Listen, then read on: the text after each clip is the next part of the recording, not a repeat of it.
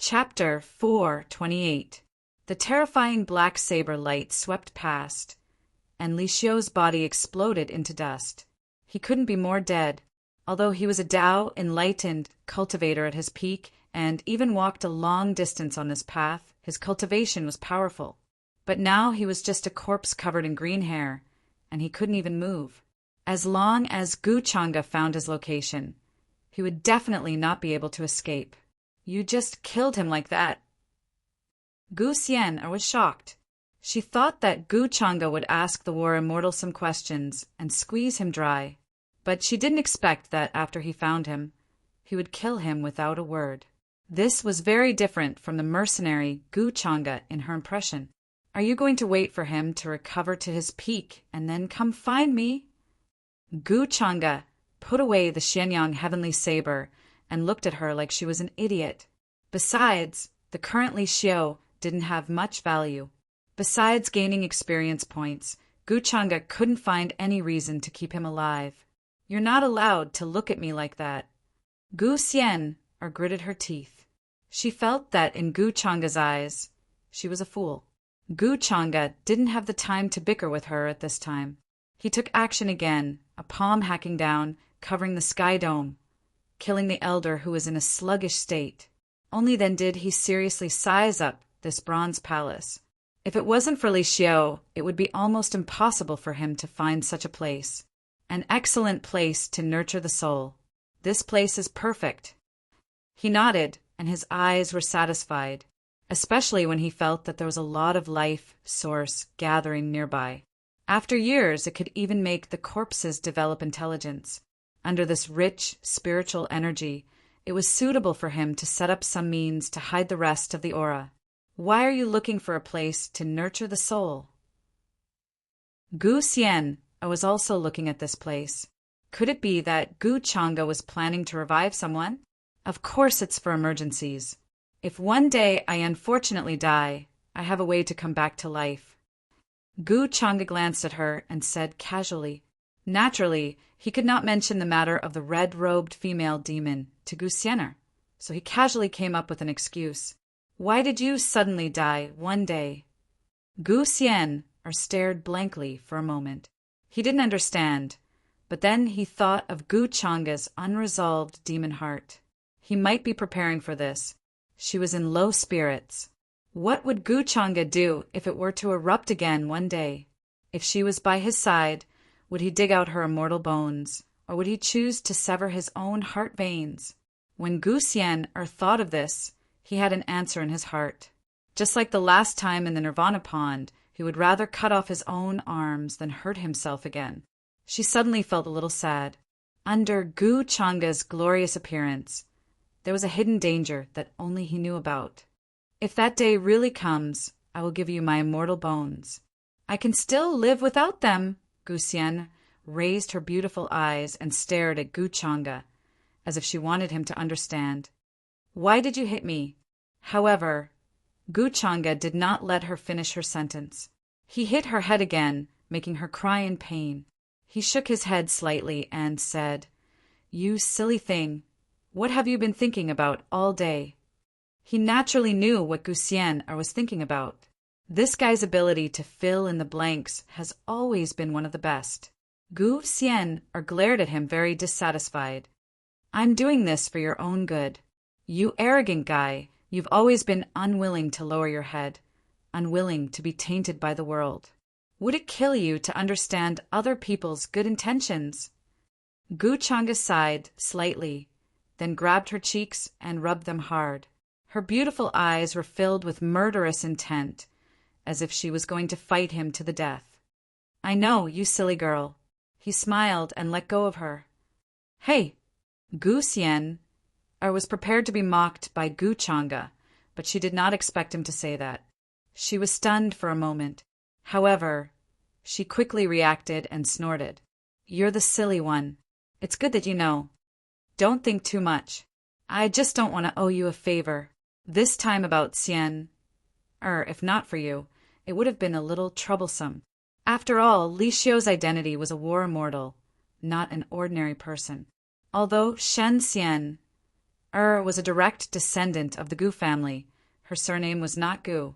All these years, she had not gone to the upper realm and had not entered the Gu family to worship the ancestors. So this matter, the Gu family would not necessarily interfere. After that, Gu Changa made some arrangements here. He personally carved many strange and mysterious runes. He was very careful and had never been like this before, because he had other plans for this place. It was to deal with the female devil in red who was about to appear in the demon burial abyss. So he would not allow any mistakes here. Otherwise, it could lead to a mistake in his plan and bring about more trouble. The bronze palace was very old. It was unknown which era it was from. There were many strange murals carved on the walls. There were ancient people kneeling on the ground and kowtowing to totems. Here, Gu Changa kept attacking. His 5 fingers glowed, and lines of runes were shot into the surroundings by him. Brilliant lights intertwined like small stars. At the same time, lines of runes of the great Tao appeared and condensed into chains of rules, firmly locking the void around the bronze palace. The soul-nourishing effect here can be strengthened a little. This way I won't be able to see any abnormalities. Gu Changa directly turned his mana into a carving knife and personally dug out a pool in the depths of the palace. He set various restrictions in it and gathered the life force nearby. Buzz! In the pool, brilliance began to appear. It was incomparably dazzling. There was dense mist there, containing rich life essence. In the end, he even carved around the spatial crack outside again, obtaining many secret treasures to conceal the aura of this place. Only then did he relax. I hope she won't find out when the time comes, but I hope that moment won't come. Gu Changa's gaze was faint. Many thoughts flashed through his mind.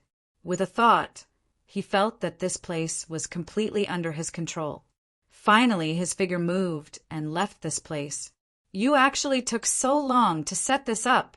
Gu Xian, who had been waiting for Gu Changa outside the spatial crack for a long time, was surprised to see him come out. Gu Changa nodded and did not explain anything. He said, "Let's go." Then everyone turned into divine rainbows, broke through the space, and left this place. Now that the war had broken out in the Boundary Monument Sea, all the races had sent their elites here, intending to cross to the 8 Desolates' 10 regions. Here, they could feel the terrifying fluctuations from afar. Those were the fluctuations of Emperor weapons. Now that the Immortal Realm did not appear, the Emperor Realm existences were the peak battle strength of the upper realms. In this battle, many who had attained the Tao hurried over as the vanguard to open up a path. The 8 Desolates' 10 regions were not to be trifled with. Faced with the invasion of the upper realms, they erupted with unimaginable resistance. It could be said that they were of one mind. Both sides were in a deadlock. Many experts fell near the Boundary Monument Sea. Even from far away, they could hear the sounds of killing and the smell of blood. One had to admit that this battle was very vast. Almost all the orthodoxies and forces of the upper realms were involved. Even the longevity Gu family was no exception. They sent an army of millions and were crossing the Boundary Monument Sea. However, Gu Changa had no plans to join in the fun now. He would definitely go to the Battle of the Boundary Monument Sea, but not now. On the way out, he opened the Heavenly Tao treasure chest dropped by killing Li Xiu. A burst of golden brilliance flashed, and a small golden cauldron appeared. It was brilliant and dazzling. It bobbed up and down in the void, exuding a sense of mystery. The golden cauldron of providence is formed by the accumulation of the providence of all living beings. It can gather providence points. This is a good thing. Apart from this, I have another way to gather providence points. Looking at the many introductions, Gu Changa was somewhat dissatisfied.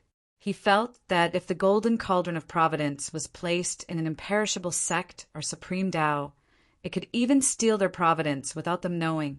This was much more useful than the world tree sapling he obtained before. Apart from this, the providence points obtained from killing the war immortal Li Xiu were not small either. He exchanged them for several transcendence bones, increasing his strength slightly. Gu Changa led the group on their way. They left this place, far away from the war-torn land. Along the way, they could see many ancient warships crushing the heavens. There were also all kinds of armored horses charging over, rumbling as they passed. Many young geniuses of the upper realms participated in this battle. No forces were spared, especially when they found out that the boundary monument sea could only be crossed by cultivators with lower cultivation bases. Their battle intent surged. They wanted nothing more than to quickly go over and fight over there. They intended to make a name for themselves in this battle. The fastest way was to kill the creatures and cultivators of the 8 Desolates 10 regions, using this to shake the world. Are we returning to Peach Village now? Along the way, Gusiana asked. It had been almost a year since the last time they returned to Peach Village, although a year was negligible for cultivators. She missed her family and several masters in Peach Village. She grew up in Peach Village since she was young. Her feelings for Peach Village were much deeper than those of the Gu family. Let's go back to Peach Village. There's no use for you to participate in the battle of the 8 Desolates 10 regions. Gu Changa nodded. He had some things he wanted to confirm with Peach Demon. Sooner or later, he would have to make a trip to Peach Village. Then he used his supreme divine ability to open up a spatial passage. Terrifying spatial runes appeared, tearing apart the void in front of them. They began to cross. With Gu Changa's current strength, it was easy for him to travel through the void. He crossed millions of li in an instant. Along the way, he could see silver brilliance intertwining. Each strand was extremely dazzling and heavy. This was the chaotic fog in the void. It was rare to see it. The upper realm was vast and boundless. It was divided into the inner and outer realms. The Peach Village they were heading to was in the abandoned land of immortals in the outer realms. It was very far away from the boundary monument sea. I'm afraid that even a real supreme being would not be a match for you now. Gu Xian was shocked. She noticed that the void in front of her was constantly distorting. The path became blurry.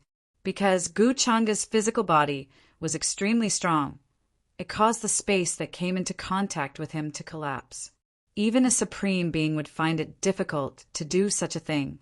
She felt that Gu Changa's current strength had far surpassed the average supreme being. She really did not know how he cultivated. A real supreme being? Gu Changa smiled and did not say much.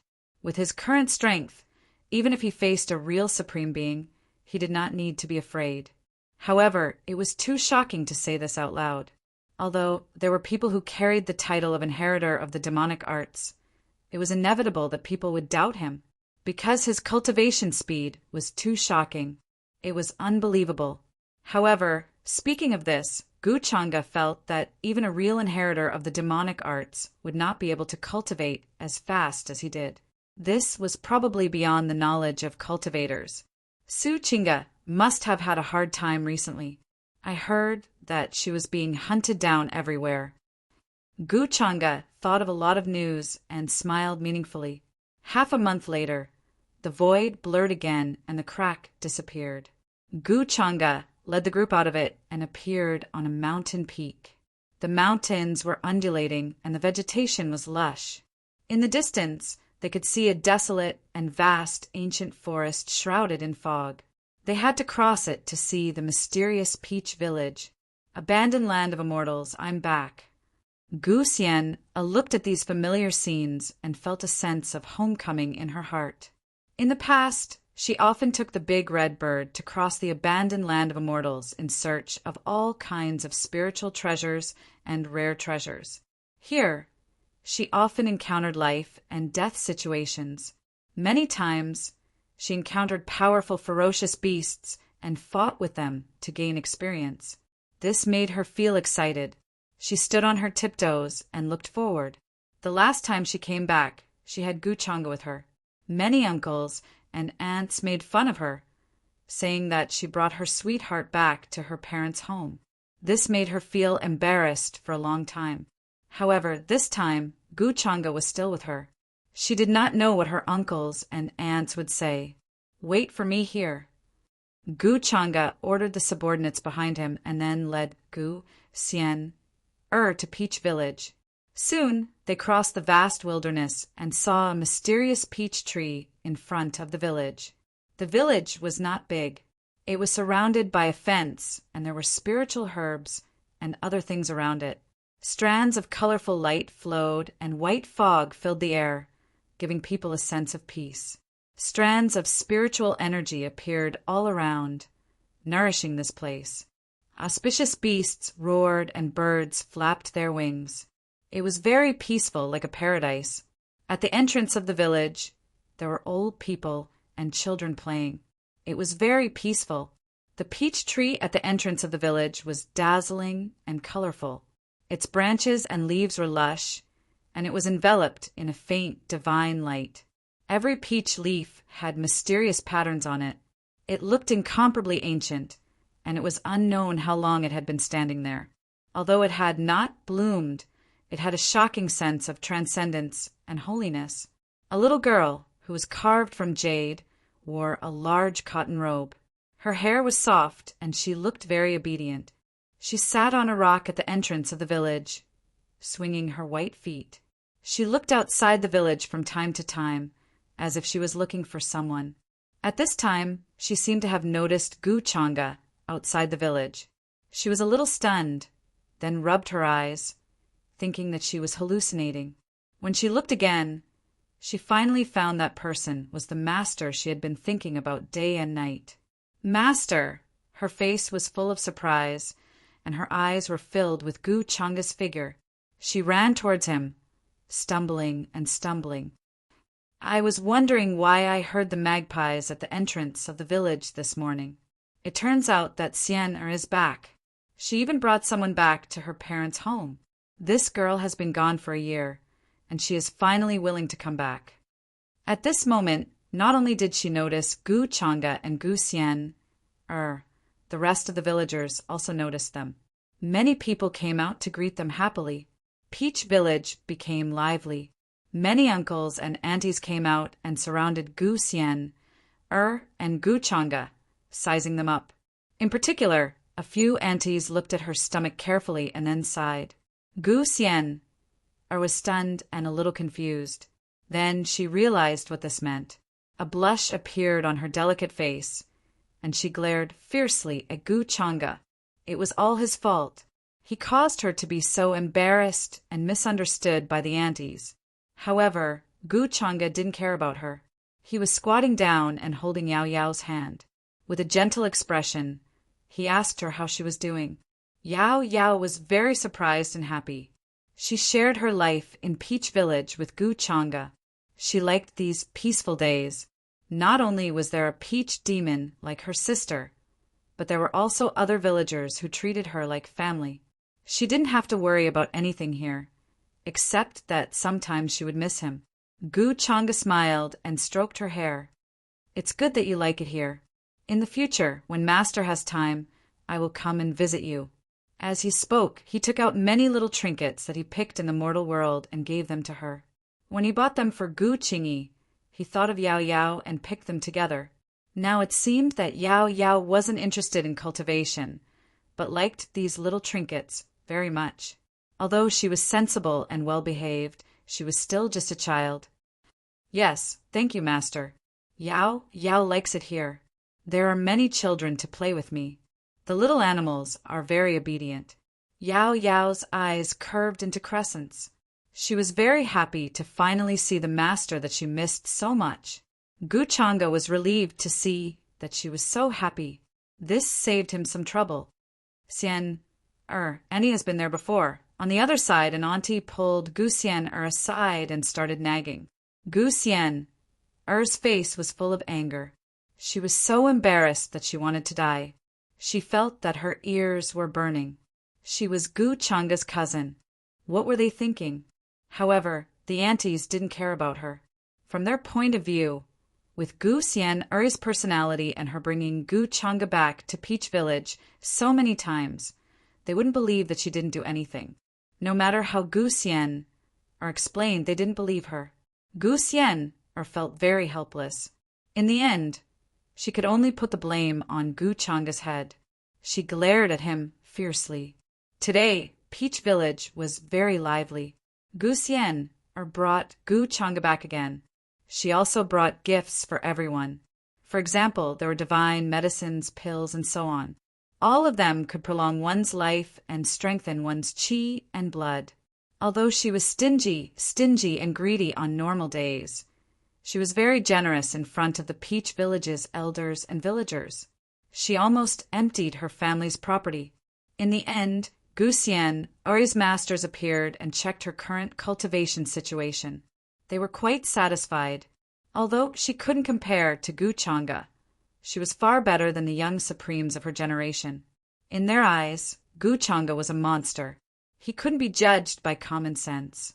Even now, they couldn't see through Gu Changa's cultivation.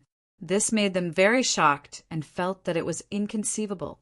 The last time they saw Gu Changa was more than a year ago. How did he increase his cultivation so much in just a year?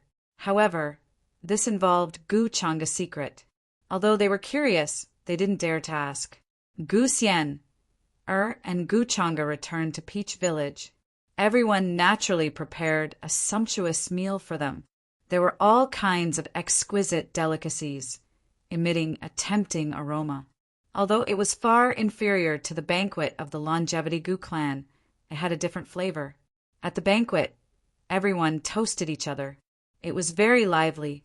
A few aunties and uncles didn't care about Gu Changa's identity. They naturally asked him about his relationship with Gu Xian. To this, Gu Changa naturally gave a watertight answer. Gu Xian, who was staring at him like a tiger watching its prey, let out a long sigh of relief. She was worried that she would hear something embarrassing from this guy. However, in the end, she couldn't help but feel an inexplicable sense of loss. She felt that Gu Changa's answer didn't have any other meaning. After the banquet ended, everyone went to rest. Gu Xian also returned to her previous room to rest. The people of Peach Village specially cleaned a clean room for Gu Changa. However, he didn't go to rest. Instead, he went to the peach tree outside the village alone. He held the wine from the banquet in his hand. He seemed to be drinking by himself. Then he sat down beside the peach tree. The moonlight was clear and cold. It sprinkled down mottled silver fragments on the ground. It was like a stirred pool of lake water. It gave people a feeling of tranquility and seclusion. The peach tree was ancient and tall. Its branches and leaves were lush. Each peach leaf was like a simple piece of art. There were all kinds of mysterious patterns on it. Under the moonlight, there was a sense of vicissitudes.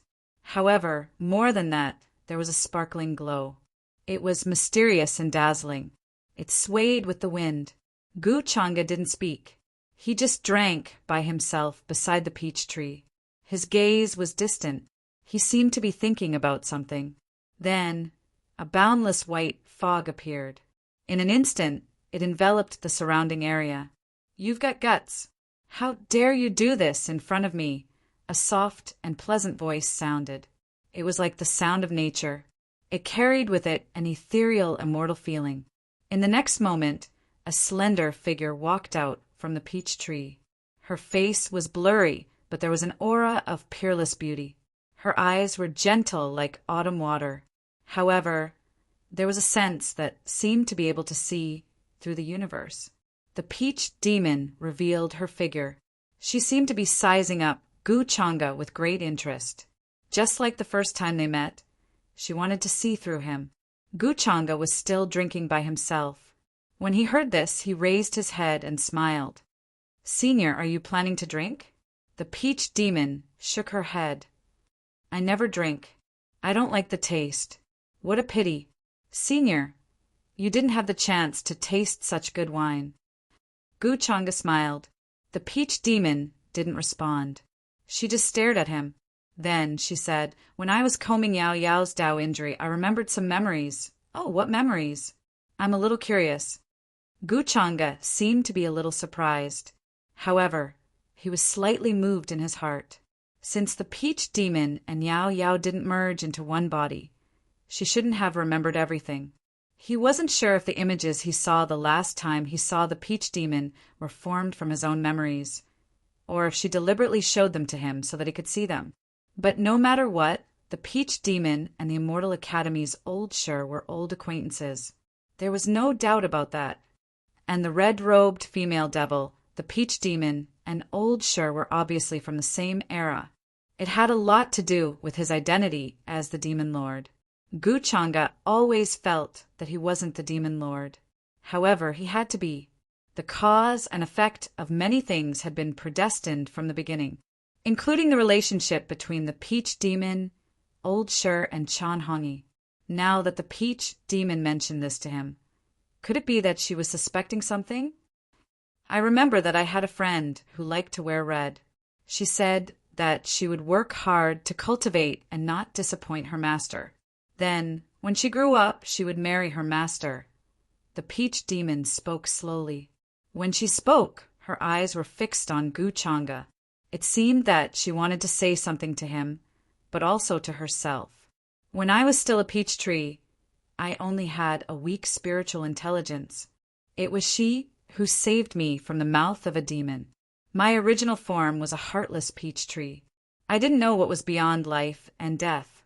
But with her, I understood what friends were. Unfortunately, that was only an experience in the past. Now it seems that countless years have passed, lost in the Forbidden Era. Perhaps I'm the only one who still remembers it. Later on, she brought me to her master's side. At that time, I had another friend, a rock. I never thought that an ordinary stone, a hollow peach tree, even if it had spiritual intelligence, would one day be able to embark on the path of cultivation like the other demons. Her master was very strict with her, but he treated us very well. He didn't despise us because of our origins. He taught me how to read.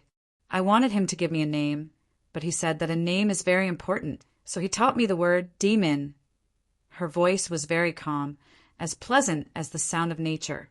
Unfortunately, at this time, it was incomparably lonely. Senior, do I know this friend of yours? Gu Changa put down the wine, his expression unchanged. In a daze, the scene at that time appeared in front of his eyes. A fairy was hugging her knees as she sat on a boundless field. Behind her was a withered peach tree. This demon was very beautiful. She had long dark green hair, like a mirror, bright enough to reflect people. She looked at the sea of clouds in the distance, her eyes reflecting the clear sky and mountains. But her expression was incomparably lonely, as if she was waiting for someone. I don't know. The peach demon shook her head, her words ambiguous. She carefully stared at Gu Changa. Seeing that he didn't look up, she sighed softly, no longer as casual as before. You came to the Peach Village this time to find me, right? The peach demon asked. Gu Changa nodded. Senior, how much do you know about the demon burial abyss? The peach demon was stunned and then seemed to be puzzled. She asked, You want to go to the demon burial abyss? Gu Changa's expression didn't change. I'm just asking. I thought of something and was a little curious.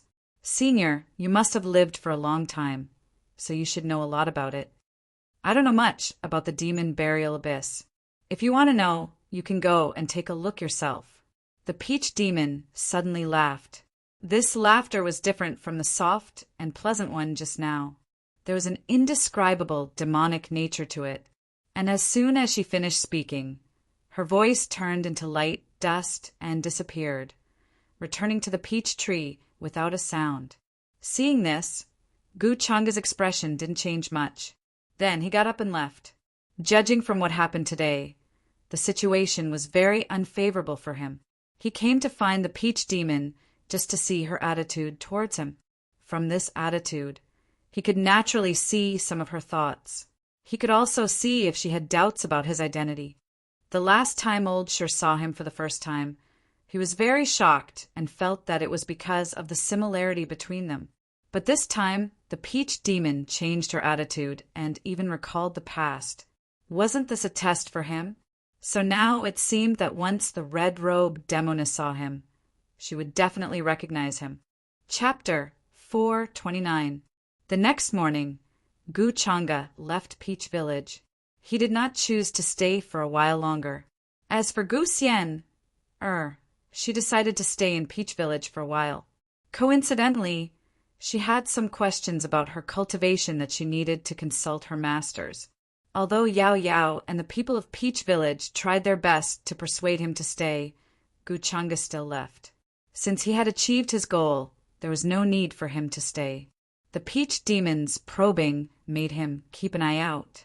Judging from the current situation, the Peach Demon would not leave Peach Village easily unless there were some special circumstances. Then, after summoning his subordinates outside the forsaken immortal land, Gu Changa headed to the inner region. He planned to visit the human ancestor's hall. Ever since he took over the role of human ancestor, he had never been there. This time, the fiend burial abyss was in chaos. Many great demons had appeared and wreaked havoc everywhere. As the role model of the righteous path, the human ancestor's hall could not shirk its responsibility to fight against the demons. Coincidentally, Gu Changa planned to visit the fiend burial abyss. Without a suitable excuse, he could use this opportunity to find Jiang Chu Chu and act as the human ancestor. At the same time, he could arrange his next plan properly. The center of the inner region was also known as the heavenly region to the orthodoxies of the upper realm. At this moment, in the center of the most prosperous and ancient territory, a majestic palace that towered into the sky was located here. It was grand and sacred, like a celestial palace standing here. The palace was built in a grand and magnificent manner. It was made of flawless white jade as the tiles, with ancient purple gold sandalwood as the eaves and pure obsidian starstones as the floor. It was grand and simple, majestic and solemn. Immortal chi, as thick as the sea, surged in it. It was like a paradise. This palace overlooked the endless ancient city of Laochi. The main hall rose and fell with the rise and fall of the sun and the setting of the moon. The runes on it intertwined.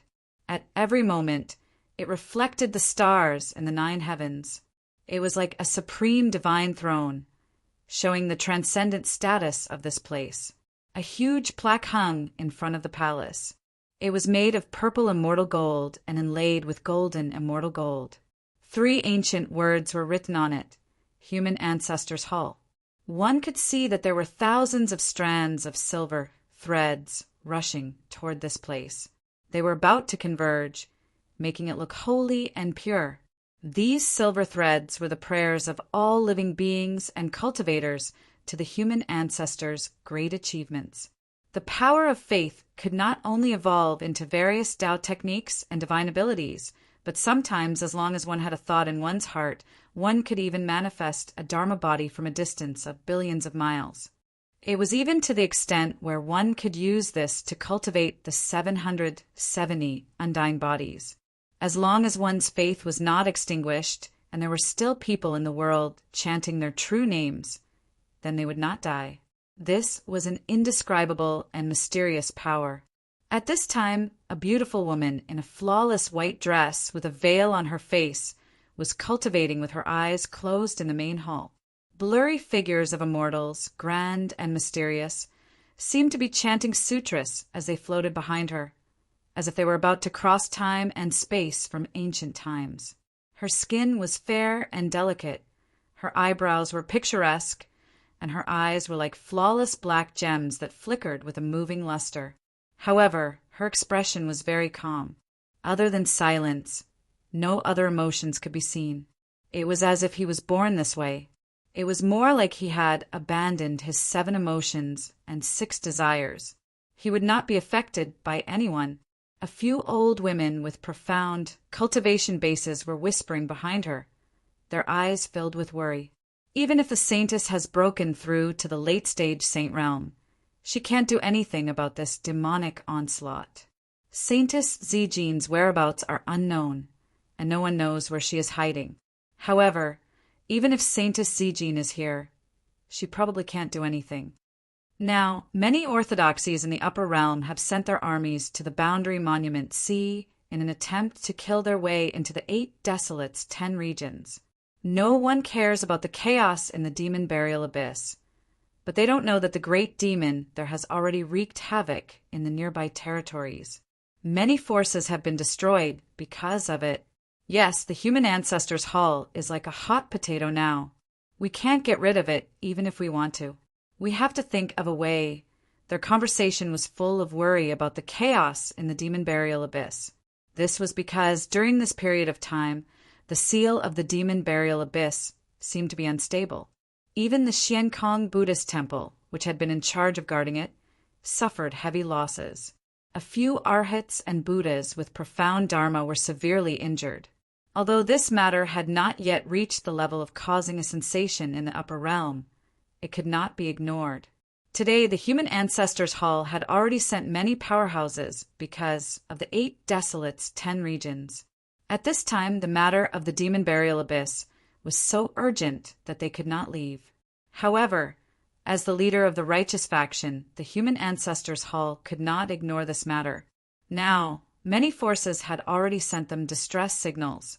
The great demon of the demon burial abyss was a terrifying existence that had existed for an unknown period of time. One had to know that the Arhats and Buddhas of Buddha Mountain were at least at the quasi-supreme level. However, they were still no match for the great demon and almost died.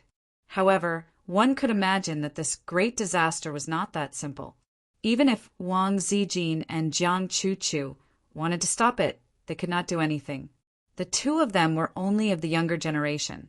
In terms of strength, they were no match for the great demon of the demon burial abyss. This made them worry about this matter. Now, Jiang Chuchu was planning to break through to the late-stage Saint Realm in order to play a role in this matter. Just as the old women were talking, Jiang Chuchu, who was cultivating with her eyes closed in the hall, suddenly opened her eyes. Her gaze was very calm. She had heard the old women's conversation just now. Regarding the chaos in the demon burial abyss, I will lead the powerhouses of the human ancestors' hall. Elders, you do not need to worry. You just need to guard this place well. Jiang Chuchu said indifferently. She knew what the old women were thinking. They did not want to get involved in the chaos in the demon burial abyss because it could cause them to lose their lives. After all, not all the cultivators of the human ancestors' hall were as righteous as she was.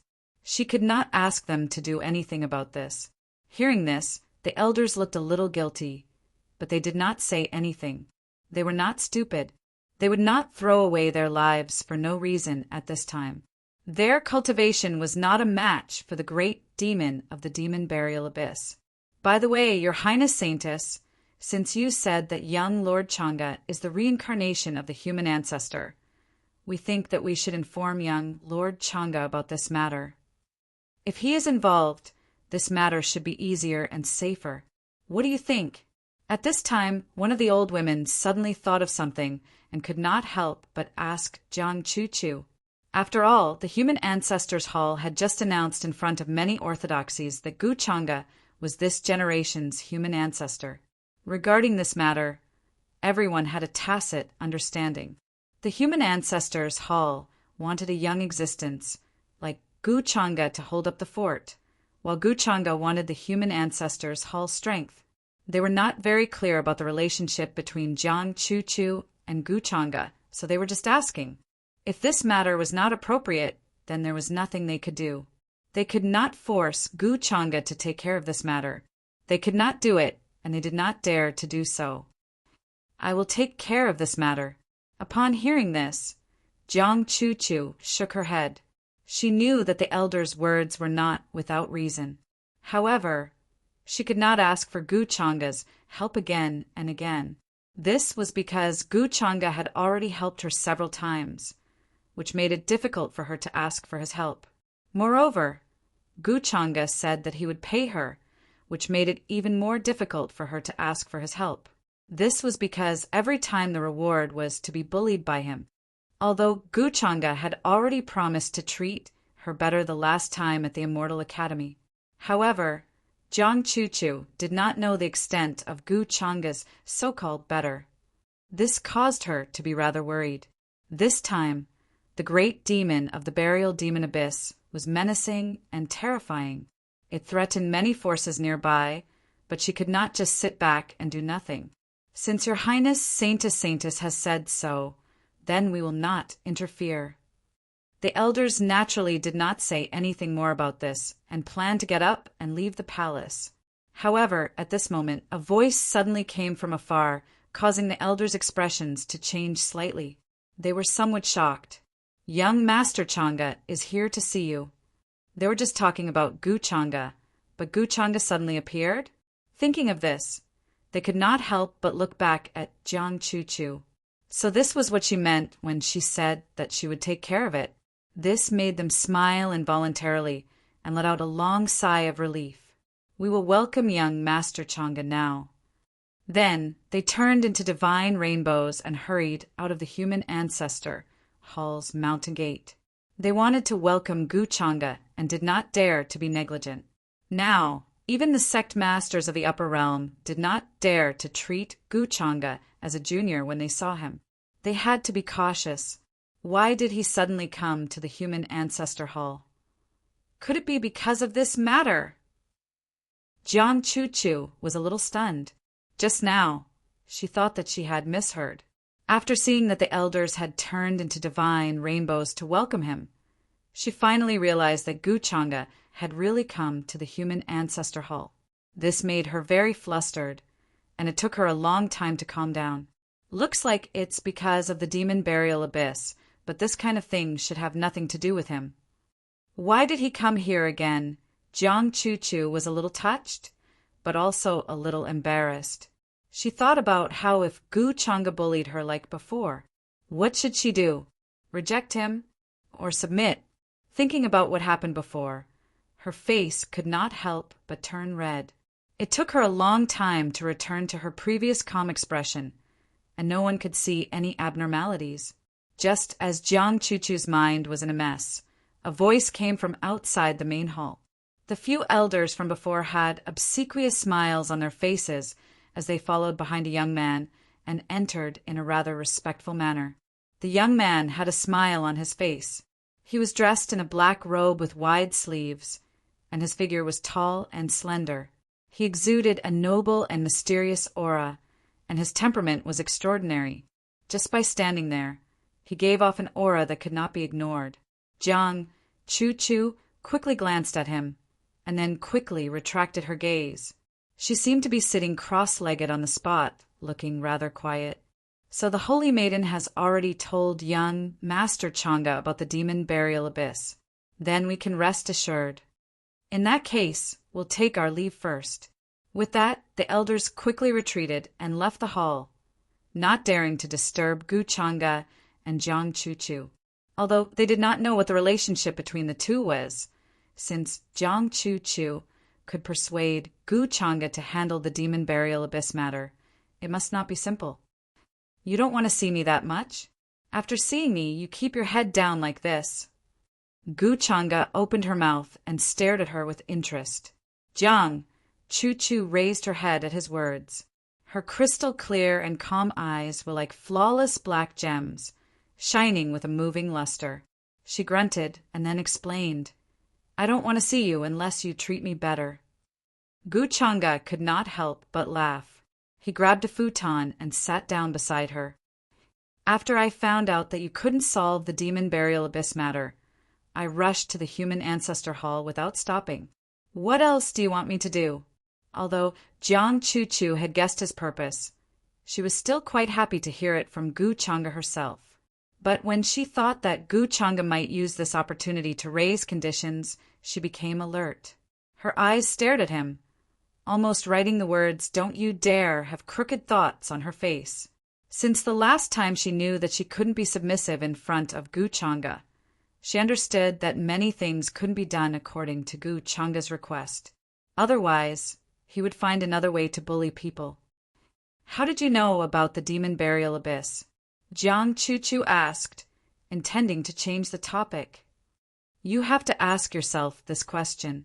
If you could solve it, why would I go through so much trouble? Gu Changa's tone was somewhat helpless as she asked, "Don't tell me that I have to watch you die in the devil burial abyss." Jiang Chu did not expect Gu Changa to say this. Before this, he had always been cold and fierce to her, and his attitude was very bad. She was still not used to him speaking like this today, and felt a little flattered. Did he really promise to treat her better?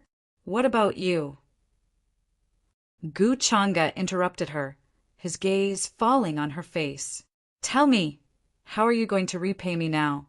I came all the way here to help you solve the problem in the demon burial abyss. Shouldn't I be rewarded?" Jiang Chu had expected Gu Changa to say this. Her face was a little red, and she could not help but retort, "We are now grasshoppers on the same rope, and you promised me that you would treat me better.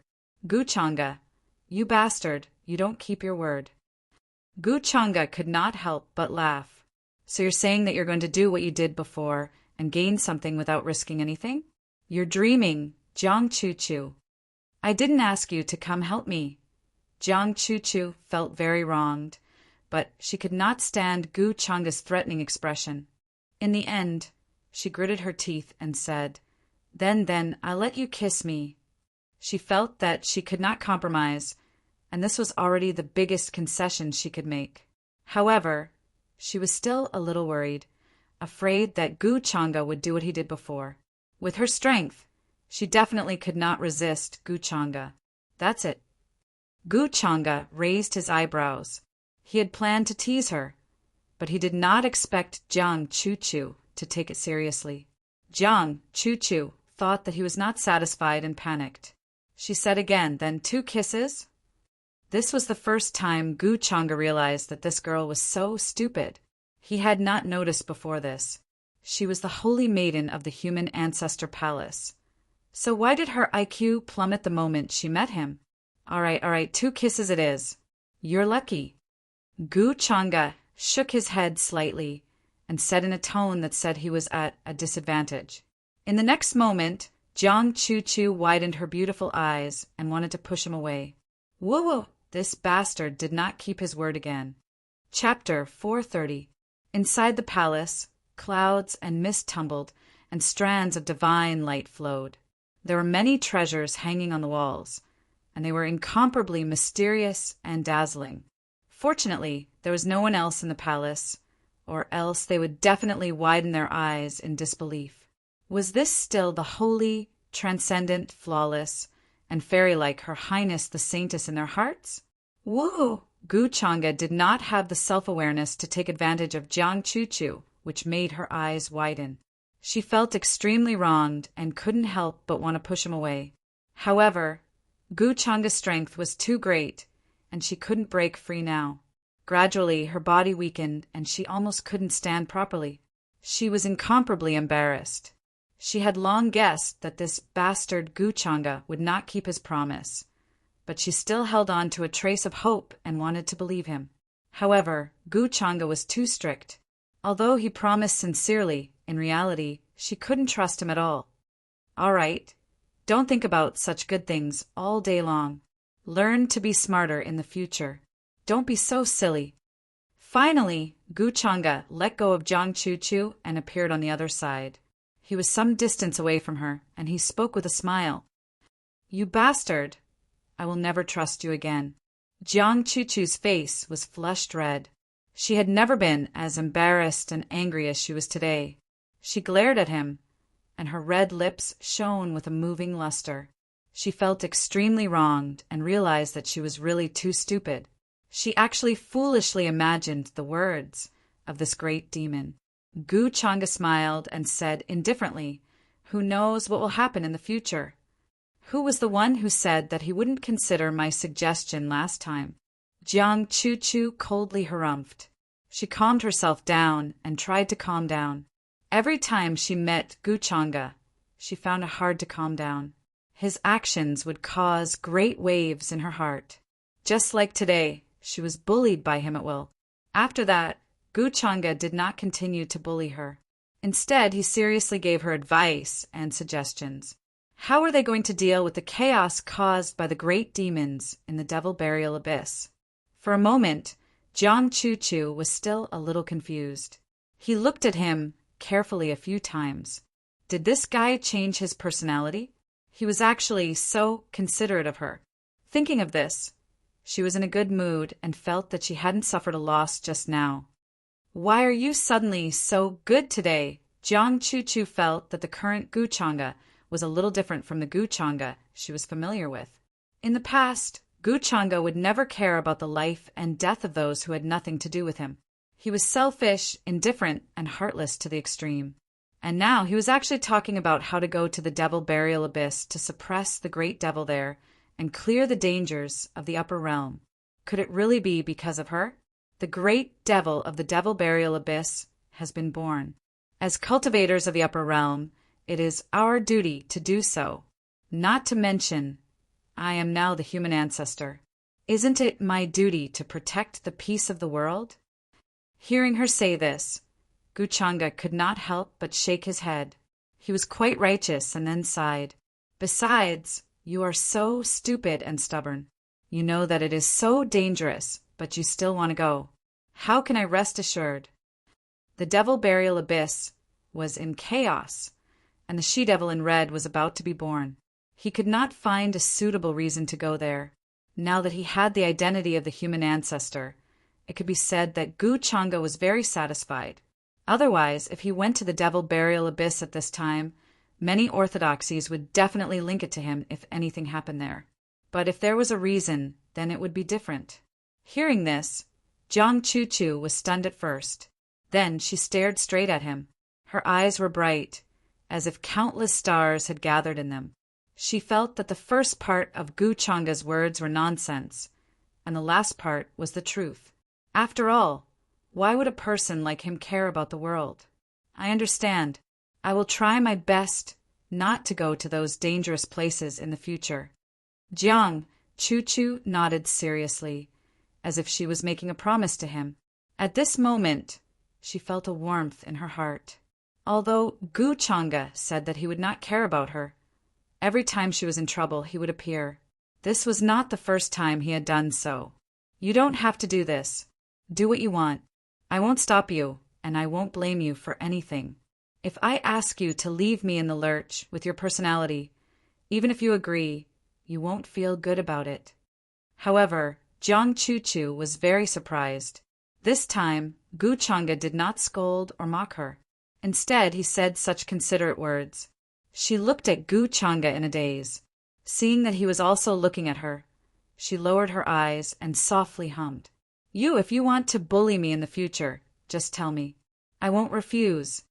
Then, as if she had gathered her courage again, she raised her eyes to look at him and said this. As soon as she said this, a blush appeared on her fair and delicate face.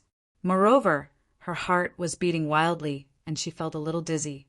She could not believe that she would be so bold as to say this to Guchanga. Bully you? Guchanga was slightly stunned, then smiled with interest. What kind of bully are you talking about? He naturally asked while knowing the answer. Jiang Chu was very thin-skinned. He was very surprised that she could say this. I don't know. Jiang Chu's voice was slightly trembling. She could not stand his gaze and quickly turned her head away. She had already said this herself, but Guchanga still asked while knowing the answer. As expected, he was a bastard. If you don't know, aren't you just like me? Guchanga said somewhat mockingly. Jiang Chu's face burned. She felt that if she continued to stay here, she might be thrown into Guchanga's miniature world again.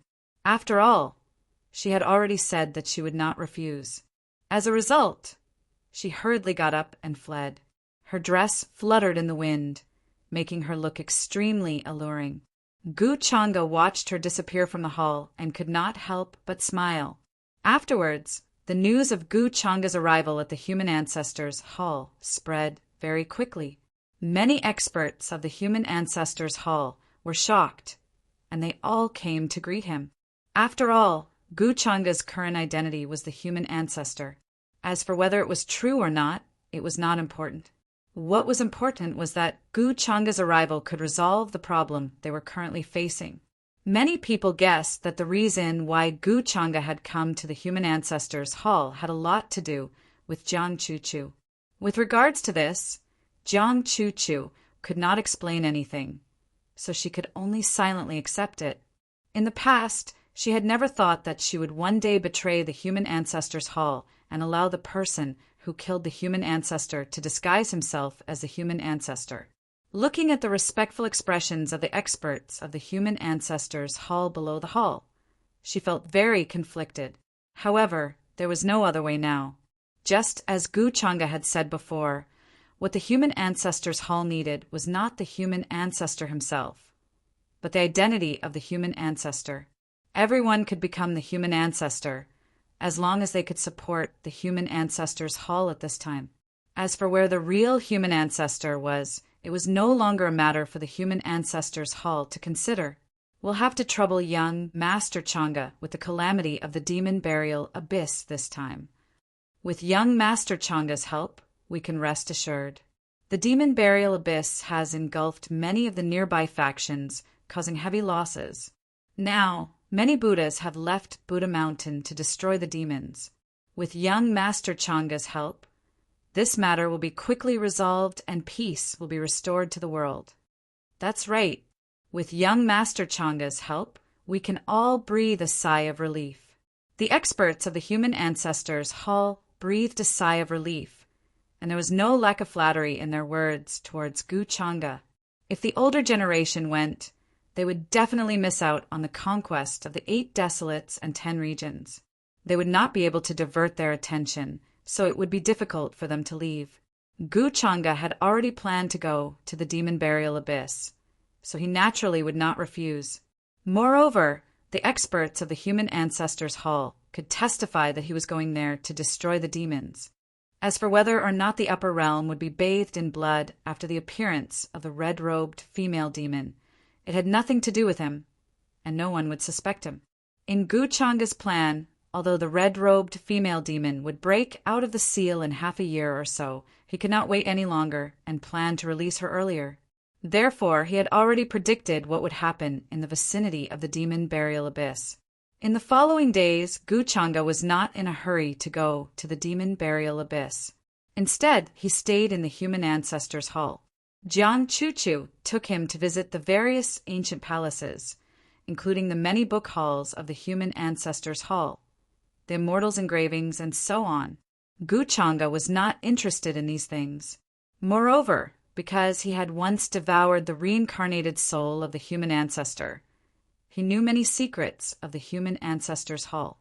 He was also aware of the inheritance method of the human ancestors' hall, which allowed the cultivators of the human ancestors' hall to completely accept the previous generation's Tao fruit, thus achieving the effect of enlightenment. Of course, such an inheritance was very rare, and no one was so noble as to be willing to give the results of their lifetime of cultivation to others.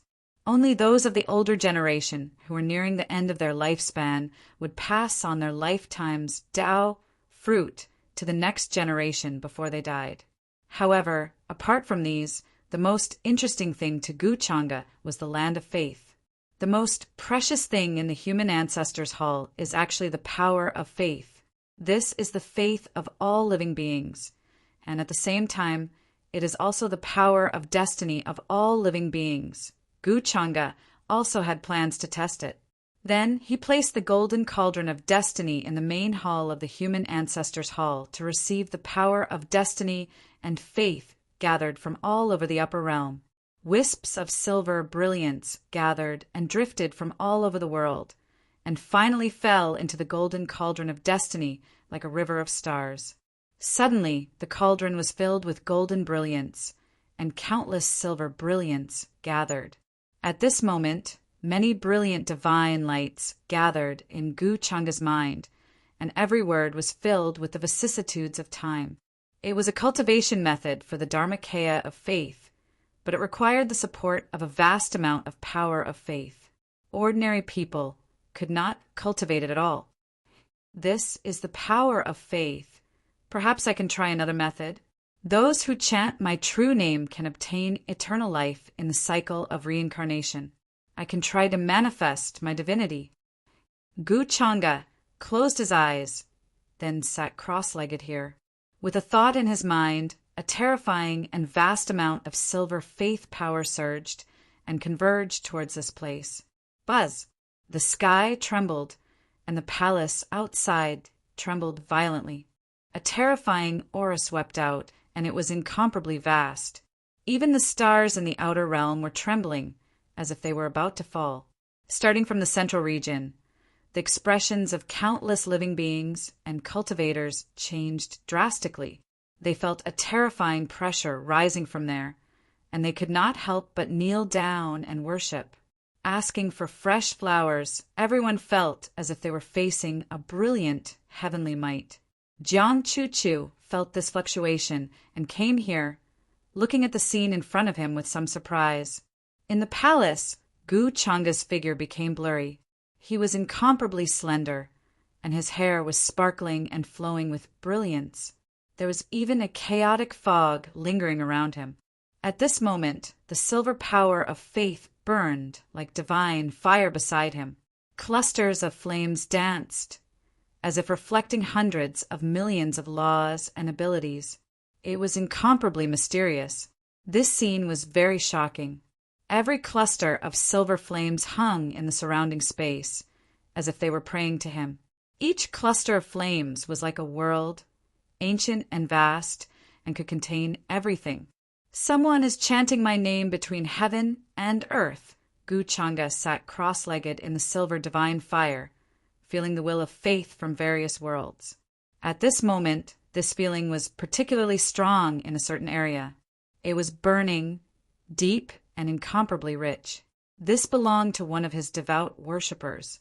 The scene in front of him came from this devout worshipper. At the same time, far away from the human ancestor's palace, outside the boundary monument sea, in a desert near the 8 desolates, 10 regions. On one side of this desert was a black and dead sea. It looked calm, but it contained terrifying, murderous intent. The waves surged, as if the world was spinning, and the Emperor realm was difficult to cross. On the shore of the boundary monument sea, the pitch-black seawater rushed toward them, and there was an aura of death. On this sea, there were black bone warships floating, and there were also all kinds of strange warships crossing the sea. They were densely packed, and they came from the upper realm. Above the boundary monument sea, there was a terrifying expanse of chi. Thick fog covered the sky, and the border could not be seen. Many creatures and cultivators from the 8 desolates, 10 regions had vicious energy swirling around their bodies, their auras overflowing into the heavens. They rushed out from the boundless energy and then gathered outside the boundary monument sea. In the distant great desert, an intense battle was currently erupting. The vanguards of both sides were currently clashing. Within the terrifying great black fog, there were powerful beings from the upper realms side that were currently watching coldly. Even though they couldn't cross over, they could rely on the younger generation, using all types of magical artifacts to project their bodies here, intimidating the 8 desolates, 10 regions. The 8 desolates, 10 regions similarly had powerful beings appear, but in terms of numbers and cultivation, they were clearly weaker than the upper realm side. This made the expressions of many people from the 8 desolates, 10 regions become heavy, full of worry. The powerful beings hadn't fought yet, so right now, this was only a clash between the younger generation. The younger generation from both sides were sent out to carry out a slaughter here. This type of battle was incomparably bitter, the casualties great. The 8 desolates, 10 regions, younger generation's cultivation was clearly inferior to the upper realms. They carried out a series of battles, yet they couldn't even wear down a single person from the upper realm. The 8th one. Who is the next one? On the battlefield, a yiksha-like creature said with a sneer. Blood radiance swirled around his entire body. Blood chi terrifying and overflowing. The long spear moved, sweeping forward, the void immediately exploding. Blood-colored symbols shone brilliantly, scarlet multicolored light, strand after strand. interweaving into an expanse hacking downwards. A young heavenly talent from the 8 Desolates 10 regions side immediately exploded with a miserable cry, body and soul erased on the spot. This scene greatly increased the morale of the upper realm side.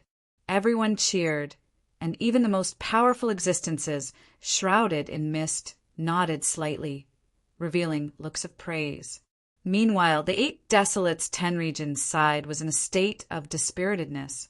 Many older generation experts' faces were ugly and ashen. The younger generation were even more so terrified, their faces pale, full of fear. The 8 of them fought a series of battles, yet none of them were that person's opponent. They were all quickly killed, leaving everyone shocked. This type of power, this type of disparity, truly left them in despair. The 8 Desolates 10 regions are still trash after all. You found 8 people in a row, yet none of them were my opponent. Apart from hiding outside the boundary monument sea, what else can you do? If you knew this day would come, then why did you act like this in the past? Since you betrayed our side, then you all deserve an eternity of sin that cannot be erased even with death. The Iksha-like creature laughed coldly, standing in the middle of the battlefield, long spear in hand, full of disdain towards the 8 Desolates 10 regions side. Who knows what happened back, then clearly. Don't bully others too far.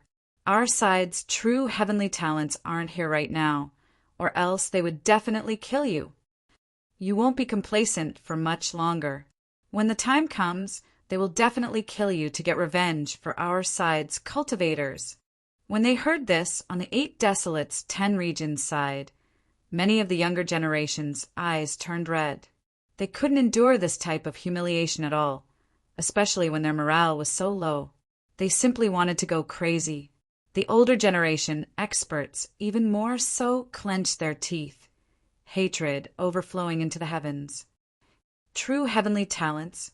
When the Iksha-like creature heard this, it only sneered, feeling even more disdain. If you all know what a true heavenly talent is, I fear that you all will fall into despair, not even having the courage to resist.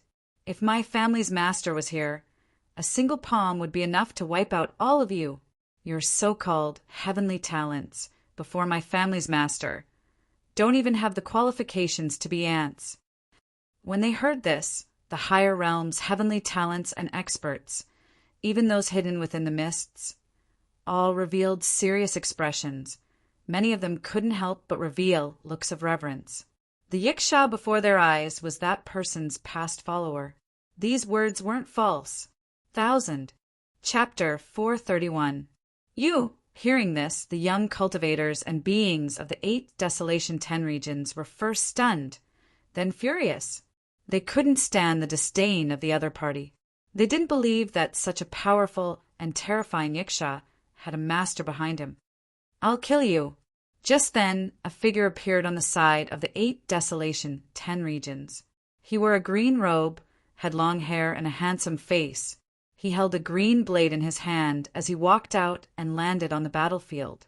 At this moment, there was a faint trace of anger on his face, but he was forcefully suppressing it. After seeing so many geniuses die at his hands, he couldn't sit still at all.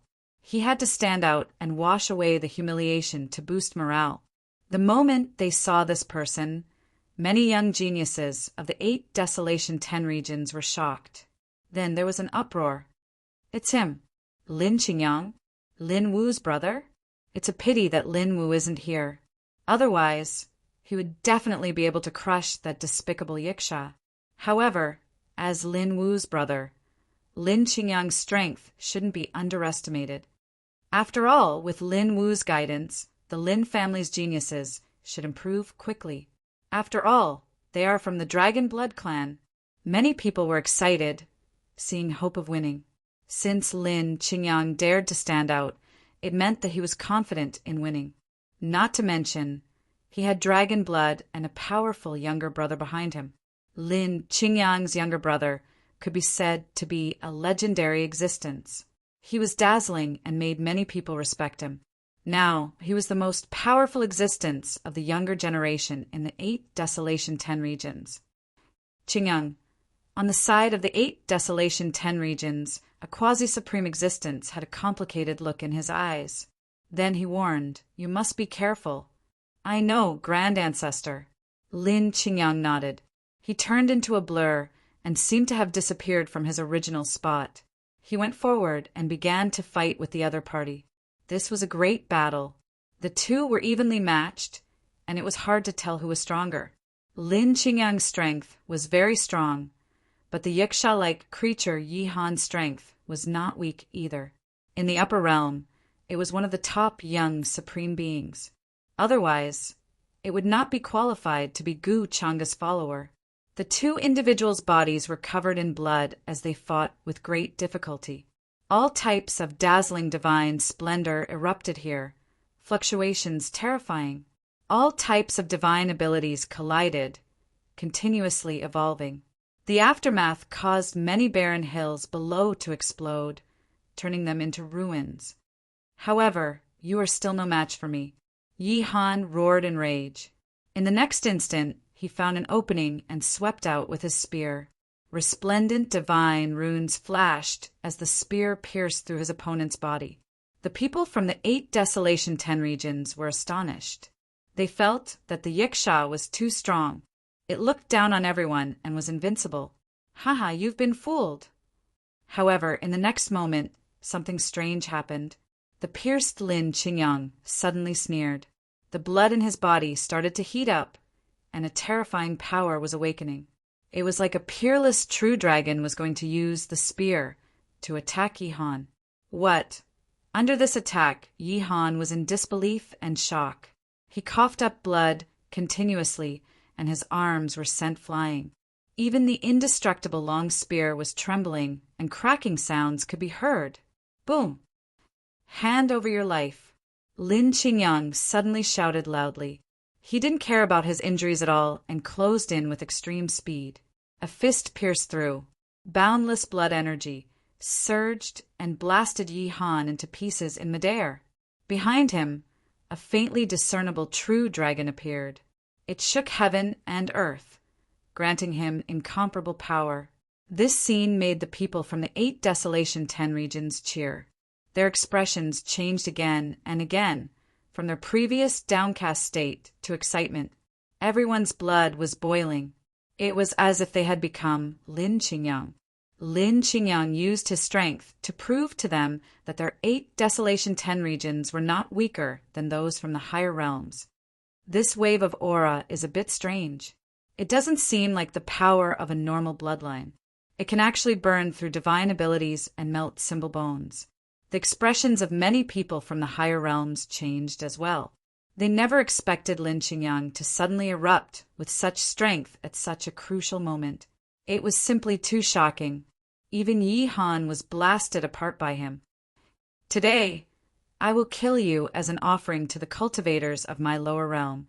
Lin Qingyang roared furiously. He took advantage of the situation and pursued Yi Han. He wanted to completely annihilate Yi Han here and now. He planned to destroy his spirit and destroy it completely. Yi Han's expression changed drastically. His spirit wanted to escape, but it was not as fast as his opponent's speed. He was in despair and was about to be killed. Buzz! Suddenly, strands of silver threads appeared between his eyebrows. They were incomparably bright and contained an indescribable mysterious power. At this moment, the heavens and earth suddenly froze. A supreme and terrifying aura appeared continuously, as if it was about to descend upon this place through countless worlds and spaces. What is this? What kind of existence can descend upon this place through the boundary monument sea? The expressions of the most powerful existences from the 8 Desolation 10 regions changed simultaneously. They found it unbelievable, and even their spirits were trembling slightly. Everyone couldn't help but feel chills run down their spines. It was as if they were frozen in place and couldn't move at all. A great fear engulfed their entire bodies. Lin Qingyang, who was chasing after Yi Han, felt it even more directly. His entire body trembled to the extreme, and he didn't dare to move at all. Even his spirit seemed to be frozen. A slender and blurry figure seemed to have crossed through countless spaces and appeared at this place. This was an extremely shocking scene. Specks of divine light shone, and it was incomparably hazy. It was shrouded in chaotic fog, or perhaps there were 3,000 worlds surrounding this figure, making it the only one in this world, eternal and immortal. The silver divine flames burned, and each of them had a supreme aura. They were so dazzling that many people didn't dare to look directly at them. Tears flowed down their eyes, and they quickly closed them. This is the Master protecting me. Yi-Han greets the Master. The Yiksha-like creature's face was filled with ecstasy. It knelt on the ground with great devotion and fanaticism, kowtowing to the figure in front of it. This is that person's Dharma body can affect this place. Just what level has his current cultivation reached? In the dense fog, the most powerful existences of the upper realm recognized the figure in front of them. Their expressions turned solemn as they felt a sense of shock and disbelief. Qingyang Run. This person isn't someone you can face. The expression of the supreme existence from the 8 desolates, 10 regions who spoke just now suddenly changed. His figure moved over, and then he brought out his own weapon, wishing to fight against the Dharma body that appeared before him, wishing to contend against it. Hung Long. However, the figure within the silver divine flames had an extremely cold expression, as if he didn't have any emotions. He was high up above, overlooking the endless ages. A single palm crushed down on the heavens, blood and chi shocking heaven and earth, surging incomparably. Anything that stood in his path was completely blasted apart. This was indescribable heaven overflowing divine might. This Dharma body's large hand covered the sky dome, palm patterns clear. Golden light shone resplendently, as if it was the hand of a heavenly emperor. It carried terrifying might. The expression of the 8 desolates, 10 regions, supreme existence changed. He brought out his own weapon, using his most powerful methods, but it was completely useless. His body was blasted apart, blood filling the skies. This scene was incomparably horrifying, leaving everyone stupefied. Their souls couldn't help but tremble. His blood carried a type of divine nature, golden aura and symbols. It poured down from the sky. The great desert that was already riddled with holes looked as if it had been burned by the flames of hell. Only the weapon that was brought out was dim in radiance, trembling with wung sounds. With a dong sound, it exploded in the void, turning into fragments, smashing into the ground. All directions immediately became deathly silent. The battle fluctuations disappeared. That figure in the heavens also slowly disappeared, as if what happened just now was just an illusion. However, the scene of a half-supreme being forcibly killed with a single palm made their bodies go cold. Many thanks for Senior's life-saving grace. Many thanks for Senior's life-saving grace. Only Yi-Han respectfully and fanatically knelt on the ground, kowtowing towards that direction, pious to the extreme. So powerful is this already that individual's current strength? Simply inconceivable. Everyone from the higher realms was similarly shocked and stupefied as they watched this scene, their hearts unable to calm down at all. They never expected that at the critical moment of life and death, that individual would actually save Yi-Han from millions and millions of li away. This type of method was like a dream, powerful to an inconceivable degree. This made them shocked, but at the same time they couldn't help but feel envious of Yi-Han. Following such a master, even at a critical moment he could be saved. In ancient legends, the most powerful among the mortals have reached an unimaginable realm. As long as one sincerely recites his true name in their hearts, they can make a strand of Dharma body descend, protecting them for eternity. At this moment, many people thought of this rumor and were endlessly shocked. Unknowingly, they also began to have thoughts of faith, shocked by what they saw today. Even more young geniuses were fanatical, deeply feeling that Gu Changa's strength had already reached an inconceivable level. This was already far from what they could imagine and reach. Who exactly was that person just now? On the side of the 8 desolates 10 regions, many people felt chills all over their bodies, their skulls almost exploding from fear just now. This was the first time they witnessed such terrifying divine might with their own eyes. It was simply not something that humans could resist. It's said that he's a leading figure from the higher realms. The voice of the people next to him trembled. Hearing the voice from the higher realms, they suddenly felt that what Yi Han said before was correct. After witnessing this scene with their own eyes, they no longer had the slightest intention to resist. In the human ancestor's palace, Gu Changa slowly opened his eyes. The silver flames around him dissipated, and the runes disappeared one after another, returning to silence. He looked at the golden cauldron of providence in his hand and felt that the power of faith in it had obviously decreased by a lot. The power of faith consumed by the divine manifestation just now was not a small amount. If it continued for a while, he felt that the power of faith gathered in the golden cauldron of providence would not be enough for consumption. Although he only intended to test it this time, the effect was obvious, although the power of faith increased by not much. However, once the news spread, one could imagine how widespread it would be, and how many devout believers would be attracted to him. Those who recite my true name can obtain eternal life in the samsara. Indeed, I have to be as cool as possible. Gu Changa could not help but laugh. Then he placed the golden cauldron of providence in the main hall, waiting for it to gather a lot of providence and power of faith here. He did not want to care about the matters at the Boundary Monument Sea for the time being. However, after this divine manifestation this time, it should cause a stir there in a short period of time. It was not that Gu Changa liked to show off, but he purely felt that this action could save him a lot of trouble the next time he descended. Have you settled the matters here? If you have, we can leave for the demon burial abyss. Gu Changa looked at Jiang Chu-Chu, who had been waiting for him in the hall, and asked. Although Jiang Chu-Chu was a little curious about the small golden cauldron in his hand, she did not ask much. She nodded and said yes. After all, Wang Zijin was not in the human ancestor's palace. There were many things that she had to settle before she left. Just as Gu Changa said before, Wang Zijin did not have much feelings for the human ancestor's palace. Naturally, she would not care about these trivial matters. However, Jiang Chu-Chu was different. She grew up in the human ancestor's palace and was adopted by the human ancestor's palace elder. She had deep feelings for the human ancestor's palace. Then let's go. Gu Changa then directly tore open the space in front of him. A golden path directly penetrated the sky and appeared outside the human ancestor's palace. There were already experts waiting there to go with him to the demon burial abyss to slay the demon.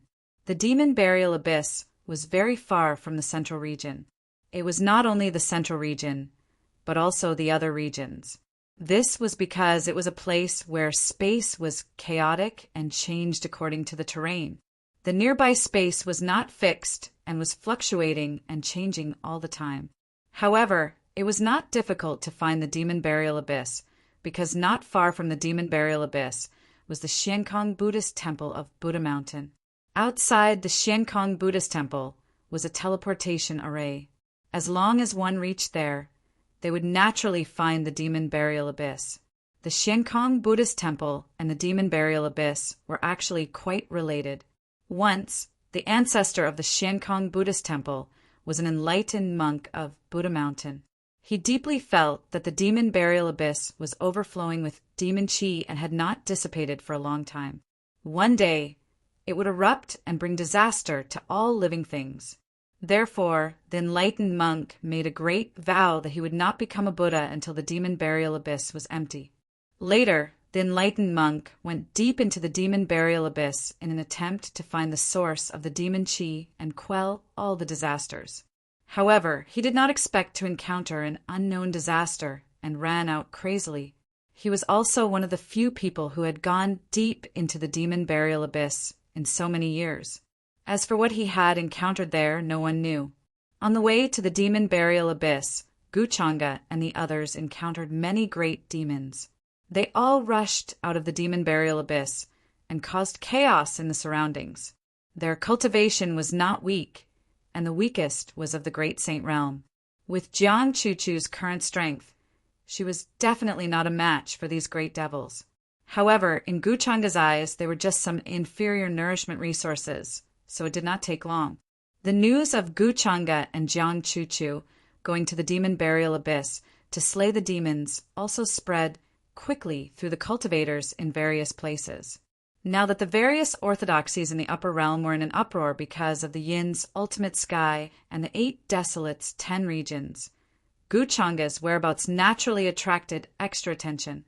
Now he was still using the identity of the human ancestor, so it was not strange. During this time, news from the Boundary Monument Sea came, which naturally attracted extra attention. In particular, the appearance of Guchanga's Dharma body was even more shocking. Many people suspected that his cultivation was at least at the quasi-supreme realm or even higher. It was hard to guess. One should know that among the many young geniuses, the strongest cultivation was only at the saint realm or the absolute saint realm. Even 6-crown King Junyao and the others were in the same realm. However, in the battle at the Boundary Monument Sea, there were also many people who were dazzling and shocking the world. For example, the newly appointed abode master of the supreme grotto heaven, Chu Hao, who was only a few hundred years old.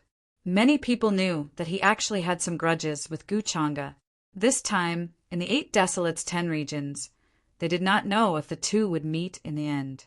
The other geniuses also made a name for themselves in the battle. There were disciples of the Immortal Academy, and there were also successors of various orthodoxies. The people that Guchanga paid attention to were mainly the few sons of destiny who were already around him. Yu Mingkong was gradually taking charge of the important politics of the unparalleled celestial dynasty and did not have time to care about other things, so she did not participate in this battle. Otherwise, with her identity as a reincarnator, she would know some of the opportunities and the whereabouts of the last artifact of the heaven-wielding 7 artifacts.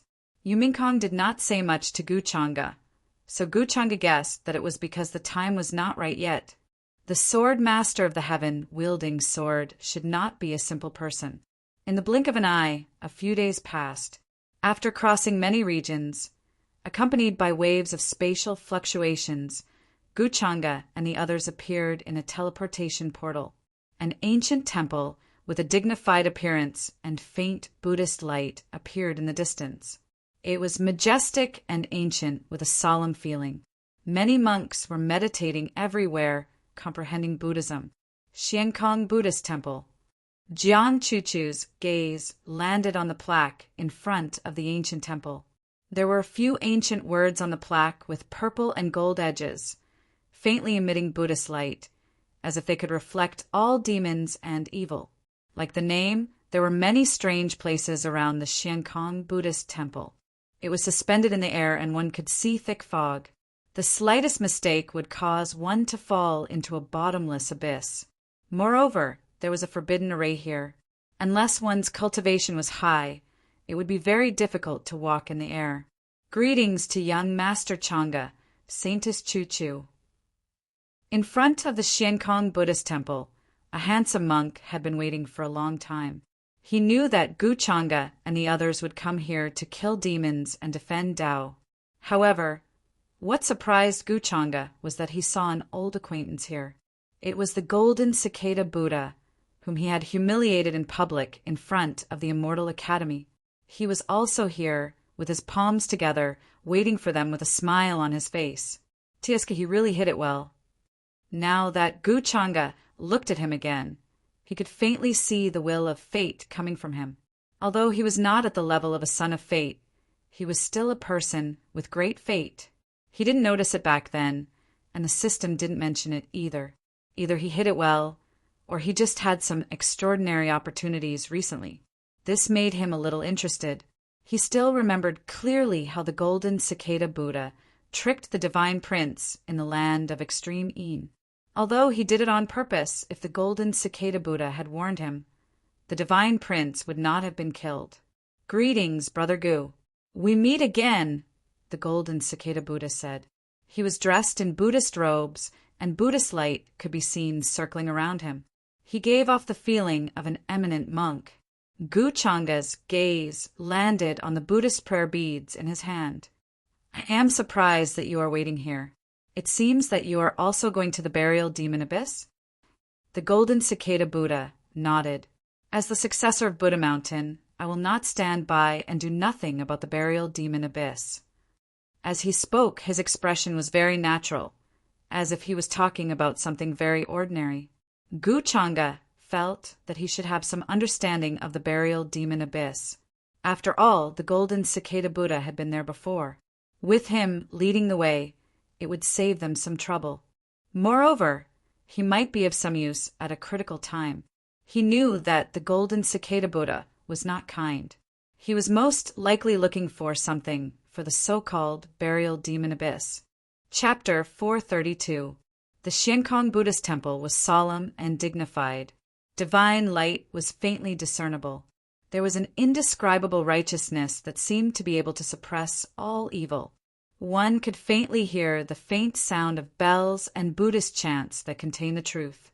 This place could even cleanse a cultivator's mind, making them calm and peaceful. Many monks sat cross-legged and comprehended Buddhism. Buddhist light flickered on their bodies with a misty golden color. They were very extraordinary. They didn't pay much attention to the people who walked in from outside the mountain gate. After a glance, they looked away. It seemed that they only had Buddhism in their minds. Gu Changa and Jiang Chu walked side by side. Their clothes fluttered in the wind like a celestial couple. Many experts followed behind them. Some were Gu Changa's subordinates, while others were cultivators from the human ancestor palace. Golden Cicada Buddha walked in front and led the way. His expression was calm, but he couldn't help but feel strange. He never expected Gu Changa to come to the fiend burial abyss this time. He knew that Gu Changa wasn't the kind of person who cared about the life and death of others. Even if the fiend burial abyss swept in all directions and brought chaos to the world, he probably wouldn't care. A person like Gu Changa was even more selfish and indifferent than him. He wouldn't do anything unless it really affected his interests. Therefore, the golden cicada Buddha master was a little worried. He decided to keep an eye on Gu Changa. As for Jiang Chu, he still trusted him a lot. Although they hadn't interacted much, he admired Jiang Chu's integrity when they were at the Immortal Academy. The two of them came together. If Gu Changa was just accompanying Jiang Chu, he didn't believe it. Soon, golden cicada Buddha led the group through the area in front of them and arrived at the depths of the Xiankong Buddhist temple. Here, the aura of treasures rose and Buddhist light surrounded the mountain. It was incomparably holy and peaceful. There were tall, domed pagodas in front of them. They could even see many fierce beasts, but they weren't fierce.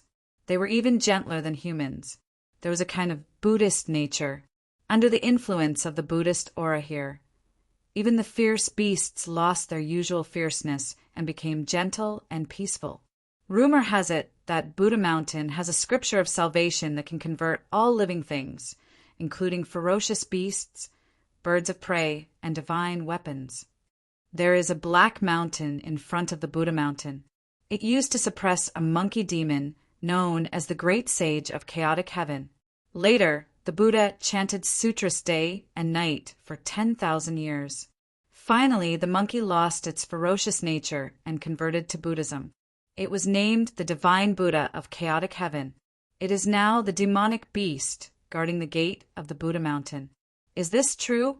Gu Changa glanced at the ferocious beasts on the pagoda and asked with interest.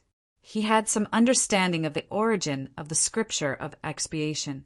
It was an incomplete version of the demonic bottle. In the later generations, it was deduced and perfected by the eminent monks of Buddha Mountain, forming a new supernatural power. It was said to be able to purify all living things, making it impossible to guard against. Many cultivators from the great sects were converted to Buddhism because of this. For this reason, there was even a war of Buddha annihilation in the upper realm. Unfortunately, the Buddha Mountain's divine skill was very strange. It was not something that ordinary divine skills and heavenly techniques could compare to. It was hard to block. Moreover, there were many believers of Buddha Mountain. They were scattered in the upper realm and many of the lower realm. They were not fewer than the believers of the human ancestors' hall. Some of the leaders of the great sects even worshipped Buddha Mountain when they were young and converted to Buddhism. Today, many orthodoxies in the upper realm were inextricably linked to Buddha Mountain. Within Buddha Mountain, there were many legendary artifacts guarding it. Its foundation was immortal. Once, a Buddha appeared with the demon-slaying pestle. He shocked the world with one battle and killed a member of the royal family of Inju Heaven. His power was not weaker than that of the human ancestor. In short, the level of mystery of Buddha Mountain was even higher than orthodoxies like the human ancestors' hall and the heavenly Emperor Mountain. Oh, Brother Gu, what you're saying is actually something from many years ago. Today, there is no longer that senior guarding the gate of Buddha Mountain. However, there are his descendants who have been guarding the gate for generations. As for the scripture of expiation, it is actually a saying from the outside world. In Buddha Mountain, it is a supreme scripture. Very few people have access to it. The golden cicada bodhisattva, who was walking in front, smiled and replied. Guchanga was not surprised. Buddha Mountain's sanctimonious appearance was at most the same as his, so there was nothing much to say. He just wanted to know how much the scripture of expiation was related to his demon-planting bottle. He wanted to know if he could use the demon-planting bottle to change and evolve the scripture of expiation so that he could control the living beings of Buddha Mountain. Of course, this was just a thought. If he really wanted to do it, he would have to find the cultivators or living beings that had been converted by the scripture of expiation. He did not have much time now, so this could only be brought up later.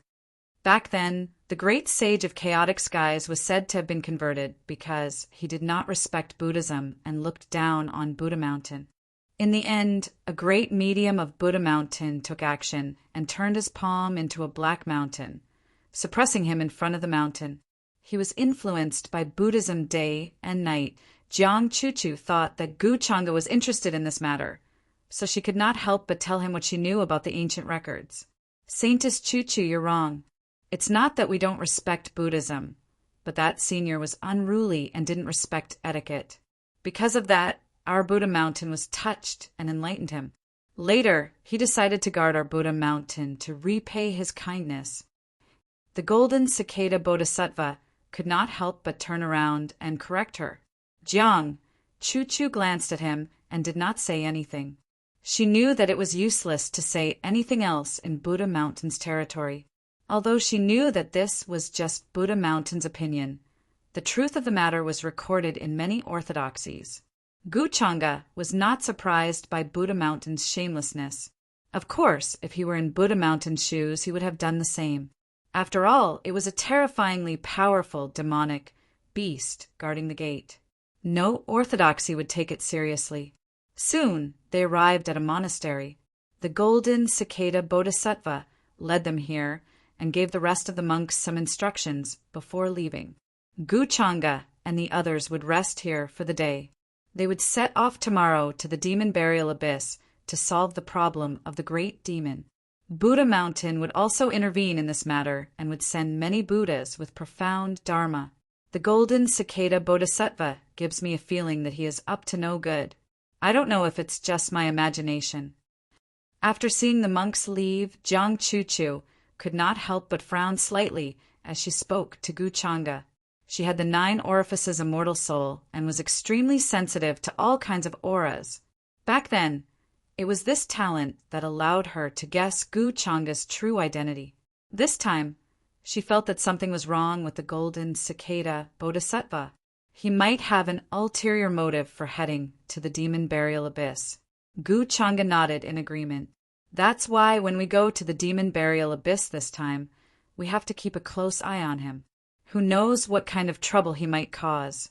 It would be bad if we end up making a fool of ourselves and he releases the peerless demon sealed inside.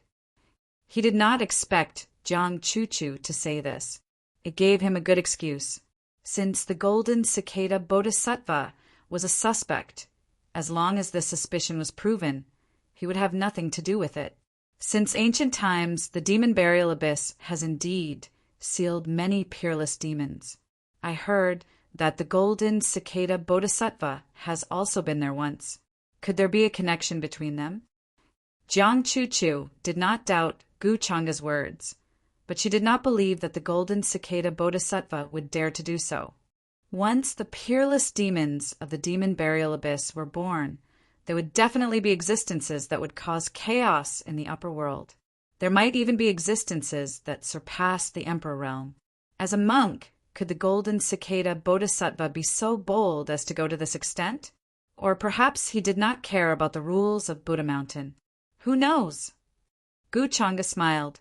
Since you said so, there is no knowing what is in a person's heart. Anyway, it's never wrong to be careful. Jiang Chuchu nodded. She seemed to be deep in thought. Let's leave this matter at that for now.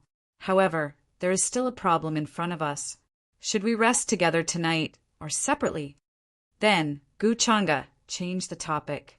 He looked at her with a slightly narrowed expression. Jiang Chuchu glanced at him.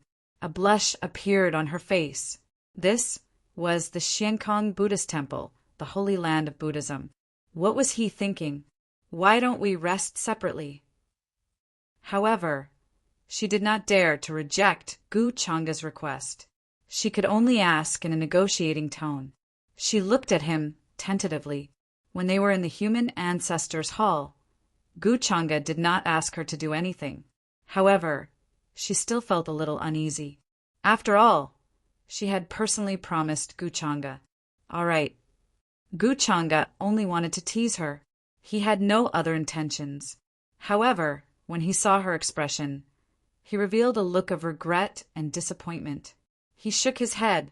Jiang Chuchu felt conflicted. At this time, she felt an inexplicable sense of guilt toward Gu Changa. In her opinion, since she was Gu Changa's woman, she should naturally obey him. It was normal for her to warm his bed. However, she had a natural resistance to these things. It was difficult for her to accept them. However, Gu Changa had helped her a lot. He had solved many problems for her. However, she had not given him anything substantial in return. Gu Changa also did not really force her. This was her personality. When she thought about it this way, she felt that she owed Gu Changa. How about, I make it up to you? Jiang Chuchu furrowed her brows, hesitated for a moment, and then asked tentatively. This was the only compromise she could think of. How do you want to make it up to me? Gu Changa looked at her with interest. In the next moment, Jiang Chuchu's face was a little red. She took a step forward and suddenly got in front of him. She was as cold as jade, but with a soft and faint sweet smell. After doing all this, Jiang Chuchu hurriedly left the place. Her skirt fluttered and her face was burning. Today, she felt that she had never been so bold before. Gu Changa touched his lips. There seemed to be remnants of her breath. She's really an easy person to satisfy. After Jiang Chuchu's figure disappeared, he shook his head. The gentleness in his eyes gradually disappeared. In the end, it turned into a deep, unchanging calm. After that, Gu Changa returned to his own courtyard. He took out a few jade talismans and sent them into the void nearby to prevent anyone from spying on him. Then he sat down cross-legged. Wisps of golden brilliance flashed between his eyebrows. Then a small golden figure walked out. It was glowing with a misty light. Its face was exactly the same as his, but it was unusually cold. There was also a faint golden brilliance flickering in the figure's sleeves. It was a primordial true feather that had been refined into a peerless blade. Buzz! Soon, the golden figure stepped into the void and disappeared. Gu Changa opened his eyes. There was a thoughtful look in his eyes. He was not worried that someone would discover his primordial spirit. After all, he was proficient in the power of space. As long as there were no monks in the Xiankong Buddhist temple who were proficient in space, they would not discover his tracks. But just in case, he used a secret technique to conceal his aura. When he stepped into the Xiankong Buddhist temple today, Gu Chang'e felt that someone was looking at him. But when he looked over, the other party looked away. This was a person with a high cultivation base and powerful Buddhist doctrine. He had to be careful. Gu Chang'e wanted to know the golden cicada Buddha's purpose in going to the demon burial abyss. If they had the same purpose, it would be much easier. But he felt that the golden cicada Buddha was not interested in the so-called seal. He most likely went to the demon burial abyss to find something. Many years ago, the golden cicada Buddha had gone there as well. It was said that he had almost died there. After so many years, the seal had loosened and the demon burial abyss was in chaos. It was a good opportunity to fish in troubled waters. If that was the case, Gu Chang'e could find a scapegoat. When the seal of the demon burial abyss broke, the golden cicada Buddha would be the perfect scapegoat. At the same time, in a side hall not far from the Buddhist temple, it was brightly lit, and the light of Buddha shone on the walls. Under the illumination of the lights, the strings of Buddha beads were even more dazzling.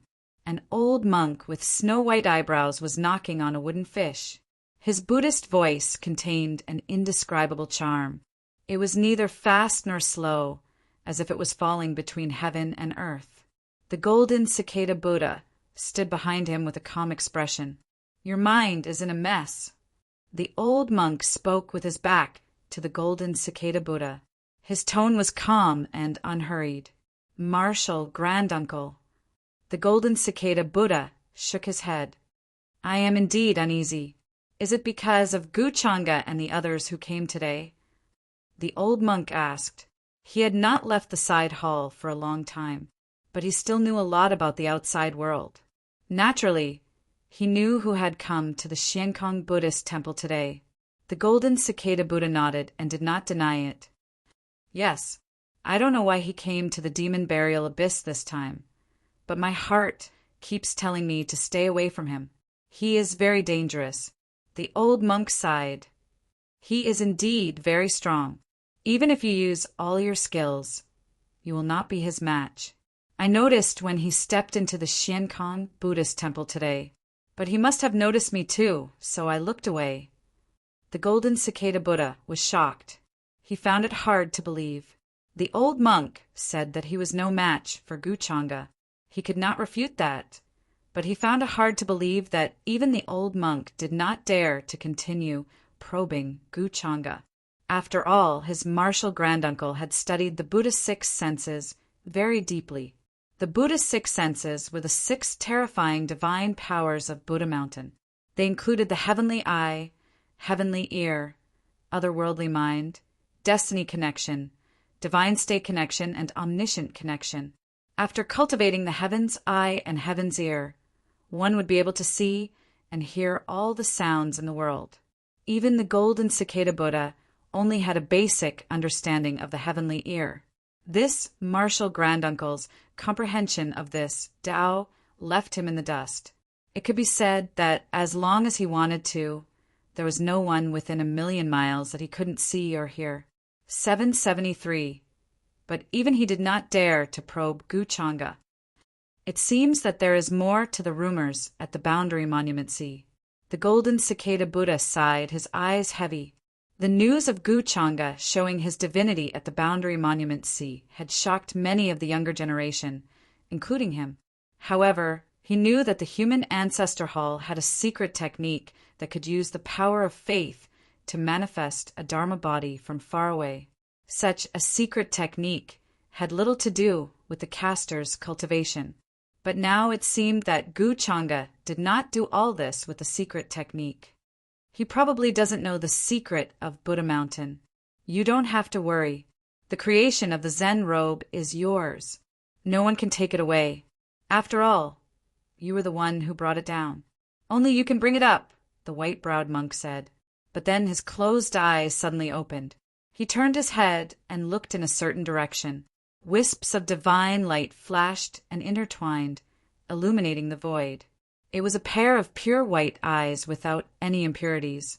They looked extremely terrifying, and the light in his eyes seemed to be able to see through the past and present, and see through the 3 paths and 6 realms.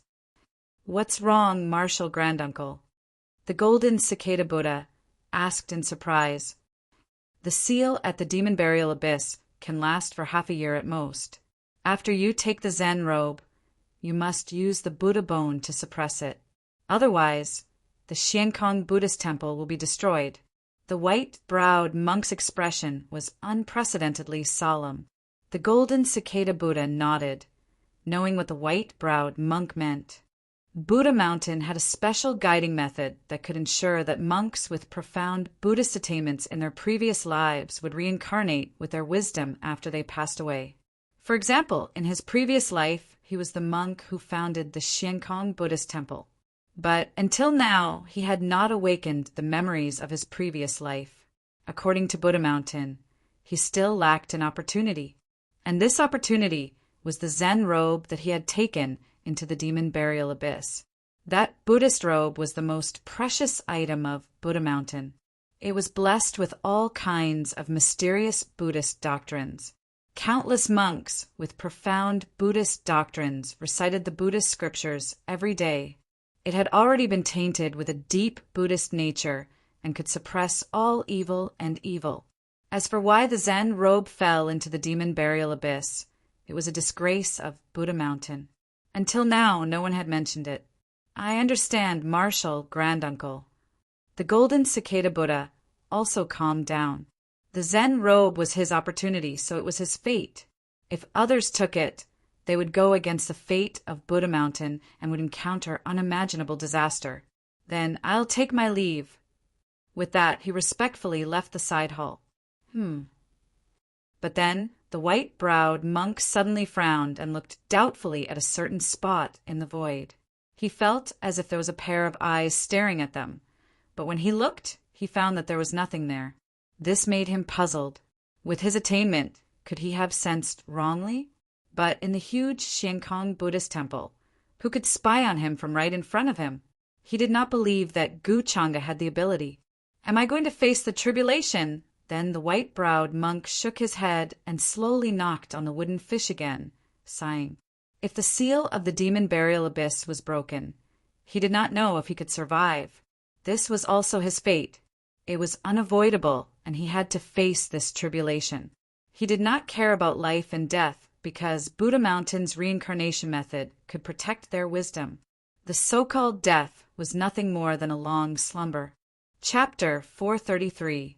The next morning, Gu Changa, Jiang Chuchu, the golden cicada Buddha, and the others stood on a mountain peak outside the floating Buddhist temple, looking at the abyss filled with demonic qi. The dark, purple demonic qi was vast and surging, covering the sky like dark clouds. It was like a world of darkness without much light. The fiend burial abyss sounded like an abyss, but it was more like a door. That terrifying giant mouth was like a huge wound that stretched across the world. Inside it, there was a terrifying aura that made people tremble. It was as if once one stepped into it, they would step into another world of eternal darkness. At the mouth of the abyss, there were many horrifying corpses, some as big as mountains. Some of them, even after death, were still dazzling with divine splendor, like small suns, releasing scorching divine splendor. However, because they were contaminated by the demonic qi, these corpses were covered with wounds and holes of various sizes. There were many shocking formations near the fiend burial abyss. Streaks of divine light burst out from them, turning into divine swords, heavenly sabers, halberds. They slashed into the abyss, preventing many creatures from rushing out. In addition, there were many cultivators around the fiend burial abyss. Although they did not dare to get too close, they were still fighting with the great demons. Their qi and blood were surging, and they were powerful. They were not here to protect the peace of the world, but to obtain some materials that contained rich dermic power after killing those great demons. For example, demon cores, skulls, hand bones, and other materials were often sold for high prices in the markets or stalls outside. These demon cores could not only be used to refine dermic weapons, but also to set up formations. They were very rare and could only be found near the fiend burial abyss. Therefore, many bold cultivators often came here to take risks. These cultivators noticed Guchanga and the others at this moment and were shocked. They did not expect that there would be other people here besides them.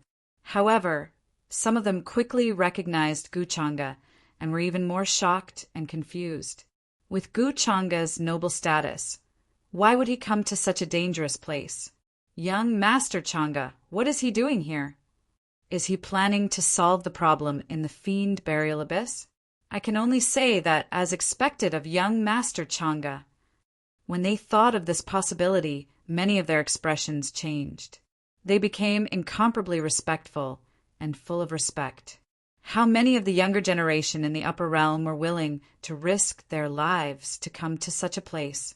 His courage and sacrifice for the common people of the world were admirable. If it weren't for the fact that they were forced to do so, they wouldn't even take half a step closer to this place. However, Guchanga knew that there was a tiger in the mountain, but he still walked towards the tiger mountain. The entrance to the demon burial abyss is right in front of us. There is a formation set up by the eminent monks of Buddha Mountain, which can prevent the demons from rushing out. Brother Gu, follow me closely. Don't enter the formation by mistake, the golden cicada Buddha said. After his conversation with the white-browed old monk last night, he had calmed down. With that said, he led the people of Buddha Mountain and transformed into a divine rainbow, charging forward. Streaks of golden light flickered and rushed up from the mountain peaks on the ground. Vast demonic chi surged in front of them, but it was blocked and dispersed by the faint Buddhist light emitted by the string of Buddhist prayer beads in his hand. At the same time, an illusory image of a Buddha appeared behind him. It looked dignified and dazzling with golden light. With a roar of Buddha's anger, ripples like knives rushed forward and dispersed the demons in front of them. It was very powerful. Guchanga, Jiang Chuchu, and the others followed behind him. They were not very close. Since the golden cicada Buddha wanted to lead the way, Guchanga saved himself some trouble. He had a strange look in his eyes as he thought of the conversation he heard last night. At that time, he was almost discovered by the white-browed old monk, which really surprised him. Fortunately, he left early and nothing unexpected happened. The white-browed old monk's cultivation was at least at the quasi-emperor level. He was an old monster who had lived for an unknown period of time. Moreover, the divine power that he cultivated had a lot to do with perception. He could even see the mysterious changes in space.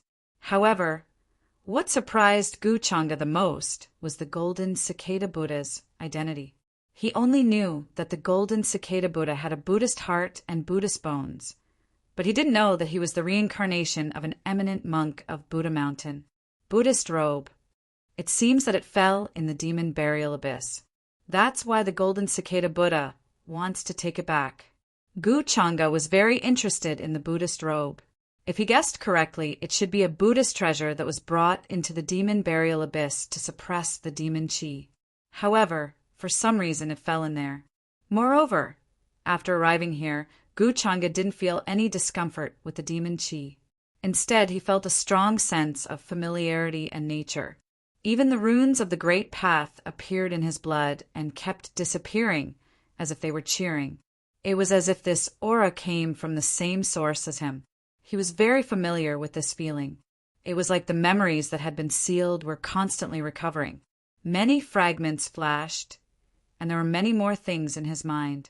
The clouds parted to see the blue sky. The demon chi here is very strong. Even Saint Realm cultivators have to be careful to avoid being corroded by the demon chi. A faint layer of celestial light appeared on the surface of Jiang Chuchu's body, resisting the demon chi here. She frowned and whispered to herself. Guchanga glanced at her and waved his sleeve. A terrifying vibration power spread out, dispelling the demon chi around her. Why don't you stay outside? With your cultivation, you'll only cause trouble if you go in. He frowned slightly. Jiang, Chu glanced at him and shook her head. No, I want to go in with you. Don't worry about me. I have my own methods. This matter had involved Guchanga because of her. How could she stay outside and let Guchanga go in alone? Seeing her insistence, Guchanga didn't say anything else. After all, if something unexpected happened later, it would be the same to throw her into the innerverse. Golden Cicada Bodhisattva led the way, but the journey wasn't peaceful. Not only did they have to be careful of the formation runes, but they also had to kill the creatures infected by the demon chi and corroded their minds. However, he had the strong cultivators of Buddha Mountain by his side. The weakest among them was a saint with profound Buddhist skills. They were very good at dispelling the demon chi and kept him safe. Just like that, they passed through hundreds of miles. Finally, they approached the abyss. A suffocating and oppressive aura spread out. Everyone's expression turned solemn, and their souls trembled. It was as if they were facing some great horror. They couldn't help but kneel down and worship the abyss. The demon chi here had even reached the point of liquefaction. It gathered into a small lake on the ground. There were runes flashing in the small lake. Some dark, purple demonic stones were scattered around. They were extremely rare and precious, and they emitted the aura of origin. Young master, over there. Behind Guchanga, a supreme saint pointed at a lotus in the distance. His eyes were filled with shock. It was a dark purple lotus rooted in the small lake formed by the demon chi. Although the lake was less than 100 miles wide, it was fragrant and seemed to be made of immortal purple gold. What's that? Someone asked curiously. He walked over, but before he could get close, he was enveloped by the dark purple mist coming out of the small lake. He didn't even have time to scream before he turned into a bloody mist. It was extremely terrifying. Many people's expressions turned cold. They couldn't help but take a few steps back. That's the soul-destroying lotus. Don't get close. Golden Cicada Buddha frowned. Then he relaxed and explained to everyone. This thing grows near the demon burial abyss. It feeds on living creatures and demon chi. It looks beautiful, but it's very scary. You can't get close to it. His words made everyone wary.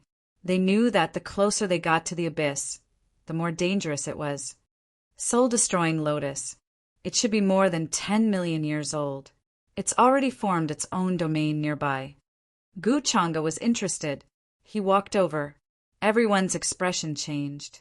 The monks of Buddha Mountain frowned, but they didn't stop him.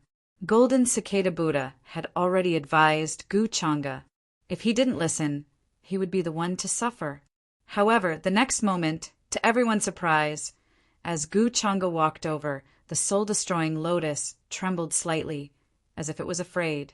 Then the roots moved, and it walked out of the lake. The purple light under its feet rose into the air. It was very mysterious. This scene made everyone's eyes widen. They were almost stunned. They couldn't believe it. Even Jiang Chu was shocked. Then he quickly recovered. He looked at Guchanga and remembered his identity. Was this soul-destroying lotus very spiritual? Was it afraid of him? At this moment, everyone could see that it had split its roots into the shape of feet and walked to Guchanga's feet. Guchanga didn't care about everyone's expressions. He directly grabbed the soul-destroying lotus and threw it into his simmer ring. This thing was spiritual. It knew that it couldn't escape from his hands, so it might as well submit. What's the use of the soul-destroying lotus? Jiang Chu was curious. As far as he knew, the soul-destroying lotus didn't have any effect on medicine other than being dangerous. Guchanga smiled and said, I'll keep it. After all, a 10-million-year-old soul-destroying lotus is very rare. Maybe it won't be long before it can transform. Because of the special nature of the soul-destroying lotus, if it transformed, it would have the ability to subdue the primordial spirit. Even if it couldn't transform, he could still refine his primordial spirit by devouring it. Others feared it like poison, but in his eyes it was a tonic. Nurturing the soul-destroying lotus? Jiang Chuchu nodded and didn't say much. The soul-destroying lotus only fed on flesh and demonic qi, and it was a huge amount of it. With Gu Changa's means, this was nothing to him. Although Gu Changa's attitude towards her was much better recently, she didn't forget Gu Changa's true face and temperament. Let's go. The golden cicada bodhisattva retracted his gaze. His fear of Gu Changa rose to another level. After arriving here, everyone became more careful. Even Golden Cicada Buddha, who was leading the way, was extremely cautious. He didn't want to take a wrong step. Numerous veins that were like the veins of the Grand Tao could be seen everywhere, and they were emanating dazzling brilliance. There were more demons here, and they came from the depths of the demon burial abyss. They were extremely powerful and ferocious. There was no hint of intelligence in their eyes, only killing and violence. After passing through another area, they finally arrived at the entrance of the demon burial abyss. Vast demonic qi rushed toward them, as if it could drown the world. Even the great saints were trembling. Their faces were pale, and there was no trace of blood. The golden cicada Arhut stopped and turned around to address the crowd. Those below the Supreme Saint realm, stay here for now. I'll set up a space formation. If anything happens, you can quickly return here and escape. At the same time, we need someone to guard this place. With that, he took out a purple gold Buddha pestle and began to set up a formation here. He placed many materials in it and was very careful. The monks of Buddha Mountain already knew the arrangement, so they quickly divided into two groups. One group followed Golden Cicada Buddha, and the other stayed here. Then you stay here. Gu Changa looked at Jiang Chuchu. No. Jiang Chuchu shook her head and stared at him. I want to go down with you. Although her cultivation hadn't reached the Supreme Saint realm, she had other methods to make up for her lack of cultivation. Gu Changa frowned. She could feel that he was about to get angry. Jiang Chuchu instantly lost her confidence, but she still raised her eyes and mustered up her courage. She met his gaze and said, I don't want to stay here. This is my business. Gu Changa sighed slightly. He didn't seem to blame her. Instead, he asked, Isn't your business my business? What's the difference? If Jiang Chuchu went down with him, it would make it difficult for him to carry out his next plan. Moreover, it would cause him a lot of trouble. Jiang Chuchu was slightly taken aback. She didn't expect Gu Changa to suddenly say this. Warmth filled her heart. For a moment, she didn't know how to refuse, but she quickly reacted. Now that they were in front of everyone, wasn't Gu Changa admitting their relationship by saying this? This made her, who was thin-skinned, a little shy. Of course, as the saintess of the human ancestor temple, she was very good at maintaining her composure in front of others. In an instant, she regained her composure. Then you have to be careful. I'll always be here waiting for you, she promised after that. Gu Changa nodded. His expression returned to normal. Then he ordered the people behind him to choose a group to follow him down, while the rest stayed here. Soon, after carving the formation pattern, the golden cicada Buddha turned to look at Gu Changa and said, Brother Gu, we can go down now. With that, the Buddhist light on his body faintly shone. He directly tore through the demonic qi in front of him and headed into the demon burial abyss. A strange light flashed in Gu Changa's eyes. The void blurred, and the mighty demonic qi automatically parted before him. He also stepped forward to follow. Not long after, he disappeared into the thick demonic qi and fell into the depths of the demon burial abyss. The demon burial abyss was very big. It could be said that it was a paradise of its own. A terrifying aura wreaked havoc. Many demons could be seen killing each other as if they didn't know exhaustion. All living beings here, regardless of their physical body or divine soul, would be infected by the terrifying aura. They would kill each other without regard for their lives. Gu Changa could imagine that they had been sealed here for countless years. It could even be said that they had been sealed here for countless eras. To the red-clothed woman, Mo Chanhong. This was a great torture. The demons here, even the powerful great demons who were comparable to quasi-supremes, did not have the slightest bit of intelligence. They only knew how to fight and kill. They either killed others or were killed by others. If it were anyone else who stayed in such a dark place, they would probably go crazy. Once it was born, it would definitely cause unimaginable disasters. Bloodbath in all realms. This was probably not just a saying. Brother Gu, what do you think of the changes in the depths of the demon burial abyss? Just as Gu Changa was thinking, the golden cicada Buddha, who was leading the way, suddenly looked back and asked with a smile, "It should be that the thing that sealed this place has been broken. Or rather, the evil thing here is about to be born," Gu Changa said calmly. He was about to attack the golden cicada Buddha, but the other party's words reminded him. It was better not to attack before he saw the so-called Zen robe. The golden cicada Buddha did not seem surprised. He continued to ask, "There is chaos here and all the great demons are escaping outside. This is strange. Brother Gu, what do you think?" He planned to test Gu Changa's intentions and see how much he knew about the demon burial abyss. If he was also here for the Zen robe, then he would have to use some tricks to make Gu Changa stay here forever. Gu Changa was very powerful, but he was not as familiar with the demon burial abyss as he was. These demons should be afraid of something. Rather than calling it a riot, I think it's more like they're fleeing for their lives. Gu Changa seemed to see through the golden cicada Buddha's thoughts. He said calmly, "Did the golden cicada Buddha not investigate before coming here?" "Then what is Brother Gu's plan?" The golden cicada Buddha's heart pounded.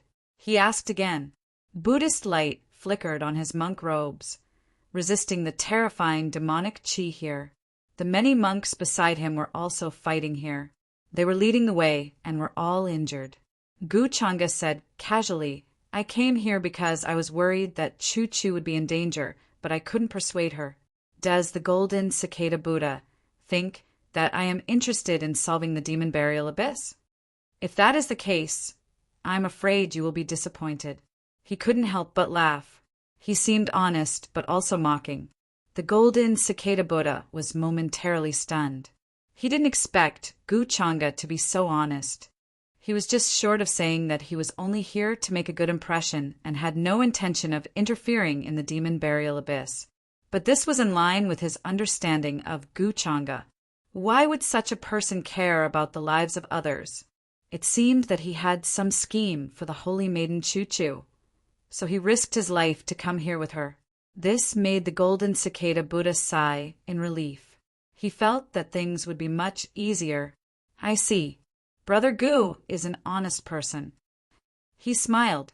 Since Gu Changa had no intention of interfering in the demon burial abyss, he definitely didn't know about the Zen robe. Then what is the golden cicada Buddha's purpose here? I'm quite curious. Gu Changa asked with interest. The golden cicada Buddha's expression had returned to normal. He didn't dare to lie, because once Gu Changa found out that he was just playing along, he would definitely suspect his purpose. If Gu Changa became interested in the Zen robe and tried to steal it, wouldn't that ruin his plans? So he decided to be honest. But there were some things that he still had to hide. Actually, this little monk came here to retrieve a lost Buddhist treasure, he explained. Seeing that Gu Changa didn't seem to believe him, he continued, "I'm ashamed to say that this matter involves a scandal of my Buddha mountain. Back then, there was an enlightened monk of Buddha Mountain who had a great ambition to conquer the demon burial abyss. In the end, he entered the demon burial abyss and was bewitched by a ferocious female demon in the depths of the demon burial abyss. He was bewitched and stole the treasure of Buddha Mountain, hoping to relieve his suffering. Unfortunately, that female demon was vicious and merciless. Speaking of this, he sighed. Speaking of which, this was something he had done in his previous life, but he hadn't fully awakened his innate wisdom, so he could only watch as a bystander. Just based on her appearance, she was able to bewitch an eminent monk. How terrifying and inconceivable was this? But it had happened just like that. and then he was killed here? Gu Changa asked calmly, but he felt that this matter was a little tricky. It would be fine if Chan Hongi wasn't in her right mind. If she was, wouldn't all the pain and suffering she had suffered all these years be returned to him the moment she saw him? Not to mention the things that happened before she was sent to the demon burial abyss. Gu Changa didn't think that many grudges could be resolved so easily. Hatred born from love. This hatred couldn't be erased even in the deepest depths of hell. Now it seemed that it was still the two methods he had thought of before. He had to slowly smooth things over, or find a way to completely destroy her once and for all. However, the only thing Gu Changa could be thankful for was that although Chan Hongi didn't die after taking his blow, she wasn't in a good state either. Even if there was a possibility that she had gone easy on him, the injuries caused by the destructive power of that blow would take a long time to heal. That was why Gu Changa was looking for a place to recuperate. If she wasn't in her right mind, it was easy to trick her. If she was in her right mind, he would have to find another way. That's why this matter is a scandal of Buddha Mountain. Until now, no one has mentioned it. The golden cicada Buddha smiled bitterly and seemed to be rather emotional. Then he continued to lead the way, using his Buddhist bones to sense the location of the Buddhist robes. At this time, as he went deeper, Gu Changa felt a strange movement from the demon heart. The 8th desolation demon, Halberd, seemed to be awakening and wasn't as quiet as usual. The terrifying aura of the entire demon burial abyss suddenly seemed to fall from the sky, suffocating him and making it difficult for him to move. The aura sealed within made him feel like he was facing an existence that surpassed the emperor and immortal realm. The demon burial abyss was caused by a drop of true blood that fell here when I was the demon master. However, Gu Changa's eyes were dim. He felt an extremely familiar aura in the depths of the demon burial abyss. It wasn't Chan Hongi, but another aura in the depths of the source. Chapter 434. Demonic chi surged in the devil burial abyss. The deeper they went, the more they could feel the terrifying waves. Countless skeletons of all races hung on the walls. They could feel the fear that seeped into their souls. Even their flesh and bones were penetrated by the cold chi. This was not a place that ordinary people could reach. The devil burial abyss had existed for so many years. Very few people had come here. There was no light at all. However, with Gu Changa's eyesight, he could easily see the surroundings. The walls were steep and filled with all kinds of strange plants. There were also many soul-destroying lotuses in the void. However, they were not very old, as if they had just sprouted. They followed the entrance of the abyss and were now close to the bottom. The demonic creatures here were even more terrifying. Even the monks around Golden Cicada Buddha found it difficult to move. Many of them were severely injured by the demonic creatures. However, the Buddhist Dharma of Buddha Mountain was very exquisite. It expelled the demonic chi from their bodies in a few moves. It did not cause much trouble. The depths of the abyss are the truly dangerous place. Young Master Changa, why don't you wait for me here? I can go in alone. At this moment, a terrifying and vast wave came from ahead. It was as if the sky had fallen from the sky and destroyed everything. Golden Cicada's expression turned serious. He looked back at Gu Changa. Although what Gu Changa had said before had reduced his suspicion, he was still very wary of Gu Changa and silently guarded against her. People like him would not truly trust a person, let alone Gu Changa. The best situation now was to avoid Gu Changa and go in alone. This would prevent Gu Changa from coveting the Buddhist robe. Is that so? Since it's so dangerous, I can't leave. If something happens to you, Golden Cicada Buddha, won't Buddha Mountain blame me? Gu Changa's expression did not change. He replied with a smile. He naturally knew what Golden Cicada Buddhist master was planning. In that case, I'll have to trouble young Master Changa later. Golden Cicada was a little disappointed, but his expression did not change. He was not surprised by Gu Changa's answer. How could Gu Changa leave now that things had come this far? He was only holding on to a sliver of hope just now. Soon, the golden cicada Arhut led the group through a place with even more demonic chi. They finally arrived at the bottom of the Devil Burial Abyss. Unlike the surging devil chi in the other areas, this place was unusually peaceful. He couldn't even see a single demon. It was deathly silent, and he couldn't sense any signs of life. It was as if he had passed through an invisible door and arrived at the deepest part of hell. There's something strange about this place that makes me feel uneasy. A monk from the Xiankong Buddhist temple frowned as he glanced at the deathly silent bottom of the abyss. It was very different from the depths of the demon burial abyss that they had imagined. However, they could still see many traces of battle here. Someone had come here before, but in the end they all died here. This place was shrouded in even thicker demonic mist, to the extent where it could even obscure one's divine senses, making this place hazy and dark. It's the Buddhist robe. The golden cicada Arhut felt the Buddhist bone in his arms glow faintly, transmitting a sense of closeness. This Buddhist bone was a relic left behind by the last owner of the Buddhist robe after he passed away. It looked exactly like the bone, dazzling with divine light and interweaving Buddhist rhythms. However, the golden cicada Arhut's expression didn't change at all. He said, "This place is very special. Why don't we split up and see if we can find any clues? What do you think, Brother Gu?" Gu Changa felt a sense of closeness to nature from the depths of the Devil Burial Abyss. Hearing this, he smiled casually. "Since the golden cicada Arhut has said so, it's better for us to split up. However, if we encounter any danger, I'm afraid we won't be able to help immediately. There's no other way around this. Everyone, be careful and protect yourselves. I suspect that the loosening of the Devil Burial Abyss seal has something to do with this place. If we can't find any clues later, we'll come back here to meet up." The golden cicada Arhut said regretfully, "If that's the case, then I'll go over to this side first." Hearing this, Gu Changa smiled and nodded. She then headed towards another area where the demonic chi was even more turbulent.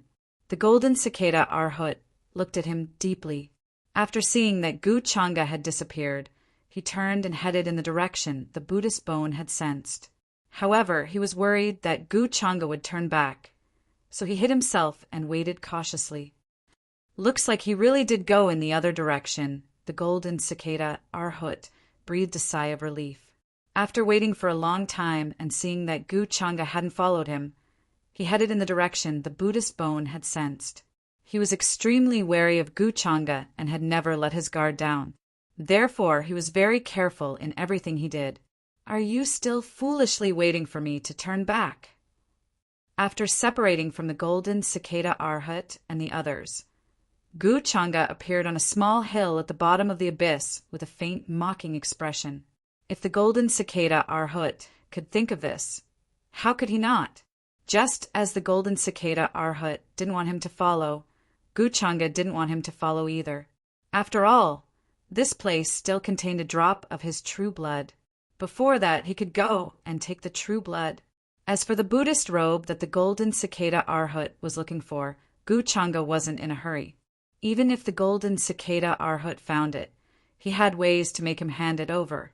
The power contained in the demon burial abyss, true blood, was unimaginable and unfathomable. With his current strength, it would be very difficult to fuse with it. Even if he used the great Tao treasure bottle to forcefully devour and refine it, it wouldn't work. However, once he took it, things would be much simpler. Fusing with it was only a matter of time. Gu Changa passed through this place and headed for an even darker area. Terrifying ripples spread out.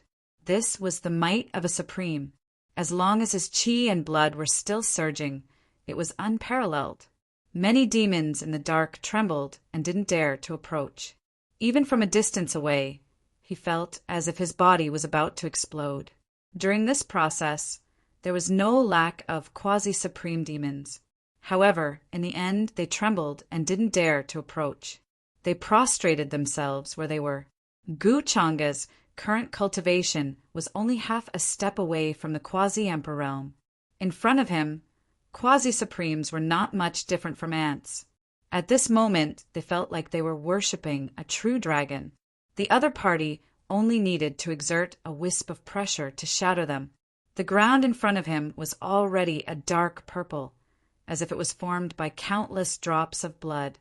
Demonic chi pervaded the air, and it was a scene of desolation. This place was very strange.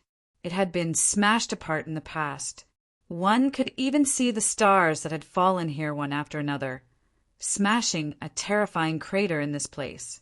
Guchanga went deep into this place and didn't sense Chan Hongi's aura. He felt that she should be in the golden cicada Arhut's direction, and this was where the drop of true blood had fallen. He went deeper into this place, as if there was no one around. There were even some ancient inscriptions here. He didn't know where they had fallen here. Some were complete, while others were shattered. Guchanga casually glanced at them and soon lost interest. The depths of the Devil Burial Abyss was a completely different world.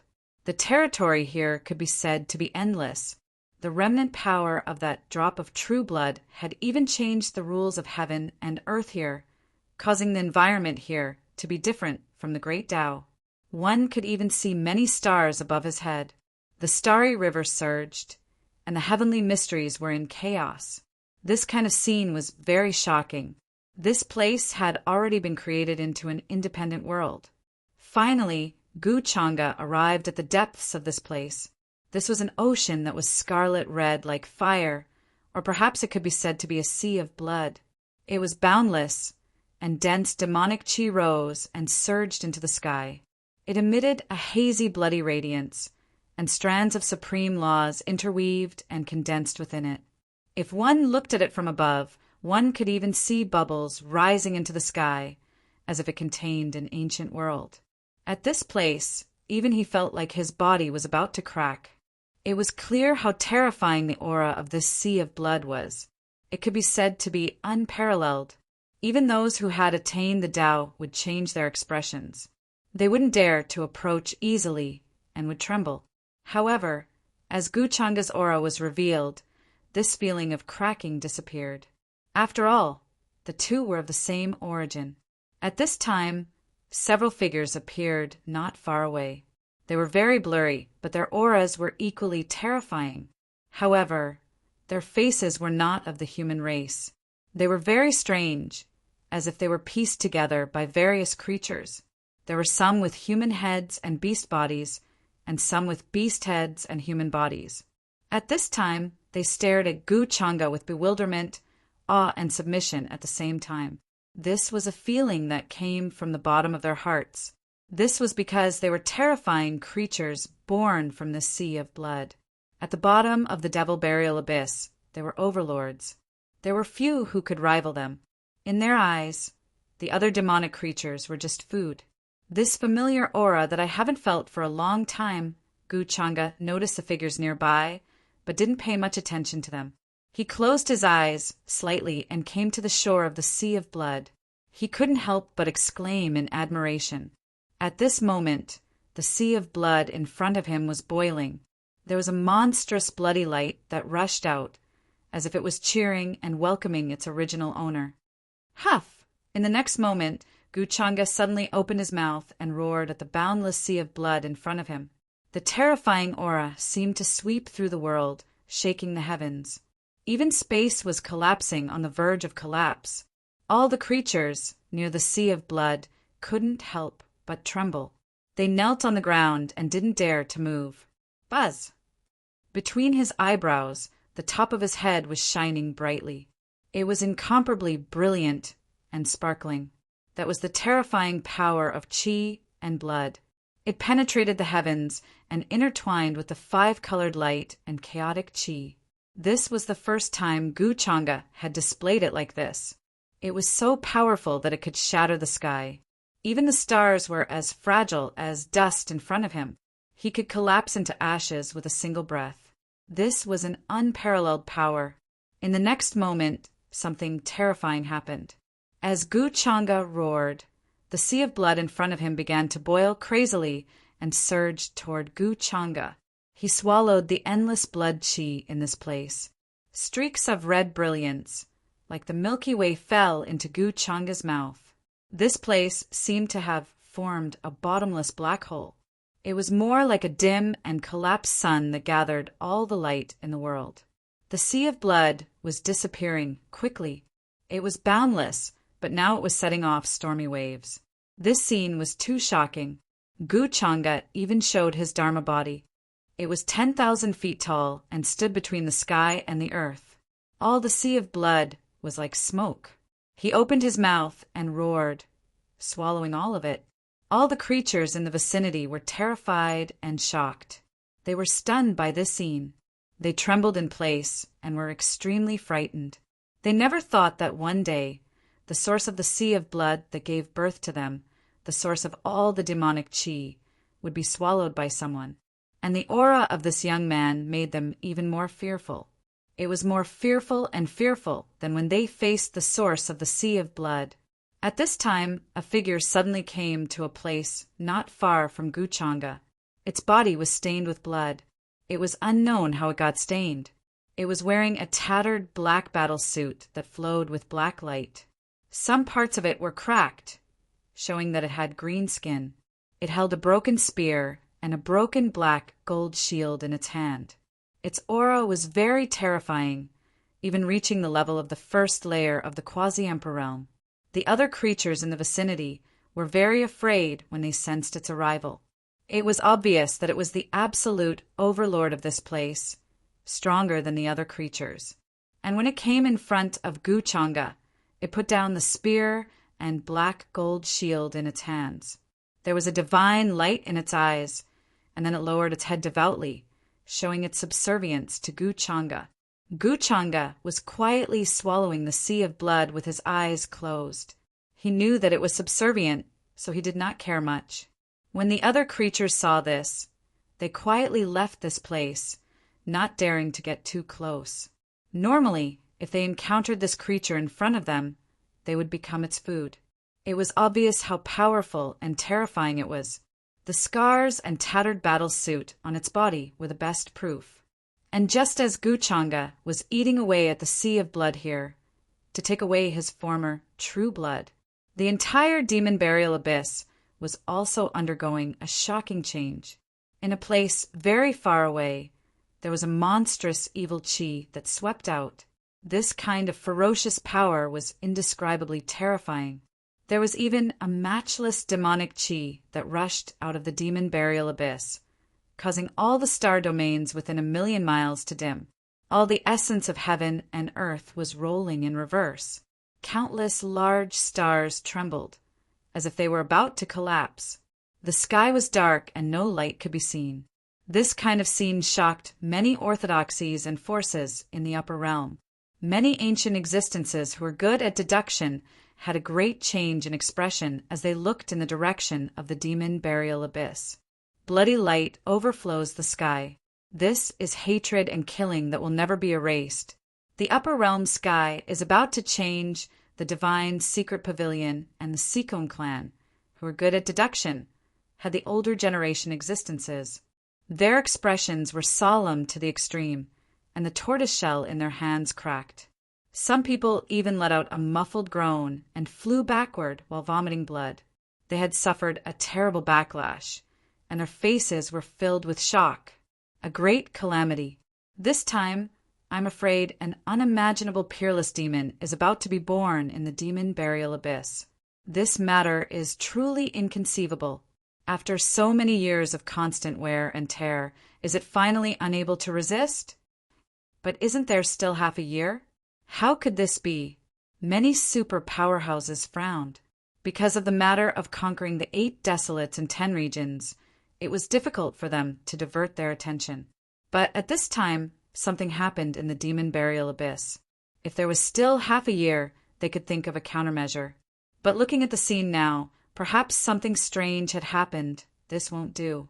We have to send powerhouses to take a look and find some time to deal with the demon burial abyss. At that moment, they began to think of countermeasures. Then they sent powerhouses who could be dispatched to the demon burial abyss to investigate. For a time, the upper realm was stirred up again. First, There was the disaster of the Een extinction heaven.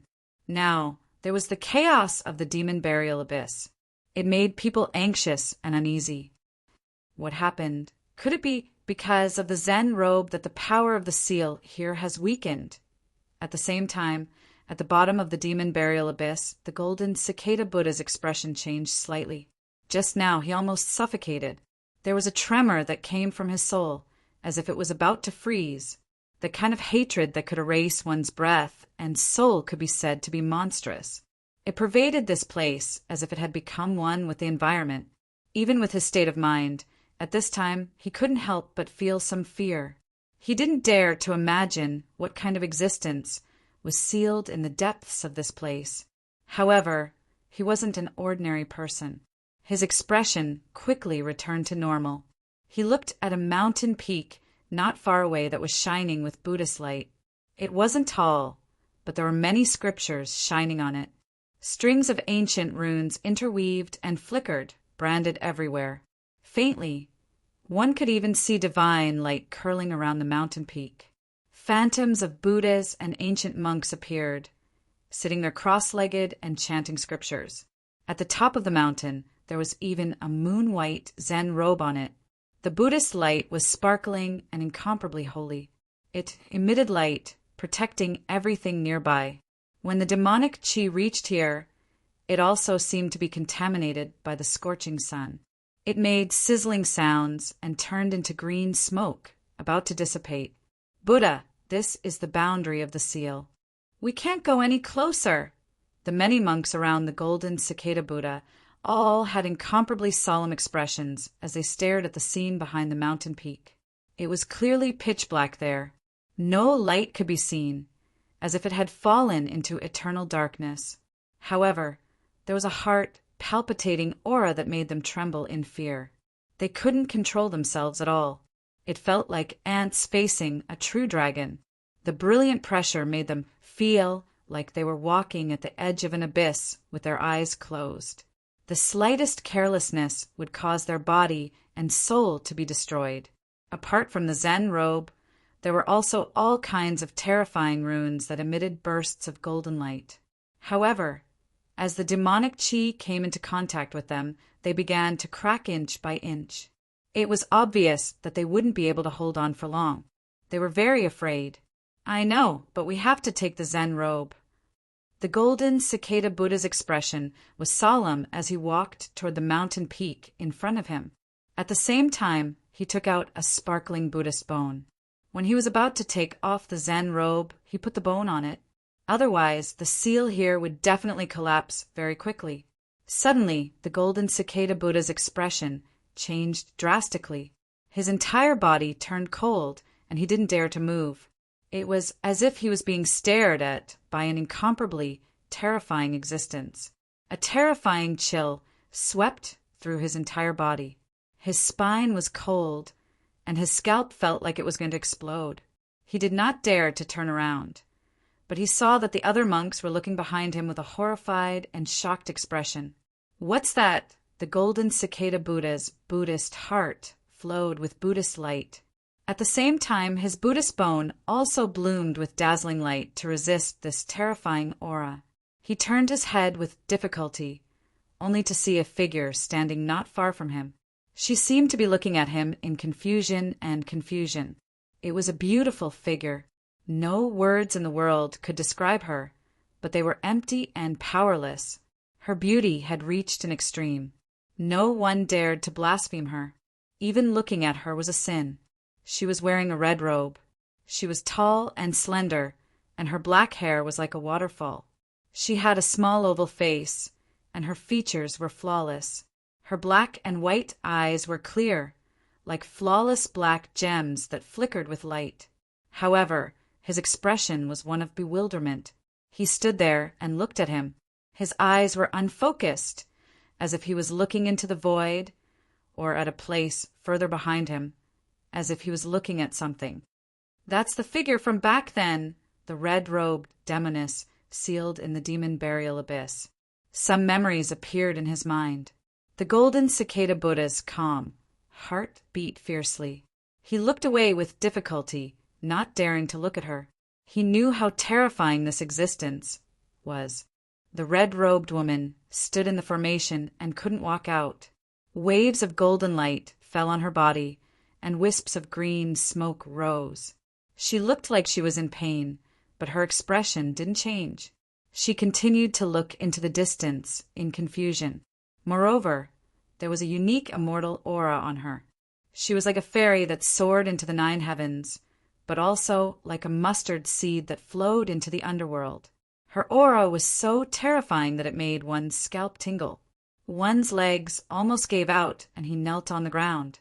That's the red-robed demoness recorded in the ancient records. It's really her. The group of monks of Buddha Mountain were terrified.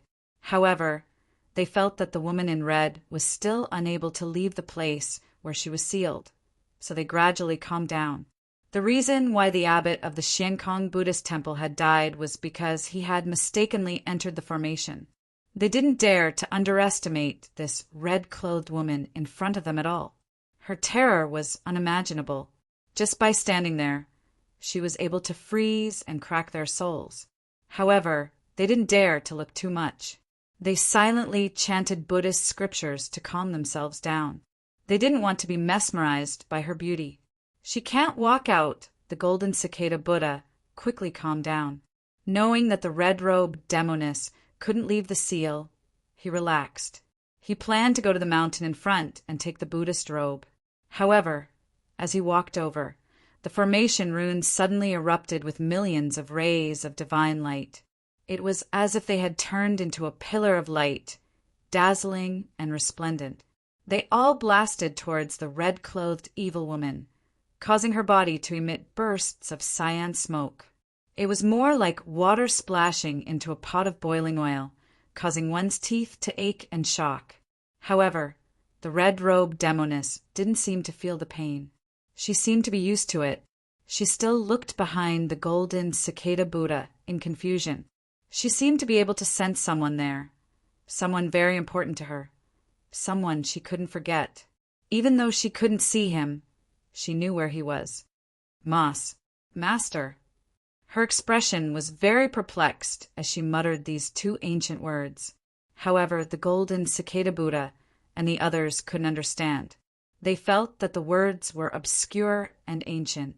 They didn't know what era they were from. The red-robed demoness seemed to want to walk out of the seal, but when she touched the light in front of her, terrifying blue smoke came out of her body. It was as if she was being burned by fire. She couldn't help but shrink back in pain. The monks of Buddha Mountain were shocked. They watched as the red-robed demoness' hand quickly melted when it touched the light. Her flesh and bones melted. The pain made them tremble. It was unimaginable. Who set up the formation here back then? It was terrifying to such an extent. The formation seemed to be set up specifically to seal the red-robed demoness. Others couldn't touch it and could easily walk to her side. Chapter 435. The mountain in front of them was not very tall. There were many Buddhist scriptures carved on it that could suppress the demonic chi here. However, they could not cross the sky. They had to climb to the top of the mountain and take the Buddhist robe. Golden Cicada Bodhisattva had a devout expression. He held the Buddhist bone in his hand and walked toward the mountain. Waves of Buddhist light were emitted to resist the demonic chi here. The formation patterns on the ground could not affect him. He was very fast. Although he was walking, he reached the foot of the mountain in an instant. After taking the Buddhist robe, I will leave this place. Female benefactor, don't worry, stay here. He felt that the red-robed female devil's gaze seemed to fall on him. But after knowing that she couldn't step out of the seal, he was very relieved. He said, with a natural expression, not caring whether the other party could understand him or not. Soon, the demon burial abyss would become the focus of many orthodoxies. When that time came, many powerhouses would come to rebuild the seal to prevent her from escaping. Otherwise, a terrible disaster would befall the upper world. Hearing this, the female demon was still very confused. She did not know what Golden Cicada Bodhisattva was thinking. To her, the Buddhist robe was the only thing that could provide her with a little warmth in this dark underground. Only when she was close to that Buddhist robe would she feel a trace of peace. However, she could not understand what this feeling meant. She only knew that the robe was helpful to her, but he seemed to want to take it away. She suddenly felt uneasy. Suddenly, a shocking evil chi appeared in her confused eyes. It even became cold, indifferent, and filled with a thick blood color.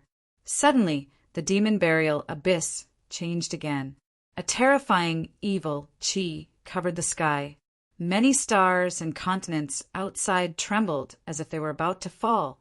The expressions of countless cultivators and living beings changed drastically. What happened in the end? Did the seal loosen? Jiang Chu and the others who were waiting outside the demon burial abyss were also shocked by this scene. Golden Cicada Bodhisattva was also stunned by this scene. However, he did not stop moving. He already knew that the female demon was not in a good state. In his previous life, his Buddhist heart was disturbed because of pity. He stole the Buddhist robe of Buddha Mountain and tried to expel the demon for her. However, just as he was about to approach her, he was pierced through by her finger and died on the spot. Therefore, in this life, his Buddhist heart was even more stable. He only wanted to take the Buddhist robes and leave this place, ignoring the red-robed female devil. The Zen robe was the most precious treasure of Buddha Mountain. There was even a saying that it did not belong to this world. Such a precious item naturally could not fall into such a state. Chi, a terrifying aura spread out once again. A dazzling brilliance erupted. The red-robed female devil seemed to want to come out, but her peerless might was unable to resist the formation runes beneath her feet. Even with this degree of pain, her expression did not change in the slightest. She was still trying to rush out. A terrifying aura emerged from the pure white jade hand, endless natural laws and Tao methods evolving. Right now, there was even origin heaven and earth condensing, but it was difficult for them to rush out. On the contrary, the evil aura on her body gradually showed signs of calming down along with the formation patterns. Taking advantage of this opportunity, Golden Cicada increased his speed and quickly climbed to the top of the mountain. His Buddhist bone glowed like a bright lamp. However, at this moment, a terrifying aura rushed over from afar. It was a crimson spear, stained with blood. It pierced through the void and came crashing down. Boom! The place exploded and runes filled the sky. The expressions of the monks changed drastically. They tried to resist, but they were all sent flying by the shock waves. They spat out blood and were instantly injured. Who is it? Golden Cicada was also shocked by this sudden scene. He turned and stared coldly into the distance. There was a figure in black armor walking over. The armor was tattered and light flowed around it. His aura was terrifying. Divine fire burned in his eyes, carrying with it an unparalleled might. Golden Cicada's expression changed again. A quasi-emperor, Golden Cicada felt the majestic pressure. As the other person walked over, it was as if the mountains and seas were collapsing, drowning him. The attack just now was clearly the attack of the other person, who was trying to kill the monks behind him. A quasi-emperor was truly unmatched at the bottom of the demon burial abyss. Among the monks he brought this time, the strongest was only at the quasi-supreme realm. That strike just now had already severely injured him. If he hadn't dodged quickly, he would have been pierced through by the other party's spear and died on the spot. However, the Golden Cicada Buddha's expression changed again. He couldn't believe that it was his old acquaintance, Gu Changa, who was standing behind the black figure. Brother Gu, what is the meaning of this? Golden Cicada's expression darkened.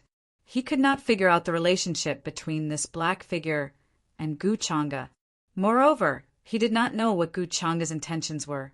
However, he did notice that with the arrival of Gu Changa, the perplexed eyes of the red-clothed female devil within the formation pattern gradually focused. Although she was still confused, her eyes fell on Gu Changa and didn't move in the slightest. Moss, Master, she muttered incoherently. Apart from Gu Changa, no one could understand her. However, Gu Changa's expression did not change at all. He did not seem to see her and continued to stare at Golden Cicada. Chan Hongyi's state was as he had expected. She had been sealed here for countless years, and her mind was no longer clear. However, regardless of whether she was calm or murderous, ordinary people would not be able to get close to her. Her strength was incomparably terrifying. Even those who had achieved the Tao would not have the courage to face her and would run away. This was a fear that seeped into one's soul. However, this was good news for him. Golden Cicada, are you planning to break the seal here and release the demon sealed here? Gu Changa said indifferently as his gaze fell on the monk robe behind Golden Cicada. At the same time he walked toward it. The black figure followed respectfully behind him. This was the guy who had tried to submit to him in front of the Blood Sea. He was at the first heaven of the quasi-emperor realm and was the absolute overlord of the area. Gu Changa had named him Aada to save time. Golden Cicada's expression changed slightly before he realized that Gu Changa had misunderstood his intentions and ordered the person behind him to attack. However, this was not the time to ask about the black figure's identity. Brother Gu, you've misunderstood. I'm not trying to break the seal here. He was about to explain. However, Gu Changa did not give him a chance to continue. His expression was cold and indifferent. He stepped forward and the void changed. After a blur, he appeared in front of Golden Cicada. He raised his hand and slapped forward. With a boom, Golden Cicada was sent flying. He spat out blood and his body almost exploded. If not for the Buddha bone in his hand that emitted a misty Buddha light at the critical moment and blocked Gu Changa's attack, he would have died. Otherwise, he would have been smacked to death just now. You're a monk, but you're so vicious. You want to break the seal here and release the demon to bring chaos to the world. Golden Cicada, you've disappointed me, Gu Changa said indifferently. His tone was cold and even colder. Gu Changa, you! Golden Cicada coughed up blood and struggled to get up from the ground. His expression was extremely ugly. The Buddha light in his body glowed as he tried to heal his injuries. The attack just now had almost killed him. If Gu Changa attacked again, he did not know if he could still block him with the Buddha bone in his hand. Moreover, he did not know if Gu Changa had really misunderstood or if he wanted to kill him here. This made him feel very cold. He took out the Demon Buster pestle. This treasure contained the power of Demon Buster. Although he could not fully activate it with his current strength, it was a little safer. What about me? Why do I feel that you're hiding something? So you want to release the demon? Gu Changa said indifferently. He stepped forward again as if he wanted to kill him here. Gu Changa, don't slander me. I just want to take back the treasure of Buddha Mountain. Golden Cicada's expression was extremely ugly. He felt that Gu Changa had gone too far again and again. Oh, that's a good excuse. You want to take back the treasure of Buddha Mountain, so you want to release the demon? Gu Changa's smile was a little mocking. His eyes were still cold and emotionless. Protect the Buddha. The monks of Buddha Mountain were shocked to see this. They did not expect that Gu Changa would want to kill Golden Cicada after appearing. They thought that Gu Changa had misunderstood and thought that Golden Cicada wanted to break the seal here. They all attacked to stop him. Boom! A burst of brilliant Buddhist scriptures rushed up. It was like a field of stars sprinkling down, making the void crystal clear and holy. However, Ada only glanced at them coldly as if he was looking at ants. Then his spear swept out and a terrifying wave sent them all flying. Without Gu Changa's order, he did not choose to kill. Colluding with demons and trying to bring chaos to the world. This crime deserves to be killed. Kill them. Gu Changa ordered indifferently. He did not show any mercy. He still only raised one hand and slapped toward Golden Cicada. The Demon Buster pestle in his hand shone with dazzling Buddhist light. It was like the fury of thunder, trying to resist Gu Changa's attack. However, the gap between Golden Cicada and Gu Changa was too big. He was instantly sent flying and coughed up blood. His body almost exploded. The power of the demon Buster Pestle could not resist Gu Changa's palm. His injuries were very serious, and any means would be useless in the face of absolute power. The other monks were no match for Ada at all. Killing them was no different from slaughtering ants. They exploded in an instant, annihilating even their divine souls. The chaos in the demon burial abyss, this time, probably has something to do with Buddha Mountain. As Gu Changa spoke, he attacked again. However, Golden Cicada was very decisive this time. Seeing Gu Changa's ruthless methods, he directly took out the demon Buster Pestle and the Buddhist bone. At the same time, he summoned the formation inscriptions he had carved before. A vast Buddhist, lotus bloomed with a terrifying aura. He coughed up blood and fled into it, disappearing quickly. He felt that if he did not escape, he would definitely be killed by Gu Changa. At this point, he naturally did not dare to take the Buddhist robe. Gu Changa just watched this scene calmly and indifferently. She didn't continue to chase after him. If you don't escape, you won't be able to take the blame. He did not intend to kill Golden Cicada here. After all, the seal of the demon burial abyss was broken prematurely, and the red-robed female devil was born prematurely. This kind of event would definitely cause a huge commotion in the upper realm. Without a scapegoat, it would bring him a lot of trouble. The moment Golden Cicada escaped, Gu Changa looked at Chan Hongi.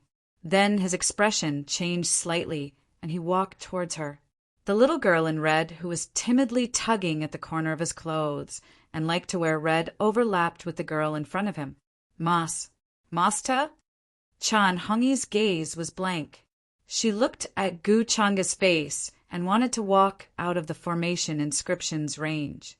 However, when she got close, a scorching and terrifying aura suddenly swept over, causing her body to sizzle. This pain did not stop her. She continued to walk towards Gu Changa. She was very stubborn, wanting to pass through the seal and walk out. Sizzle. The sound here became more and more piercing, accompanied by green smoke. When she reached here, it was as if there was a natural barrier blocking her way. She looked troubled, asking for fresh flowers. Gu Changa noticed the scar on her hand. It was obviously caused by touching the formation inscriptions. Although it healed quickly, it was still very scary. The formation inscriptions in front of him could not stop him. If he wanted to, he could destroy them at any time. Although they were set up by the Devil Lord, he was the Devil Lord, and the Devil Lord was him. It was easy for him to destroy the formation inscriptions. I'll let you out now. From today onwards, you're free. Then Gu Changa opened his mouth. An ancient and obscure language came out of his mouth. Chan Hongi tilted her head, her black hair falling down. She understood what he meant, but she still looked very confused. She stretched out her white and clean hand and tested the formation inscriptions in front of her. Then there was still a burst of light and a terrifying, sizzling sound. A burst of green smoke rose. However, she seemed to be used to the pain. She just looked at her hand with a blank expression. Slowly, her gaze fell on Gu Changa's face. She felt that she had forgotten a lot, but she remembered that the person in front of her was very important to her. In her current state, if the formation inscriptions here didn't erase the demonic aura and evil aura, she would probably attack me immediately. Although her mind is not clear now, she has another personality that can destroy and slaughter the world. Gu Changa pondered. He had seen Chan Hongi's other appearance just now. If the formation inscriptions here had not erased her evil aura, she probably would not have been so polite to him. Thinking of this, Gu Changa decided to give it a try. But before that, his figure flickered, and he went to retrieve the Buddhist robe that was sealed at the top of the mountain. This item had a miraculous effect on suppressing Chan Hongi's evil aura, so he had to take it first. Many Buddhist lights intertwined and turned into a majestic and vast pressure that swept in all directions. When the Buddhist robe was loosened, the many Buddhist shadows disappeared. The Buddhist chants that filled the place finally dispersed into the Buddhist robe. One had to admit that this Buddhist treasure was very mysterious. As long as one was close to it, one's mind would be at peace and their evil aura would dissipate. Meanwhile, the instant Gu Changa removed the Zen robes, with a thought from him, all of the formation patterns engraved in the void and on the walls all collapsed and scattered. The seal was broken. In the demon burial abyss, the sound of thousands of demons crying could be heard, making one's scalp go numb. All the demons were fleeing, as if they had sensed something terrifying. A vast and terrifying demonic aura suddenly soared into the sky, shaking the firmament. The sky within a radius of millions of miles darkened. This was an extremely shocking scene. The stars dimmed, and blood clouds soared into the sky. Many cultivators of the orthodoxies and forces were shocked. They felt that there were blood clouds rolling in the distant horizon, covering the sky and the sun. It was terrifying. Kill! The moment Gu Changa did this, he felt a monstrous hatred and murderous aura shrouding him. Chan Hongi stood in place. The confusion in her eyes disappeared and turned into coldness and ruthlessness. Even her pupils were dyed red. Her hair fluttered in the wind. The terrifying evil aura seemed to have accumulated for countless years and erupted like a mountain flood. It could be said to be earth-shattering, shaking the past and the present. At this moment, only Gu Changa was in her eyes. She only had one thought in her mind, and that was to kill him. However, before she could do anything, the void in front of Gu Changa cracked open.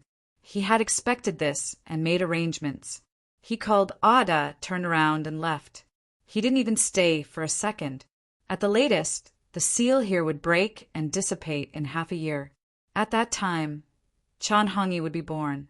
The Buddhist robe did have a miraculous effect on suppressing her evil aura, but under the circumstances of the formation inscriptions here, Gu Changa didn't take the risk. If he went near Chan Hongi at this time, he would definitely be in trouble. Now that he had let her come out half a year earlier, it would make things a lot easier. The personality that controlled Chan Hongi now was the unerasable hatred in the deepest part of hell. After seeing Gu Changa's figure disappear, Chan Hongi's expression didn't change. She was still cold and ruthless. She didn't do anything. The next moment, she suddenly opened her mouth and roared at the bottom of the abyss. Countless demonic chi and demonic creatures immediately gathered towards her like rivers flowing into the sea. Endless spiritual chi, divine light, Taoist rhyme, and other things surged towards the demon burial abyss together. This was an extremely overbearing method to plunder everything in the world. The star domain dimmed. Large areas of stars seemed to be swept away at this moment. In an instant, only desolation was left. In just a moment, all living creatures and cultivators were devoured. Chan Hongi's divine soul is damaged. Her memory is in chaos and her mind is not clear. One only has nostalgia, the other only has hatred. Fortunately, she can't be like ordinary people. Otherwise, it would be easy for her to find my current identity. I'll let her vent for now. After leaving the abyss, Gu Changa immediately went to find Jiang Chu and the others to leave the demon burial abyss first. There were some things that didn't need to be explained to her too much. She could figure it out with her own imagination. Just now, the golden cicada Buddhist child escaped from the teleportation formation pattern with serious injuries. What happened in the demon burial abyss, is it related to him? Jiang Chu asked. At that time, she was prepared to capture the golden cicada Buddhist child. However, he was very cautious. He directly used the demon buster pestle to push her away and fled into the distance without stopping. She was worried that Gu Changa would meet with an accident below, so she didn't chase after him. Buddha Mountain once used a supreme treasure to seal the demon at the bottom of the demon burial abyss. However, the golden cicada Buddhist child planned to take that supreme treasure away. He didn't care about the consequences and wanted to release the demon. I saw his actions and fought with him. In the end, he escaped with serious injuries. Gu Changa shook his head slightly. Then he explained everything he knew in a different way. He explained how the abbot of the Xiankong Buddhist temple once stole the supreme treasure of the Buddha sect and how he left it at the bottom of the abyss.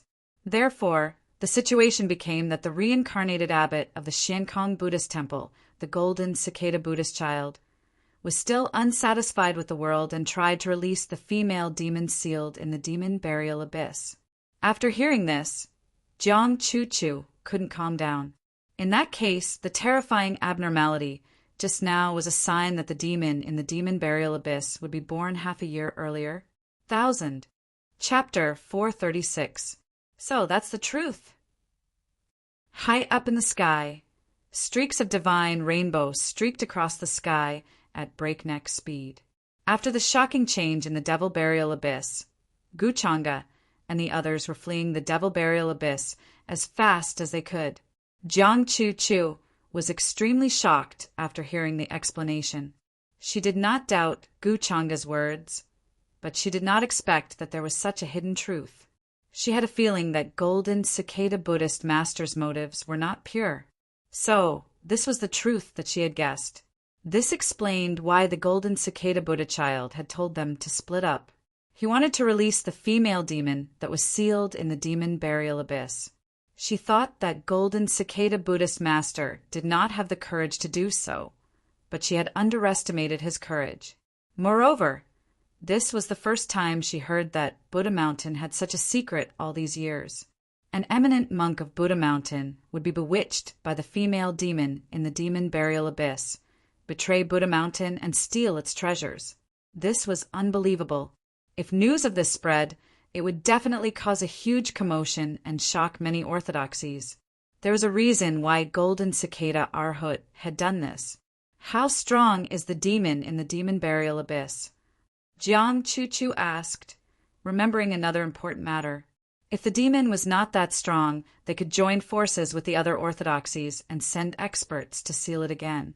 Guchanga glanced at Jiang Chu and shook his head. Her strength is terrifying. I don't think the average enlightened master is a match for her. Don't interfere at this time. With her strength, I'm afraid the upper realm will not be peaceful for a while. Although Chanhongi had yet to leave the devil burial abyss, Guchanga believed that it wouldn't be long before she appeared in the upper realms. The floating Buddhist temple near the demon burial abyss would be the first to bear the brunt. During this time, he did not need to interfere. The other orthodoxies and forces would have a headache. However, he had to consider how to deal with her revenge. Buddha Mountain's Chan-I was one way, but it was far from enough. Chanhongi's hostility will subside after a period of time. This is a good opportunity. Judging from the situation at that time, it was the power of the formation pattern that consumed her energy, allowing her to regain her composure.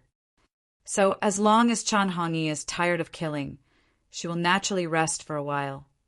Guchanga already had a plan in mind, so he was not in a hurry. As for how much slaughter would ensue in the upper realm because of Chanhongi's appearance, this was not something he had to consider. He had only allowed Chanhongi to be born earlier. There wasn't much of a change in nature. Even ordinary Tao enlightened cultivators are no match for her. Jiang Chu frowned slightly, his heart growing more and more uneasy. If even Guchanga said so, it could only mean that the evil woman's strength was unimaginable. Otherwise, he would not have ordered everyone to leave the devil burial abyss the moment he left. This showed just how much Guchanga feared him. In the past, he had always been calm and collected. Even if the sky fell and the earth collapsed, his expression would not change. However, the terrifying black figure that had suddenly appeared beside Guchanga like a bodyguard, never leaving her side for even an inch.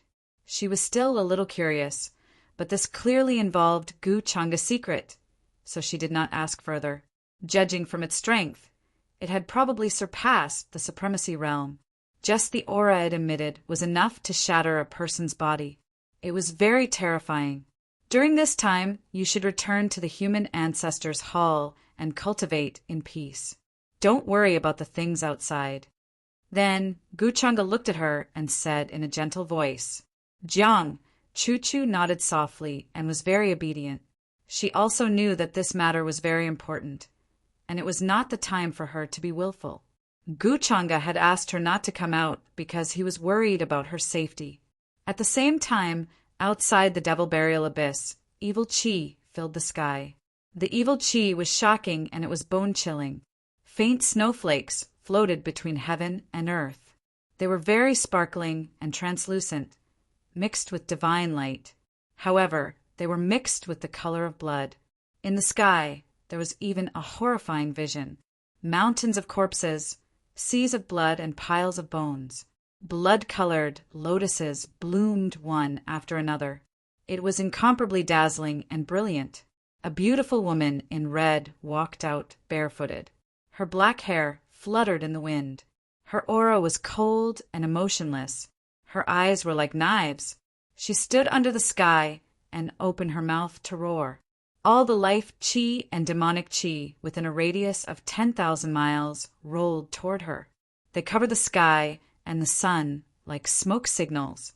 They were swallowed into her mouth and turned into gushing and vast energy. Then her cold and emotionless gaze landed on the many cultivators and living beings who had rushed over because of the strange phenomenon. These cultivators and living beings were very powerful. They were not ordinary people. They were all important figures of various orthodoxies and clans. Their strength was very strong, and the weakest was at the Great Saint Realm. However, at this moment, they all felt a chill run down their spines. It was as if their backs were frozen. They felt as if they were being targeted by their natural enemy. Who is this? Could it be a vicious demon that was born at the bottom of the Devil Burial Abyss? A clan's important figure trembled. Because of the woman in red's flawless appearance, he was a bit stunned. Then he reacted and couldn't help but want to retreat. Could it be that the seal of the Devil Burial Abyss has been broken? But this doesn't make sense. There were also people who were terrified. Their souls trembled. They planned to leave this place. They were terrified and wanted to escape. This person with such a strange aura was clearly abnormal. Her strength was unfathomable and as vast as the sea. Not good. She has her eyes on us. Hurry and leave. This place is dangerous. We can't stay here for long. It's definitely the demon sealed at the bottom of the Devil Burial Abyss. She has been born. Many people reacted. They felt as if the woman in red's gaze was like a heavenly knife that wanted to see through them. Even their souls would be destroyed. The other party wasn't looking at them. She was looking at their souls. After understanding this, they didn't dare to stay at all. Some people even burned their lifespan and activated secret methods.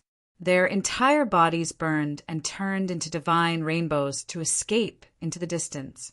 They were terrified to the extreme. Who exactly was it that released this demon? They better not let this old one find out, or else I will definitely hack them into pieces and make them regret ever being born into this world. Some people cursed, feeling incomparable regret and fear. They used secret methods with all of their strength to escape this place. If they knew that something like this would happen, they wouldn't have come here out of curiosity. It was precisely because of this saying that curiosity killed the cat. However, in the next moment, boundless evil energy and demonic energy covered the heavens, covering heaven and earth as they descended. Not good! All of the fleeing cultivators and creatures were in fear and despair. Their souls were almost frozen, unable to escape this demonic energy's range. The woman in red's eyes were cold and emotionless. There wasn't the slightest fluctuation. She merely raised her palm and pointed forward. Scarlet, multicolored light filled the sky, scattering down like blood-colored stars one after another. Immediately, heaven and earth seemed as if they were going to be split apart. Terrifying killing intent engulfed outer space, making countless stars tremble. It was just a single finger, yet it made heaven and earth become chaotic. It was incomparably terrifying, instantly passing through everyone in front of her. Then, with a boom, everyone was in despair. They exploded in the void, turning into a bloody mist. Their bodies and souls were destroyed. The surroundings of the Devil Burial Abyss were immediately dyed with boundless killing intent and the color of blood. The woman in red walked out, walking in the void. Her face was flawless, and her fine black hair danced in the wind. She was very slow, but the nearby laws of heaven and earth changed because of her footsteps. Mountains and rivers flowed into a foot. She seemed to know where Gu Changa's aura was. She slowly walked in the direction he left in, neither fast nor slow, indifferent and emotionless. All of the creatures along the way were casually slapped to death by her, until she reached the mountain gate of the suspended Buddhist temple. Here, she stopped and listened to the sound of wooden fish striking the ground. Buddhist light shone brilliantly, illuminating all directions with a sense of holiness and tranquility. However, she frowned, as if she didn't like this kind of aura. With a wave of her sleeve, a torrent of demonic energy surged out. The brilliance in front of the suspended Buddhist temple was boundless, dazzling the sky. The figures of ancient monks, Buddhas, and bodhisattvas appeared to resist this attack. All of the monks rushed out with great change in expression. However, it only lasted for a moment before they turned into fine powder and collapsed in the void. Even the formation of the suspended Buddhist temple only lasted for a breath before collapsing and exploding. Some of the old monks with profound Buddhist knowledge resisted for a breath, but in the next moment they also coughed out blood and exploded, their bodies and souls destroyed. Under this kind of terrifying power, they were as weak as ants. Their years of cultivation were useless. Buzz! The next moment, a vast Buddhist light appeared, illuminating the sky. Golden light surged, and the scene was solemn. A white-browed old monk sat cross-legged with a benevolent expression. He opened his eyes and floated in the sky, looking at the woman in red from afar. Amit Ba, female benefactor, why don't you let go of your hatred? He chanted the name of Buddha and looked at what happened here. His heart was filled with grief and helplessness, but he still wanted to persuade the woman in red to let go of her hatred. However, he hadn't finished speaking when he felt the top of his head go numb, and a flawless and slender finger that was like a spring onion had already pierced through the space between his brows, causing him to swallow the rest of his words back down his throat. The white-browed old monk's eyes still had the last breath of astonishment and shock. He had no idea how the woman in red appeared next to him. Then the last light in his eyes dimmed, and his body and soul were destroyed. The woman in red walked past his corpse. Her eyes were as cold and emotionless as a knife, as if she found him an eyesore and crushed a small bug. She stopped here. Beside her was a sea of blood and corpses, which made her jade-like feet look even more white.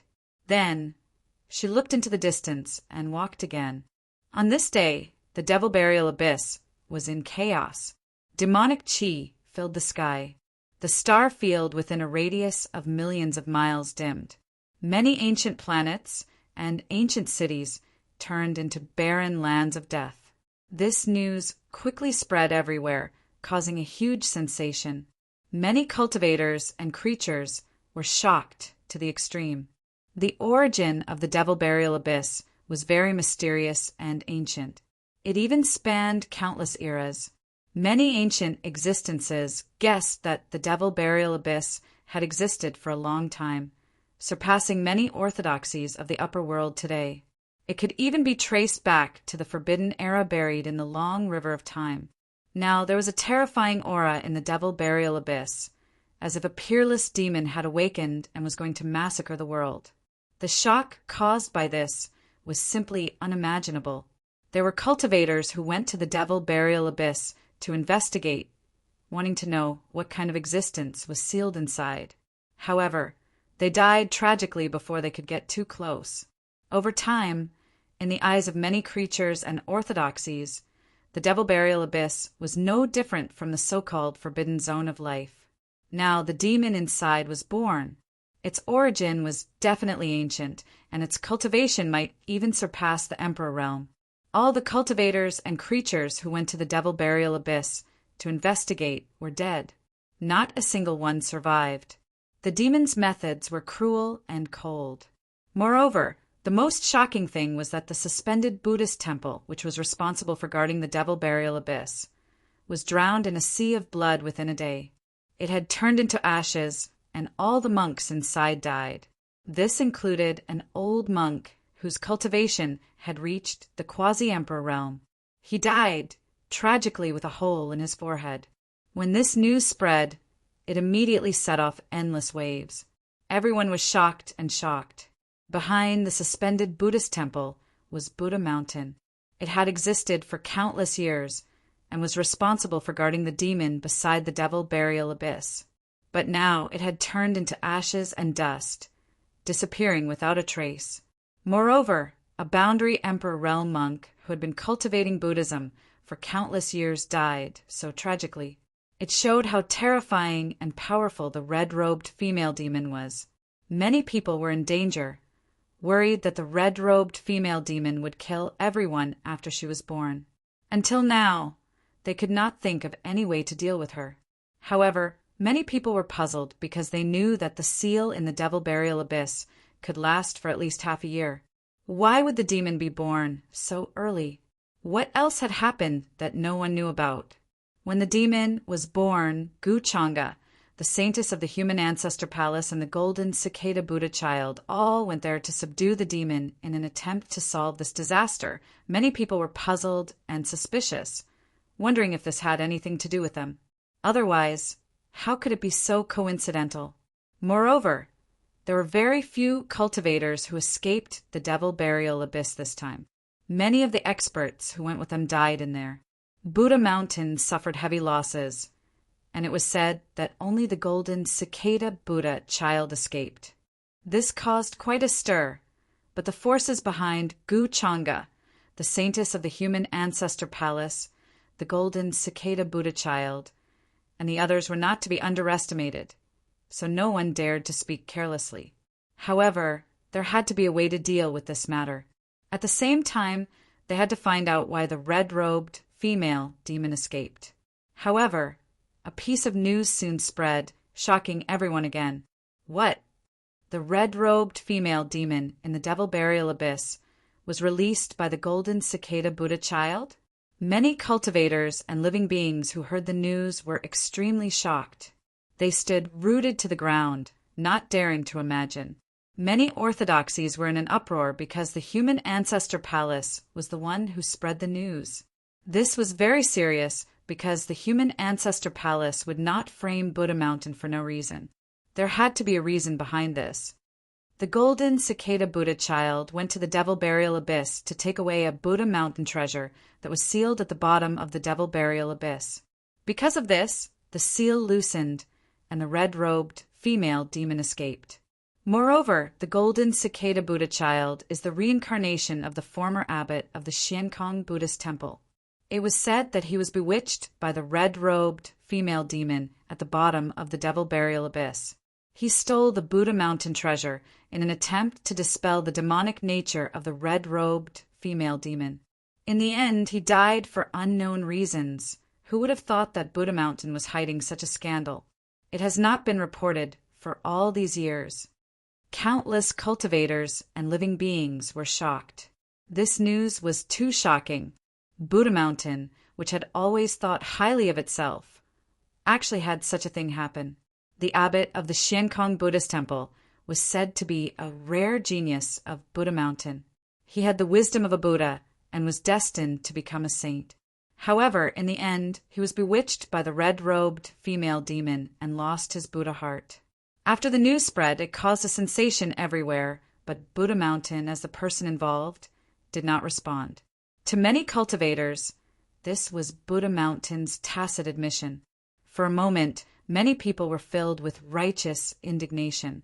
Some supreme experts even went to Buddha Mountain to demand an explanation, because some of their clansmen had died tragically at the hands of the red-robed female demon, but they did not dare to seek revenge. In the face of the anger and condemnation of all the orthodoxies, Buddha Mountain responded with silence. Many cultivators and living beings rushed to Buddha Mountain to demand justice. If the golden cicada Buddha child had not loosened the seal, the red-robed female demon would not have come out prematurely and caught everyone off guard. If the time had been delayed, they could have come up with a solution. Because of this, many people went to Buddha Mountain to demand an explanation. No matter what, this matter was related to the golden cicada Buddha child. We are in the wrong. Buddha Mountain cannot stand firm. But it has nothing to do with the golden cicada. I believe what he said. At this moment, in the dazzling golden palace of Buddha Mountain, many Buddhist lights shone brilliantly. It was incomparably holy and flowed with Buddhist rhythms. Many monks with high cultivation levels gathered here, surrounded by the light of merit. They looked at golden cicada Bodhisattva, who was kneeling in front of the Buddha. Their expressions were complicated.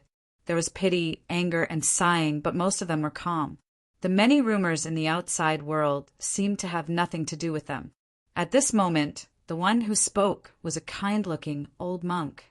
He wore a somewhat tattered monk robe, and his aura was faintly discernible. If one closed their eyes, they would feel that there was no one in front of them. There was no such person in the 6 worlds. His cultivation had reached an unfathomable level. It was difficult to describe with words. His eyes were calm and clear. However, they contained endless vicissitudes of life and all kinds of mysteries and rules of heaven and earth. The evolution of the universe and the collapse of the heavens appeared. Master, the golden cicada Buddha child lowered his head and knelt on the ground with a guilty expression. The old monk in front of him was the current abbot of Buddha Mountain, Ru-Fo. I believe you. You were just schemed against by Guchanga. You're lucky to be able to escape with your life. Ru-Fo shook his head slightly. He looked kind and gave off a sense of peace. Hearing this, the golden cicada Buddha child calmed down. He no longer felt uneasy. He also knew that with so many things happening in the outside world, even Buddha Mountain could not protect him. He needed to give an explanation to the various factions and orthodoxies. This made him angry, but more so he felt helpless. No matter how he explained, it would be difficult to change anything. Even if he explained that he planned to use another treasure to suppress the Buddhist robe, who would believe him?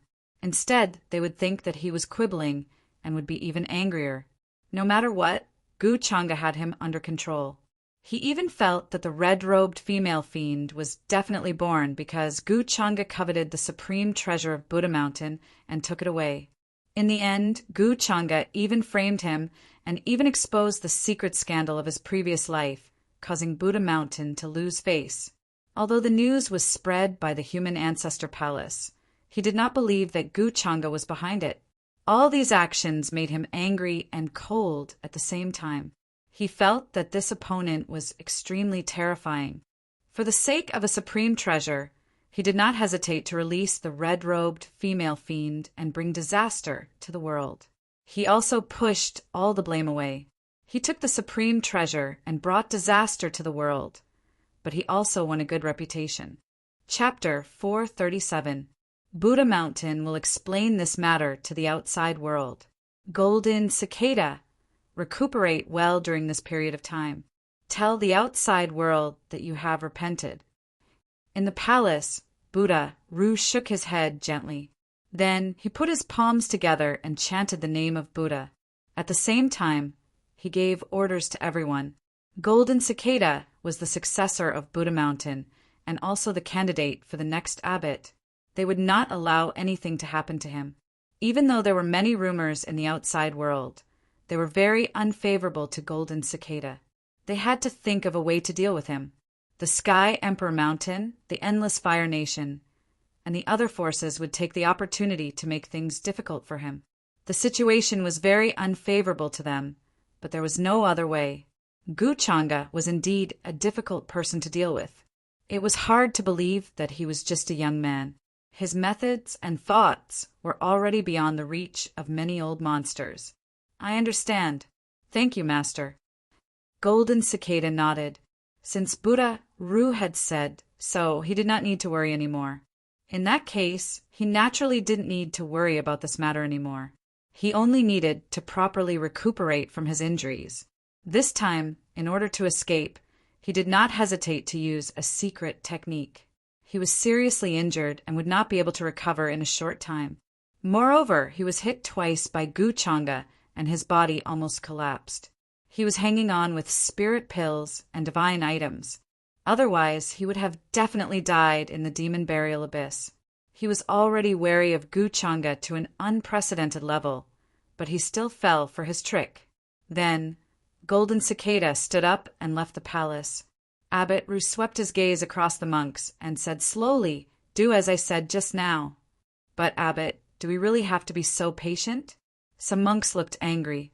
They knew that this matter had nothing to do with them, but they still gritted their teeth and swallowed it. This was not consistent with their cultivation. They were worried that if this matter was not resolved, they would have inner demons and would not be able to feel at ease. "Gu Changa is indeed too much of a bully, putting the blame on us like this. We can't let this matter go." The other ancient monks and Buddhas also more or less had a hint of anger on their faces. It was true that they cultivated Buddhism, but it was not to the point where they would obediently suffer losses. Moreover, it was well known that Foshan Mountain never suffered losses in any matter. This matter had nothing to do with them at all, but now they had to think of a way to deal with it and solve it, which made them feel extremely stifled. Gu Changa's identity and strength were not simple at all. Even the mysterious Buddha, Mountain, feared the longevity Gu clan. When Abbot Rufo heard this, his expression did not change. He said, "Indeed, this matter cannot be settled like this. However, this is the only solution now. Everything in the world is predestined. Everything has its own karma. Since Gu Changa did such a thing, he will naturally face his calamity. You don't have to worry about it." Hearing the abbot's words, the monks' expressions softened and they gave up. Later on, news spread from Buddha Mountain. Because of Golden Cicada Buddha Child's actions, he was willing to rid the world of evil. He would send many monks with profound Buddhist knowledge to suppress the evil woman in red. At the same time, they would compensate the orthodoxies who had encountered unexpected disasters. There was no need to mention the wealth that Buddha Mountain had accumulated over countless years. Furthermore, its followers were everywhere. When they said this, many orthodoxies' attitudes softened. However, many people felt that this matter was not so simple. The evil woman's cultivation had reached an unfathomable level. She was no longer someone who could be dealt with by ordinary enlightened masters. Her appearance was a catastrophe for the orthodoxies and orthodoxies along the way. Many ancient planets and ancient cities with life had turned into dead lands. Moreover, she seemed to have her own purpose for going there. She did not go there blindly. This made many cultivators feel strange. She did not kill everyone she saw. Instead, she headed in a certain direction after leaving the demon burial abyss. Because of this, many orthodoxies and forces along the way sensed danger in advance and moved their sects away. However, many cultivators were fearless and tried to see the evil woman's true appearance. This was because it was rumored that she had used her beauty to bewitch a genius of Buddha Mountain. This made many cultivators curious. They wanted to know how beautiful she was. However, no one knew the answer. This was because there was no living person within 10,000 miles of the evil woman. At the same time in the longevity Gu family, the palace was vast. Spiritual birds were flying in the air, accompanied by streams of light and falling flowers. It was extremely beautiful. Gu Changa stood at the peak of the mountain. His robes were as white as snow, untainted by even a speck of dust. He looked extraordinary as he gazed into the distance. Mist flowed and the red sun set. It was as if he was standing in the ancient, archaic divinity world. Everything in the world was under his control. This glow is so similar to the color of blood. Don't you think so? Da Gu Changa praised softly. He looked at the red light in front of him and asked. Ada, who was standing behind him, was wearing a black battle suit with immortal light flowing around it. He looked like a guard. His face was hidden under the black iron, and his eyes were shining like godly flames. He said respectfully, "Master, they look alike." Gu Changa smiled. Seeing this, the maidservant beside her hurriedly brought the tea from the stone table. He took a sip and said, "It's a pity that this blood color is not enough." After leaving the demon burial abyss, he separated from Jiang Chu and told her to stay in the human ancestor palace. Then he brought Ada back to the Gu family. He asked the family to find nether iron and other extremely cold materials to reforge Ada's battle suit and weapons. After all, he was a first heaven quasi-emperor. The weapons and battle suit he used before were not even at the level of a supreme, so it was difficult for him to use his full strength. The news of the evil woman in red had caused an uproar in the outside world. It was comparable to the news of the war in the 8 desolates and 10 regions. Even the calamity of the unending sky was not as shocking as it was now. Compared to the evil woman in red, the calamity of the unending sky was not so important. Of course, this was because the unending sky had not really erupted yet. Therefore, Gu Changa had to consider other things. He originally thought that Chan Hongyi wouldn't be able to find him, but from the path she took after leaving the demon burial abyss, she clearly knew where he was. Therefore, no matter how far away he was, Chan Hongyi would find him sooner or later. However, before that, there were many things that Gu Changa could do first. When Chan Hongyi found him, he would consider her matters. Now that so many orthodoxies and forces in the upper domain wanted to eliminate the evil, he would let them do it first. Anyway, with Chan Hongyi's strength, it would be difficult to find anyone in the upper domain who could hurt her. During this time, he planned to first deal with the matter of the reclusive Ji family and the merchant Alliance Tang family. At the same time, he would deal with the son of destiny, Qin Wuya, the eldest senior brother who had returned from the 9th heaven. As for Ji Qingxian and Su Qingge, he could deal with them later. After all, he had been rearing leeks for so long. It was time to harvest them. Yin Mei also sent news that she had encountered some trouble. This was because the matter of the Tang family did not go as smoothly as Gu Changa had expected. There was no problem with the wedding dress immortal art, but at that time there were many outsiders who had not come into contact with cultivation. This caused the Tang family to have differences. Some of them had their life and death controlled by Gu Changa, while others took the opportunity to attack the Tang family main family. Among them, Qin Wuya noticed the changes in the Tang family and used his methods to help Tang Wan and the Tang family solve this matter. Then, outside the Gu family's mountain gate, a sound shook the sky. 9 azure dragons flew across the sky, pulling the white jade carriage away. They pierced through the void and left quickly. The land of the Tang family was a small world that was like a paradise. It was very big. Rows upon rows of palaces and pavilions were surrounded by fog. Beautiful trees were lush and waterfalls were embellished. It was full of wealth. Many Tang family members came and went. Regardless of whether they were from the family or outsiders, they were all gathered here to discuss the Tang family's matters. In the main hall, a woman in white sat at the head of the table. Her expression was calm, and she was very beautiful. However, this kind of beauty was demonic and charming. Unlike other women, every frown and smile seemed to be able to turn the world upside down. Her oval face was not big, but it was as white as flawless jade. It flickered with a moving luster. Her bright red eyes were like gems, glowing faintly. Behind her, 9 fluffy snow-white foxtails were held by a few maids. Her face was stern and dignified. Currently, the old master of the Tang family was respectfully standing behind her. The rest of the Tang family's upper echelons were the same. They were very respectful to Yin Mei. Tang Wan was in the crowd. She was very anxious. She did not know why the family suddenly decided to hand over so many of their businesses to Yin Mei. Even her grandfather, uncle, and the others did not have any objections. This was completely different from what she knew of them. Most importantly, all of this had happened without her knowledge. At that time, Inmei had brought people to the Tang family and said that she wanted to take over the Tang family's business in the business alliance. At that time, she had thought that Inmei was dreaming. Even if she had Gu Changa behind her, she would not be able to make the Tang family give up on the family's interests. Unless Gu Changa ordered her to persuade the Tang family, it would be very difficult for her to succeed. That was because she understood the personalities of her grandfather, uncle, and the others. They would not be willing to hand over the family's businesses that they had managed for so long. It was impossible for such a thing to happen. However, what shocked her was that when her grandfather, uncle, and the others saw the jade talisman that Inmei handed over, their expressions changed. Then they paled and dejectedly agreed.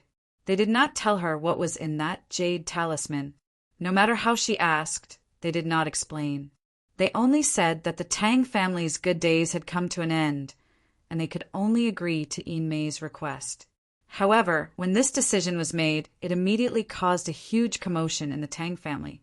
Although many of the Tang family's people were shocked, confused, they would never refuse the old master's orders. Many people felt that the Nine-Tailed Fox clan had seized their lifeline. Otherwise, the Tang family would not have reacted like this. The Tang family's people had decided to hand over their businesses to Inmei. However, the outsiders did not agree. That was because many of the Tang family's businesses were managed by them. Now that they were handed over to Inmei, wouldn't that be cutting off their lifeline? Therefore, many outsiders gathered together and came to the Tang family to ask for an explanation. Behind Tang Wan, Qin Wuya, who had disguised himself, stood there quietly. He knew that Tang Wan was in trouble this time. The lifeline of the Tang clan was controlled by the heavenly daughter of the Nine-Tailed Fox race. As for what that lifeline was, he still did not know. However, he believed that as long as he thought of a way, he would definitely be able to help her find it. As his wife in his previous life, he had seen the worry on her face these past few days. He felt pain in his heart. For example, he had secretly urged these outsiders to come here. His goal was to put pressure on the Tang family. At the same time, he had also put Inmei in trouble, making it difficult for her to resolve this matter. Fortunately, things were going smoothly. Just as he had planned, the matter of the Tang family handing over their businesses was temporarily delayed. Furthermore, if this matter did not succeed, he would have to find another way. He would either find an opportunity to kill Inmei, or force her to tell him the truth about why the Tang family's people were so afraid and respectful of her. Chinya, what do you think is the reason? Why do my grandfather and the others listen to Inmei so much? Tang Wan looked at Inmei, who was sitting at the head of the table. She was very puzzled and couldn't help but ask Qin Wuya. Qin Wuya had changed his name to Chinya and was very calm. When he heard this, his gaze changed slightly. Perhaps they were threatened by something. Tang Wan sighed inwardly. She had also guessed that this was the reason, but the Tang family didn't explain. Furthermore, she knew that Inmei was the person behind Gu Changa. She couldn't say anything to stop this matter. She was worried that Gu Changa would notice. However, the outsiders had been coming to the Tang family to cause trouble these past few days, wanting an explanation. Inmei was very annoyed. However, these outsiders had a lot of resources in their hands, so it wasn't good for her to make a move. If a conflict occurred, it would be a huge blow to the Tang family's businesses. The gains did not make up for the losses. This matter made Tang Wan sigh in relief. She also didn't want the businesses that she had worked so hard to manage to fall into the hands of others. If this matter is related to Gu Changa, Tang Wan sighed. She felt a headache coming on and didn't know what to do. After that, she and Qin Wuya left the main hall and didn't continue to participate in this matter. Right now, she only wanted to solve this problem. Miss Wan, you don't have to worry too much about this matter. There will always be a path in front of the mountain, Qin Wuya said. He could faintly guess what Tang Wan was thinking. This made him more determined in his heart. With his ability, it wouldn't be difficult for him to secretly hide. Could it be that you have a way? Tang Wan looked at Qin Wuya. She knew why Qin Wuya stayed by her side. She could also feel that he cared about her from the bottom of his heart. However, this matter of her previous life was very difficult for her to accept. Although she had high hopes for Chu Hao, it didn't mean that she would accept Qin Wuya. Furthermore, Gu Chang'e had ordered her to watch over Qin Wuya's movements and whereabouts. Therefore, she only felt guilty towards Qin Wuya and didn't have any other intentions. Now that she heard him say this, she felt some hope. Qin Wuya nodded and said, "Regarding this matter, I do have some ideas." At this moment in the main hall, Yimei didn't know that this was all Qin Wuya's doing in the dark. She had to deal with these outsiders every day, so she couldn't help but feel irritated. She told Gu Chang'e about this matter and waited for him to personally deal with it. Heavenly Maiden Yimei, these outsiders really don't have good eyesight. You must not be angry at them because of this. After seeing the outsiders argue and leave, the Tang Old Master saw that Yimei's expression wasn't right and hurriedly said this. He felt very uneasy and worried. The lives of their clan were currently in the hands of Yimei. If they angered her, what if she destroyed their clan? Wouldn't they be unable to find a place to cry? He felt very bitter in his heart. He didn't know why, but all of a sudden, the lives of their entire clan were in the hands of Yimei. That was why he agreed to Yimei's request and handed over his clan's property. Unfortunately, even now, he still didn't know what had happened. "I won't be angry because of this." Yimei indifferently glanced at him. She was just worried that she would disappoint Gu Chang'e because she had not handled this matter well. "It's fine as long as Lady isn't angry. These people don't have good eyesight and aren't worth Lady's attention. Relax, Lady. This old man will very quickly take back the properties in their hands. At that time, it won't matter if you want to kill them or cut them off." The Tang Old Master sighed in relief and couldn't help but promise. Through this matter, he could see the wild ambitions of these outsiders. He had not known before that they were planning to swallow up the rest of their clan's properties. Yimei nodded. "I have already informed the young master behind me of this matter. He should be coming. It's fine as long as all of you are ready to welcome him. Relax, Lady. This old man will definitely be ready to welcome him." The Tang Old Master's expression turned solemn. He knew that Yimei was actually just taking over for someone else. There was actually someone else standing behind her. As for who this person was, Yimei had not previously revealed it. Although he had his guesses, he did not dare to be sure until he saw the person. The Tang Old Master quickly went to make arrangements. Yimei rubbed her forehead in pain, but because she was about to see Gu Chang'e, she was somewhat happy and a bright and charming expression appeared on her face. Today, she had specially dressed up. Her nose was high, her lips were red and lustrous, and her hair was soft and supple. She had even carefully groomed her foxtail. Its fur was snow white and flawless, and as it swayed, it appeared very fluffy. A while ago, Gu Chang'e had ordered someone to deliver a quasi-emperor artifact to her. While this had shocked her, she had also been very happy. It was not because the quasi-emperor artifact was precious. It was because Gu Chang'e still remembered her and had not cast her aside in a corner. She did not have extravagant hopes. It was enough for her to have a very, very small place in Gu Chang'e's heart. As for the rest, she would not think about it, much less ask for it. Chapter 438. The Tang Old Master issued an order, and all the members of the Tang clan began to get busy, preparing to welcome the important figure who was about to descend upon the Tang clan. Although they did not know who this important figure was, this did not prevent them from treating him with respect. Although the Tang clan was not as old as the other great sects, the fact that it could occupy a place in the business alliance was proof of the strength of the successive generations of Tang clan heads. Moreover, the Tang clan had unimaginable trust in the words of the Tang Old Master. Many of the clansmen were shocked. An important figure? Could it be him? Tang One immediately thought of Gu Chang'e and was shocked. Besides Gu Chang'e, who else could make Yimei treat him with such respect? Why is he coming to the Tang clan at this time? She began to feel uneasy. She felt that the reason the Tang old master and the others had submitted to Mei was probably because Gu Changa was pulling the strings behind the scenes. This made her heart of resistance, which had risen with great difficulty, gradually quieten down. She had a good understanding of Gu Changa's methods and knew how frightening he was. In this world, one could offend anyone, but one could never offend Gu Changa. If he wants to control the Tang clan's businesses, who can stop him? Tang Wan's heart was filled with bitterness and despair, incomparably gloomy. She did not know what method Qinhuia had, but even if he did, would he be a match for Gu Changa? There was no need to think about this. It must be known that even Qinhuia was currently under Gu Changa's control, though he did not know it. Is it finally going to end? Tang Wan sighed, her heart finally calming down. But after some hesitation, she still decided to warn Qinhuia.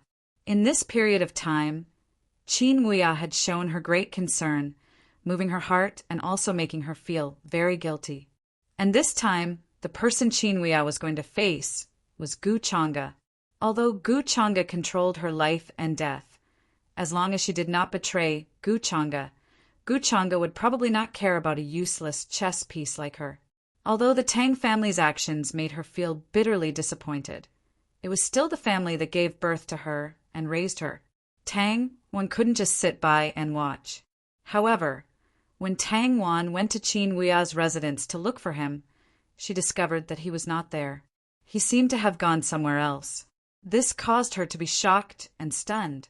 At the same time, she sighed in her heart. Could it be that all of this was predestined? She couldn't change anything. On the second day, outside the Tang family residence, 9 azure dragons appeared in the sky. Many experts appeared, and the one in the lead was none other than Gu Changa. The Tang old master and the others had been waiting respectfully for some time. Before this, they had already guessed that the person behind Mei was Gu Changa, so they were not very surprised. They were very respectful and did not dare to be disrespectful. Tang Wan was also in the crowd. She watched as Gu Changa walked down from the white jade carriage. After not seeing him for some time, his cultivation and qi had become even more terrifying. Even describing him as unfathomable was far from enough. Even more frightening was that his body now exuded a terrifying and invincible qi. Although he did not intentionally reveal it, as he walked, the people around him paled and felt like they were suffocating. His every movement was like that of a young immortal. Immortal light surged, and auspicious clouds swirled around his body. His palms were shrouded in the mist of primal chaos. His strength had reached an unimaginable level. Greetings to young Master Changa. The Tang old master and the others respectfully greeted. Young master. Mei stood at the very front, a smile on her charming face. Gu Changa nodded. His gaze swept over them and finally fell on Mei. I already know of the matter. Since they are not obedient, just kill them. In his view, the matter of the Tang family's foreign surname was insignificant and not worth paying attention to. The reason he had come to the Tang family this time was mainly to deal with the matter of the child of destiny, Qinhuia. Mei smiled and nodded.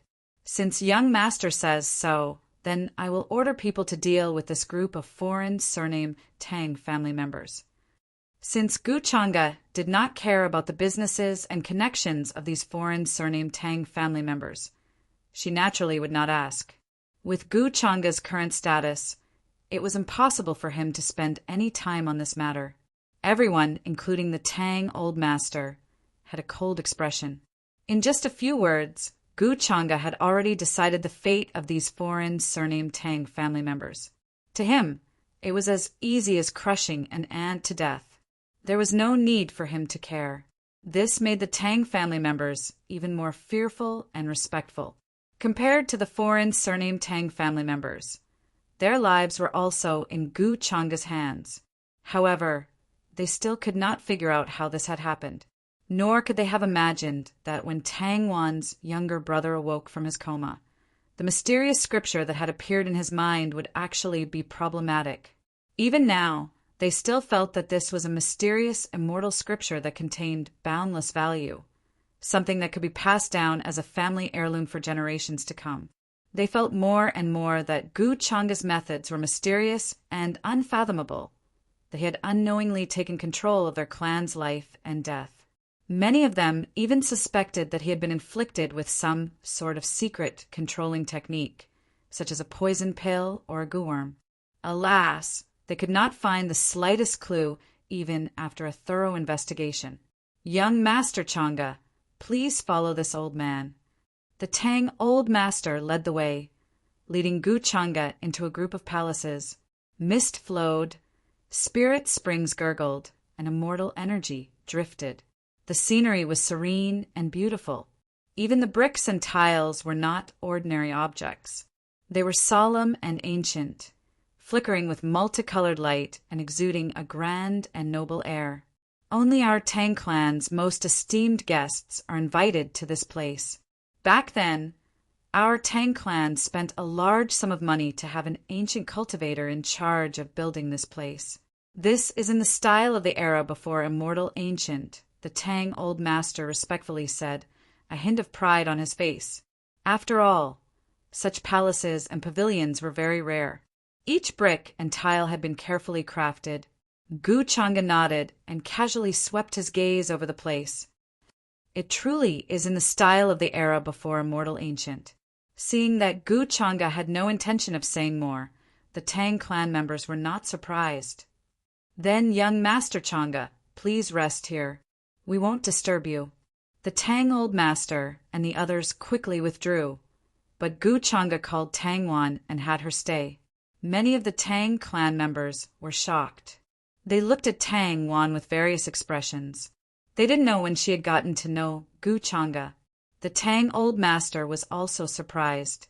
Tang Wan had not told them that she knew Gu Changa. They did not know that Gu Changa was the mastermind behind Tang Tian's scheme by Yin Mei. They thought that it was a confrontation between Yin Mei and Tang Wan. Tang Wan also did not expect that Gu Changa would leave her alone. She pursed her lips, feeling somewhat uneasy.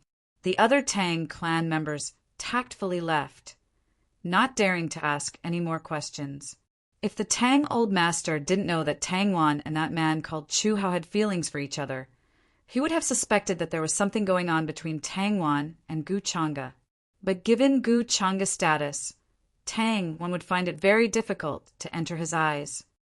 Paying respects to young Master Changa, Tang Wan was somewhat uneasy. She feared Gu Changa from the bottom of her heart and didn't even dare to raise her head. Moreover, in front of Gu Changa, she felt like all her thoughts and secrets had been seen through. Her soul trembled in fear. Gu Changa leisurely found a stone stool and sat down. Then he asked with interest, "Do you know why I've come to find you?" Tang Wan's heart trembled. She hurriedly said, "Young Master Changa, I didn't go against your wishes. In this period of time, I have been monitoring Qin Wuya's movements and have not revealed anything about you to him." She thought that Gu Changa had sensed that she had intended to warn Qin Wuya. This made her feel very uneasy. Now that the lives of everyone in the Tang clan were in Gu Changa's hands, she did not dare to go against his will. She was worried that she would bring disaster to the Tang clan. Gu Changa smiled. "Is that so? That's good. I don't believe that you have the guts." Tang Wan sighed in relief. She was worried that Gu Changa would not believe her and ask her to prove it. "This time, I came to the Tang clan to kill Qin Wuya. This is immortal burial water. Make him drink it. After the matter is settled, I will let the Tang clan go. If you can't do it, then your clan will accompany him." However, in the next moment, Gu Changa's tone changed. He glanced at Tang Wan with interest and then took out a small, white jade bottle from his bosom. Tang Wan's expression changed. Her face turned pale with disbelief. Her fingers trembled under her sleeves. Even Yin Mei, who was standing obediently behind Gu Changa, had a slight change in her expression as she felt a chill. She looked at the small, white jade bottle with fear. Immortal burial water. Tang Wan's voice trembled with fear. At the same time, she felt a shocking chill on her back. Gu Changa actually wanted her to personally poison Qin Wuya. Immortal burial water, as the name suggested, was a strange poison. Its origin was unknown. It was said to be able to bury immortals. Just a drop of it was extremely expensive. Ordinary cultivators didn't dare to come in contact with it, nor were they qualified to. This was because immortal burial water contained a terrifying permeability. It was rumored that immortal burial water was an item that was contaminated with immortal realm cultivators' baleful aura. Cultivators who came close to it would uncontrollably suffer a backlash. Their internal organs would turn into pus and blood. It was difficult to cure them with the immortal medicine. Immortal burial water was extinct in the upper realm. Very few people had seen it. It had only appeared in rumors. But now a bottle appeared in Gu Changa's hand. Even if there was only a drop of immortal burial water in this bottle, it had an unimaginable value. What? You don't want to? Gu Changa had a faint smile on his face. His facial features were so handsome that no one could find any flaws. He even gave people a feeling of bathing in the spring breeze. However, Tang Wan's entire body was cold. Her hands and feet were ice cold. She felt as if a basin of ice water had been poured on her. She was terrified to the extreme. Her fingers trembled. She wanted to take the small, white jade bottle in Gu Changa's hand and calm herself down. However, he couldn't control his fingers. They were trembling so much that they felt like they were sifting chaff.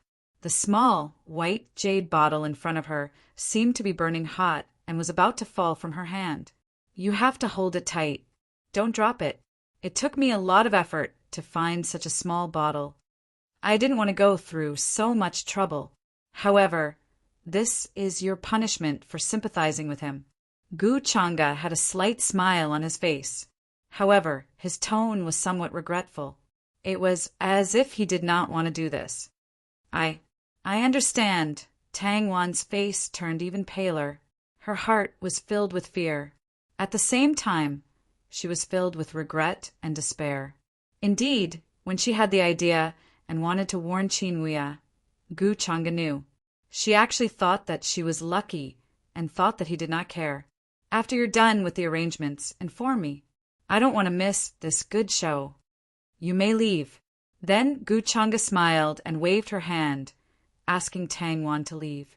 It seemed that she had no intention of making things difficult for Tang Wan. Yes, Tang Wan's hand trembled as she held the small, white jade bottle tightly.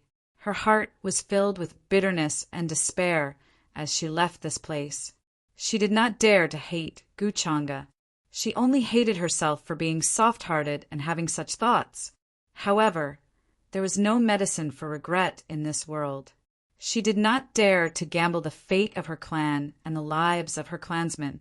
Furthermore, Qin Wuya did not have the slightest chance of winning against Gu Changa. Everything was destined to happen. After Tang Wan left, Yin Mei asked curiously, "Young master, are you really going to let Tang Wan poison that person?" She felt that with Gu Changa's strength, there was no need for him to go through so much trouble to deal with one person. She knew about Qin Wuya's identity. Naturally, she knew about the enmity between him and Gu Changa. The purple mansion that was once destroyed, as well as the purple sun sovereign, were inextricably linked to Qin Wuya. Gu Changa looked at her with a smile and gestured with his hand. Yin Mei's face turned red as she obediently went into his embrace. "I just want to know if Tang Wan will kill him. As for whether she will kill him or not, it doesn't matter. Because from the moment I came to the Tang family, Qin Wuya was already a dead man." Gu Changa smiled and did not really care. He placed his hand on Yin Mei's foxtail and gently stroked it as if he was stroking a cat. "Looks like Tang Wan is not stupid. She will know what to do." Yin Mei's face was filled with rosy clouds. She was so soft that it was as if she had no bones. In fact, he had another goal. The more desperate Qin Wuya was, the more fate points and fate points he would obtain. After all, he had nurtured Qinhuia for a long time. Qinhuia had a lot of fate points. Furthermore, this eldest senior brother who had returned from the 9 heavens might have some secrets about the 9 heavens. After the Forbidden Era ended, the upper realm shattered, the immortal palace collapsed, and thousands of immortals died. The remaining immortals went to the 9 heavens and sealed the immortal gate. From then on, no true immortals appeared in the upper realm. Today, many powers, such as the longevity, Gu family, and Buddha Mountain, were closely related to the 9 heavens. However, the era they were involved in was too long. Very few people knew about it. They could only look up some things in ancient books.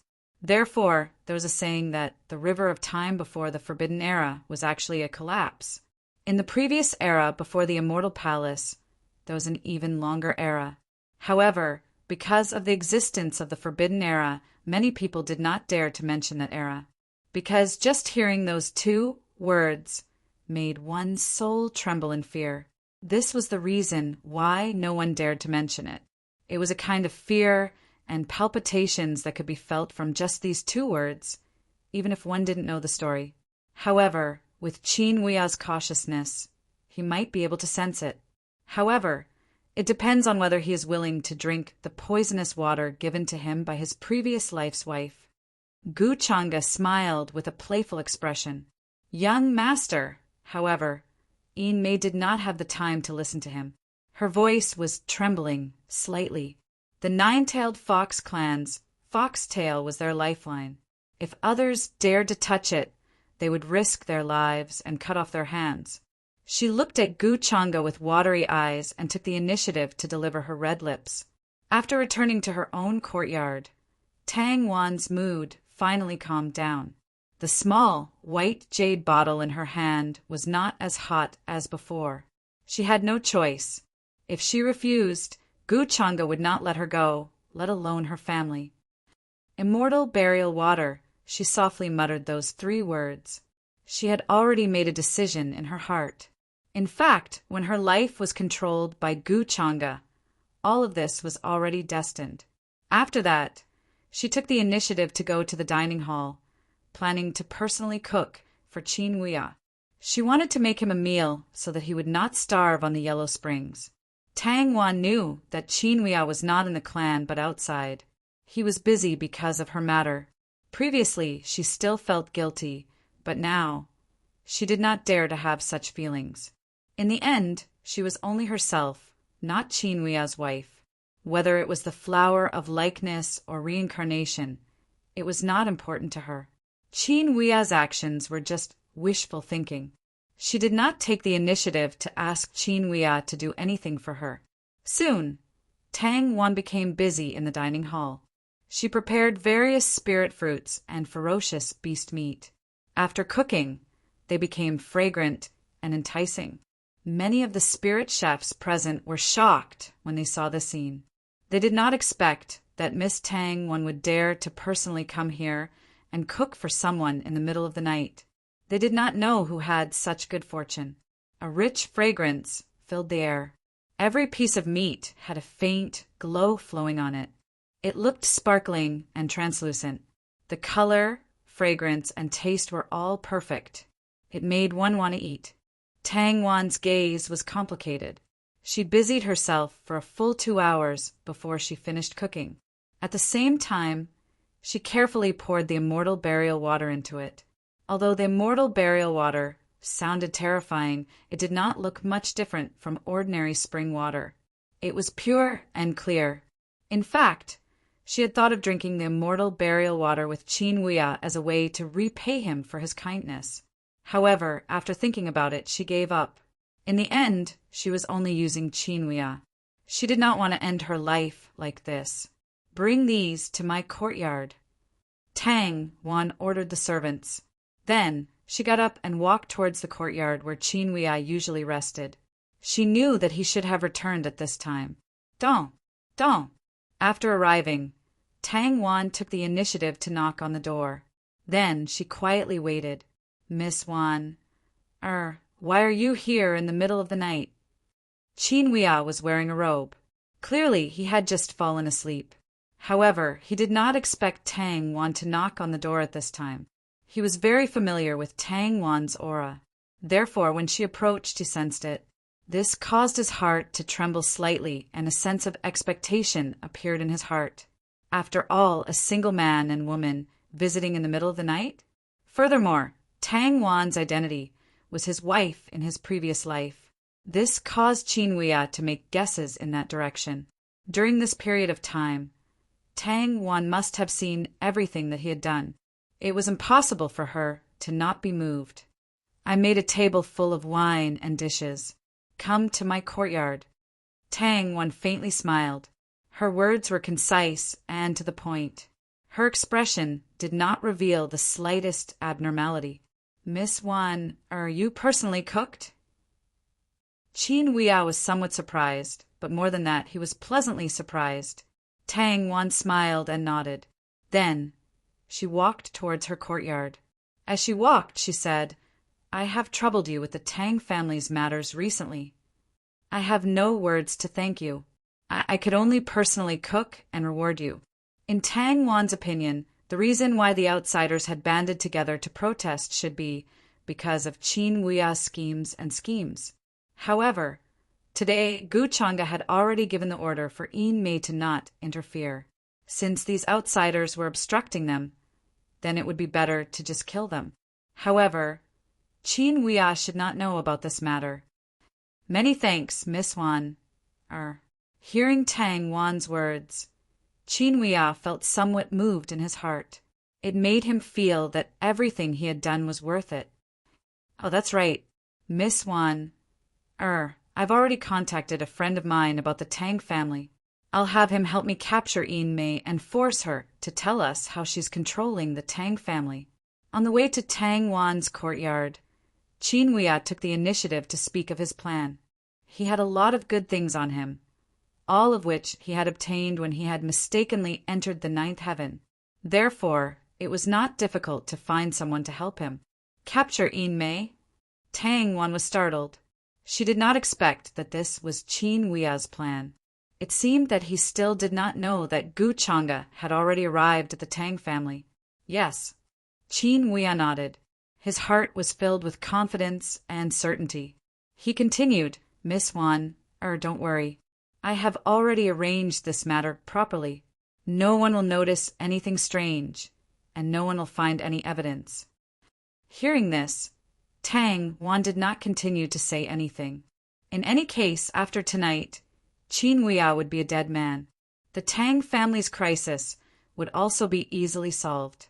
His plan would not have any effect at all. Soon, the two arrived at Tang Wan's courtyard. The moon was mottled and the candlelight was faint. The stone table was filled with all kinds of delicacies. The multicolored light shone brilliantly. There were all kinds of meat, melons, and fruits. The wine and chopsticks were already prepared at the side, waiting for Qin Huia to sit down. Did Miss Wan personally make all these? Qin Huia exclaimed in admiration. However, he was not too surprised that Tang Wan, who had a gentle temperament, would be able to make such dishes. This scene made him feel the warmth of his previous life. Why don't you try it? Tang Wan smiled, indicating that he should try it. Qin Huia looked at her and smiled. Miss Wan, don't you want to try it yourself? Tang Wan shook her head slightly. I've already tasted it in the dining hall. I'll just watch you eat it. Although she said that, she could not help but feel nervous. She was worried that Qin Huia would see something strange. However, Qin Huia was not worried about her. Hearing this, he only smiled and said, Since it's like this, I will definitely eat all of these dishes tonight. Only then will I not disappoint Miss Wan's good intentions. After saying that, he began to eat. In order to make Tang Wan feel that he was enjoying it, he appeared to be wolfing down the food, afraid that someone would snatch it from him. Seeing this, Tang Wan could not help but shake her head and smile. Eat slowly. Don't choke. There is still wine here. No one will snatch it from you. As she spoke, she filled his cup to the brim. Seeing Qin Huia raise his head and drink the wine in one gulp, the faint smile on Tang Wan's face disappeared without a trace. What's going on? At this time, Qin Huia's expression suddenly changed. He could not believe it. The bowl and chopsticks in his hand fell to the ground with a clang and shattered. At the same time, he spat out a mouthful of black blood that contained fragments of his broken lungs. A terrifying pain engulfed him, causing his face to lose all color. He directly fell to the ground. Chapter 439. In the courtyard, the moonlight was mottled, the wind was rustling, and the shadows of bamboo were dancing. Many dishes and wine fell to the ground, and even the stone table exploded. The moment Qin Huia fell to the ground, he couldn't control his aura and leaked it out, causing the surroundings to explode. Even the void almost collapsed. After all, he was a quasi-supreme. Even if he was poisoned, ordinary cultivators couldn't get close to him. He spat out a few mouthfuls of black blood, mixed with pieces of his internal organs. However, the pain didn't stop. It was as if his body was going to turn into pus and blood. It was terrifying and terrifying. Qin Huia's face was pale as he quickly got up. Enduring the excruciating pain, he took out many pills from his storage ring and stuffed them all into his mouth. Then he sat cross-legged and tried to expel the poison from his body. He knew that he was poisoned. The wine and dishes before him contained a very frightening poison. Even quasi-utmost exalted experts would not be able to escape from it. "Why are you like this?" Qin Huia looked at Tang Wan with pain and disbelief as he tried to expel the poison. His voice was trembling. He knew that he was poisoned because he was careless. He didn't think that Tang Wan would harm him. The vigilance that he had trained in the 9 heavens was gone. Therefore, he didn't realize that the dishes were poisoned by Tang Wan. He couldn't believe that Tang Wan would harm him. Moreover, she had specially prepared the dishes for him and called him in the middle of the night. At this moment, Qin Huia's heart was in pain because of betrayal, regret, sadness, and disbelief. Although Tang Wan hadn't recovered the memories of her previous life, he had done so much for her during this period of time. How could she not see it? Qin Huia also didn't know why Tang Wan wanted to harm him. There was no hatred between the two of them. "I'm sorry, but I had no choice but to do this." Tang Wan's expression was calmer than what Qin Huia had imagined. Moreover, she had only said this one sentence, which made her seem very cold. Tang Wan's attitude made Qin Huia feel even more pain and despair. Why did she do this? Who is threatening you? Can you tell me? Qin Huia's body soared with divine light. It was like a golden flame. It was incomparably dazzling as it tried to expel the poison. This was a secret technique from the 9 heavens. However, he discovered that the poison was extremely terrifying. It had even seeped into his divine soul. This kind of poison was not something that Tang Wan could have obtained. Therefore, there must be someone secretly instructing or threatening her, forcing her to do this. Tang Wan looked at him calmly and didn't say anything. She just stood there with the number 490. She did not expect Qin Huia's strength to be so terrifying. Needless to say, the immortal burial water was terrifying. However, Qin Huia had persevered for such a long time that even his complexion had somewhat recovered. Not only did he possess a mysterious secret technique, but he also possessed all kinds of rare divine pills and elixirs to heal his injuries. "Qin Huia, I actually knew my identity a long time ago. Thank you for your kindness these past few days, but it's impossible between you and me. I'm not your wife, and we shouldn't have any interactions in this life." Just as Qin Huia was feeling unbearable pain in his heart, once again, Tang Wan calmly stated a fact that made his mind go blank. "What?" Qin Huia's eyes widened in disbelief. These words actually came out of Tang Wan's mouth, especially now that she had said his real name. He had no choice but to accept this shocking fact. "You already knew that you were my wife in my previous life." Qin Huia's voice was trembling. Didn't that mean that Tang Wan had only been playing along with him these past few days? It was just that he was incomparably stupid and didn't know about it at all. For a moment, Qin Wuya's face twisted. It was very sinister, like an enraged, vicious beast. He had never thought that he would learn such a big truth tonight. It made him feel pain, despair, and even more so, anger and hatred. Tang, Wan calmly nodded. Looking at Qin Wuya's current appearance, the little bit of guilt that had just risen in her heart also disappeared. In Qin Wuya's eyes, she was only his wife in his previous life. Everything he did to her was because of this reason. She was very clear about this point. Who is behind all of this? From the beginning, I was schemed against. You saw all of my actions. That's why tonight's matter happened at this moment. Qin Wuya had also thought through everything. His gaze became very cold. Tang, one clearly knew the premise of his identity, but she still treated him like this. This made him incomparably angry. The anger in his heart was simply difficult to vent. Furthermore, how did Tang Wan know about this matter? She didn't drink the water of the reincarnation lake. Could it be that she had awakened the memories of her previous life? You will know sooner or later. Offending someone you shouldn't have. This is your fate. Tang, one indifferently said. As long as she got rid of Qin Wuya, the matter of the Tang family would be easily solved. To her, this was worth it. You actually plotted against me. Qin Wuya's heart was filled with anger. Unable to calm down, he couldn't help but spit out another mouthful of black blood. Wrong, it wasn't her. At this moment, a faint laughter suddenly sounded from outside the courtyard. A slender figure appeared from the void. Gu Chang'e took the initiative to appear and walked over. He seemed to be interested. You didn't disappoint me. Gu Chang'e casually laughed. Following which, he unhurriedly walked in front of the shocked and dumbfounded Qin Wu. I don't dare to go against the will of young Master Chang'e. Tang, one was very afraid of Gu Chang'e. Hearing this, she lowered her head. It could be considered as a covert explanation to Qin Wuya as to who was the mastermind behind all this. Gu Chang'e, why are you here? You are the one who secretly plotted against me.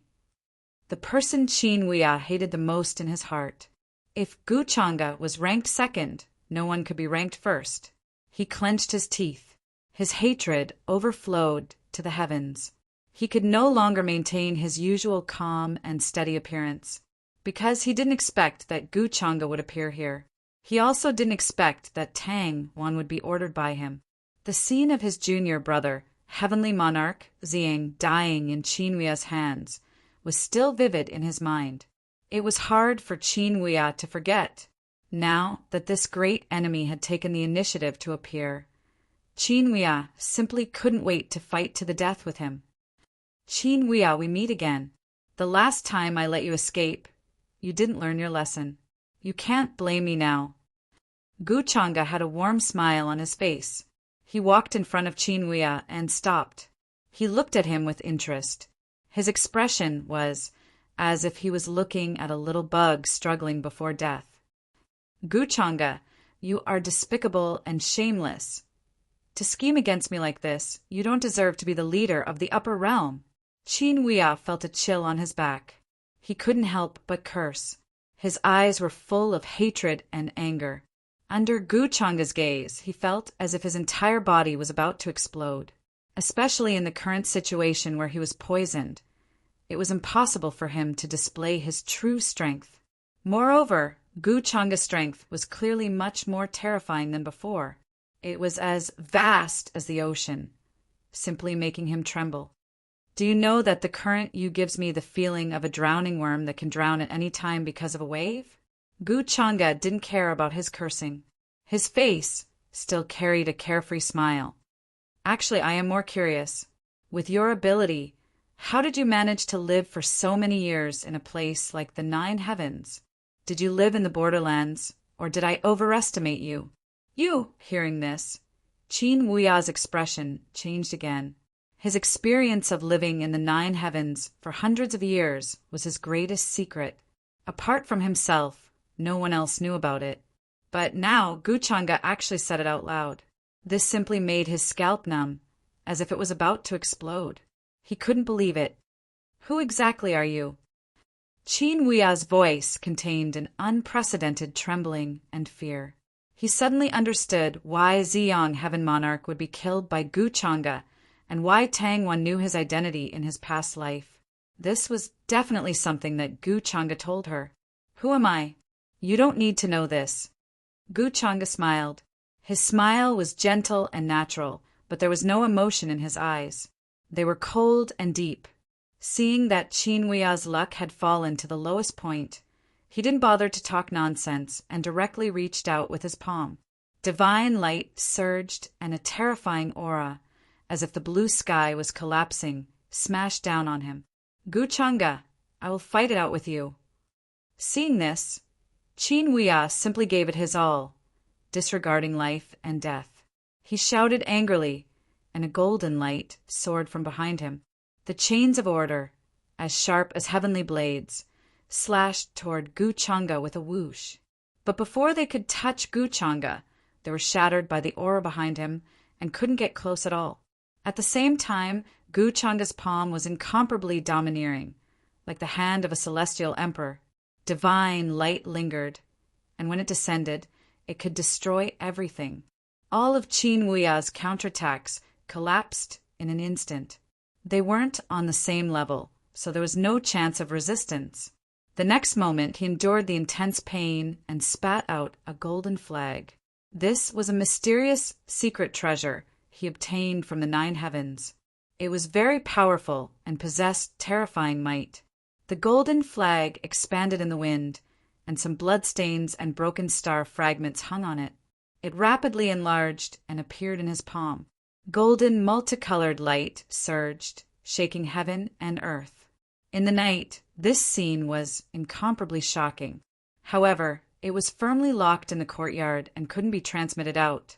A hazy mist of primal chaos spread out in all directions, sealing everything. Boom! Qin Hui's eyes were about to split open. He held the flagpole with both hands and waved it with all his strength, shaking it fiercely. In just an instant, a boundless fluctuation shook out. The stars and moon dimmed, and heaven and earth were reversed. It even almost split open the seal of this place. The golden flag was very special. It fluttered continuously with terrifying divine might, smashing towards Gu Chang'e's palm. However, in the next moment, it was accompanied by a ripping sound. Gu Chang'e's expression didn't change at all. This palm also didn't have any excessive fluctuations. It merely pressed down from the sky, bringing with it a boundless and majestic ancient aura, and tore apart the golden flag. No. How is this possible? Qin Hui was overwhelmed with shock. He was already at the end of the road. The golden flag was an incomparably mysterious object from the 9 heavens. How could it be destroyed by Gu Chang'e? He didn't dare to believe it. However, even if he didn't believe it, there was nothing he could do. This was the bloody truth. Qin Hui despaired. He had no way to resist. Gu Chang'e's strength was not something he could contend against. Even if he wasn't poisoned and was in his peak state, it would still be the same. In the next moment, this palm landed with a loud rumble. The void collapsed, completely covering Qin Hui. He was directly slapped to death, turning into a bloody mist that collapsed and exploded. His divine soul was also swallowed by Gu Chang'e. He planned to flip through some of Qin Hui's memories regarding the 9 heavens later.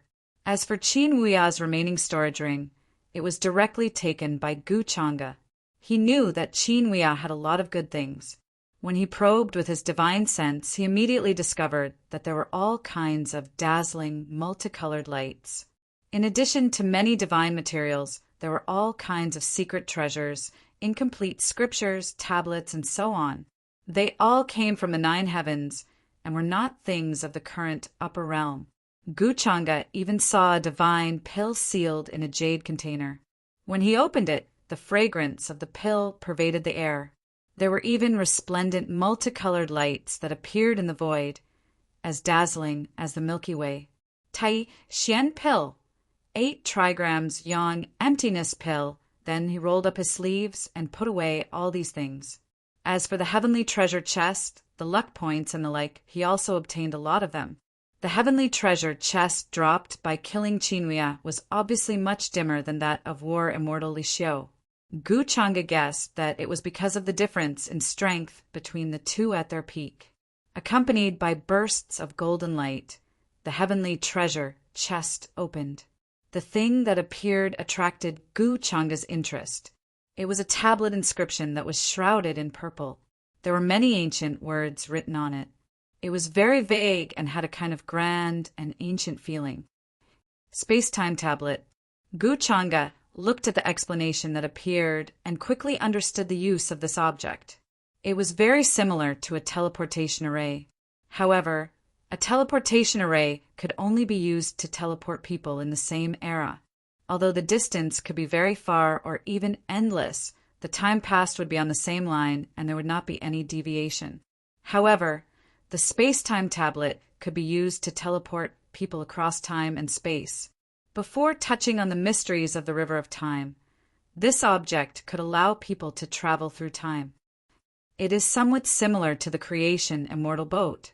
However, the space-time tablet is only a coordinate. Once it is confirmed, it cannot be changed. As for the coordinates, it can only be found in the River of Time. Reversing time is not something that can be done by humans. Gu Chang'e kept the space-time tablet. He might be able to use it in the future. After doing all this, Gu Chang'e glanced at the shocked Tangwan. Then he withdrew the sealing power that enveloped the surroundings and left without caring about her. One didn't have much value to him now. However, considering the matter of Chu Hao, there might be other uses for Tangwan. It ends just like that. Seeing Gu Chang'e's figure disappear, Tangwan heaved a sigh of relief. The uneasiness and fear she felt just now also gradually disappeared. Her heart calmed down. In her opinion, Qin Wuya's strength was already very terrifying. A normal supreme martial artist would not be his match. Although he was poisoned, he could not even withstand one palm strike from Gu Chang'e. There were many rumors in the upper realm that underestimated Gu Chang'e's true strength. Qin Wuya's death was not a big deal to the Tang family. Other than Tangwan, no one knew what happened last night. The Tang Old Master and the others did not know that Qin Wuya was by Tangwan's side. After dealing with Qin Wuya, Gu Chang'e did not care about the matters of the Tang family. Moreover, he had already told Yin Mei that she could just kill those who did not obey. There was no need to care about the trouble. Without the instigator behind the scenes, the members of the Tang family naturally did not have any confidence. After killing a few people, they were intimidated and obediently handed over the properties behind them. As a result, many of the properties of the Tang family were firmly controlled by Yin Mei. Then Gu Chang'e sent a message to Bai Lian, of the Spring Breeze Jasper Pavilion, asking her to make a trip here. He could let Yin Mei deal with the information that he lacked the most.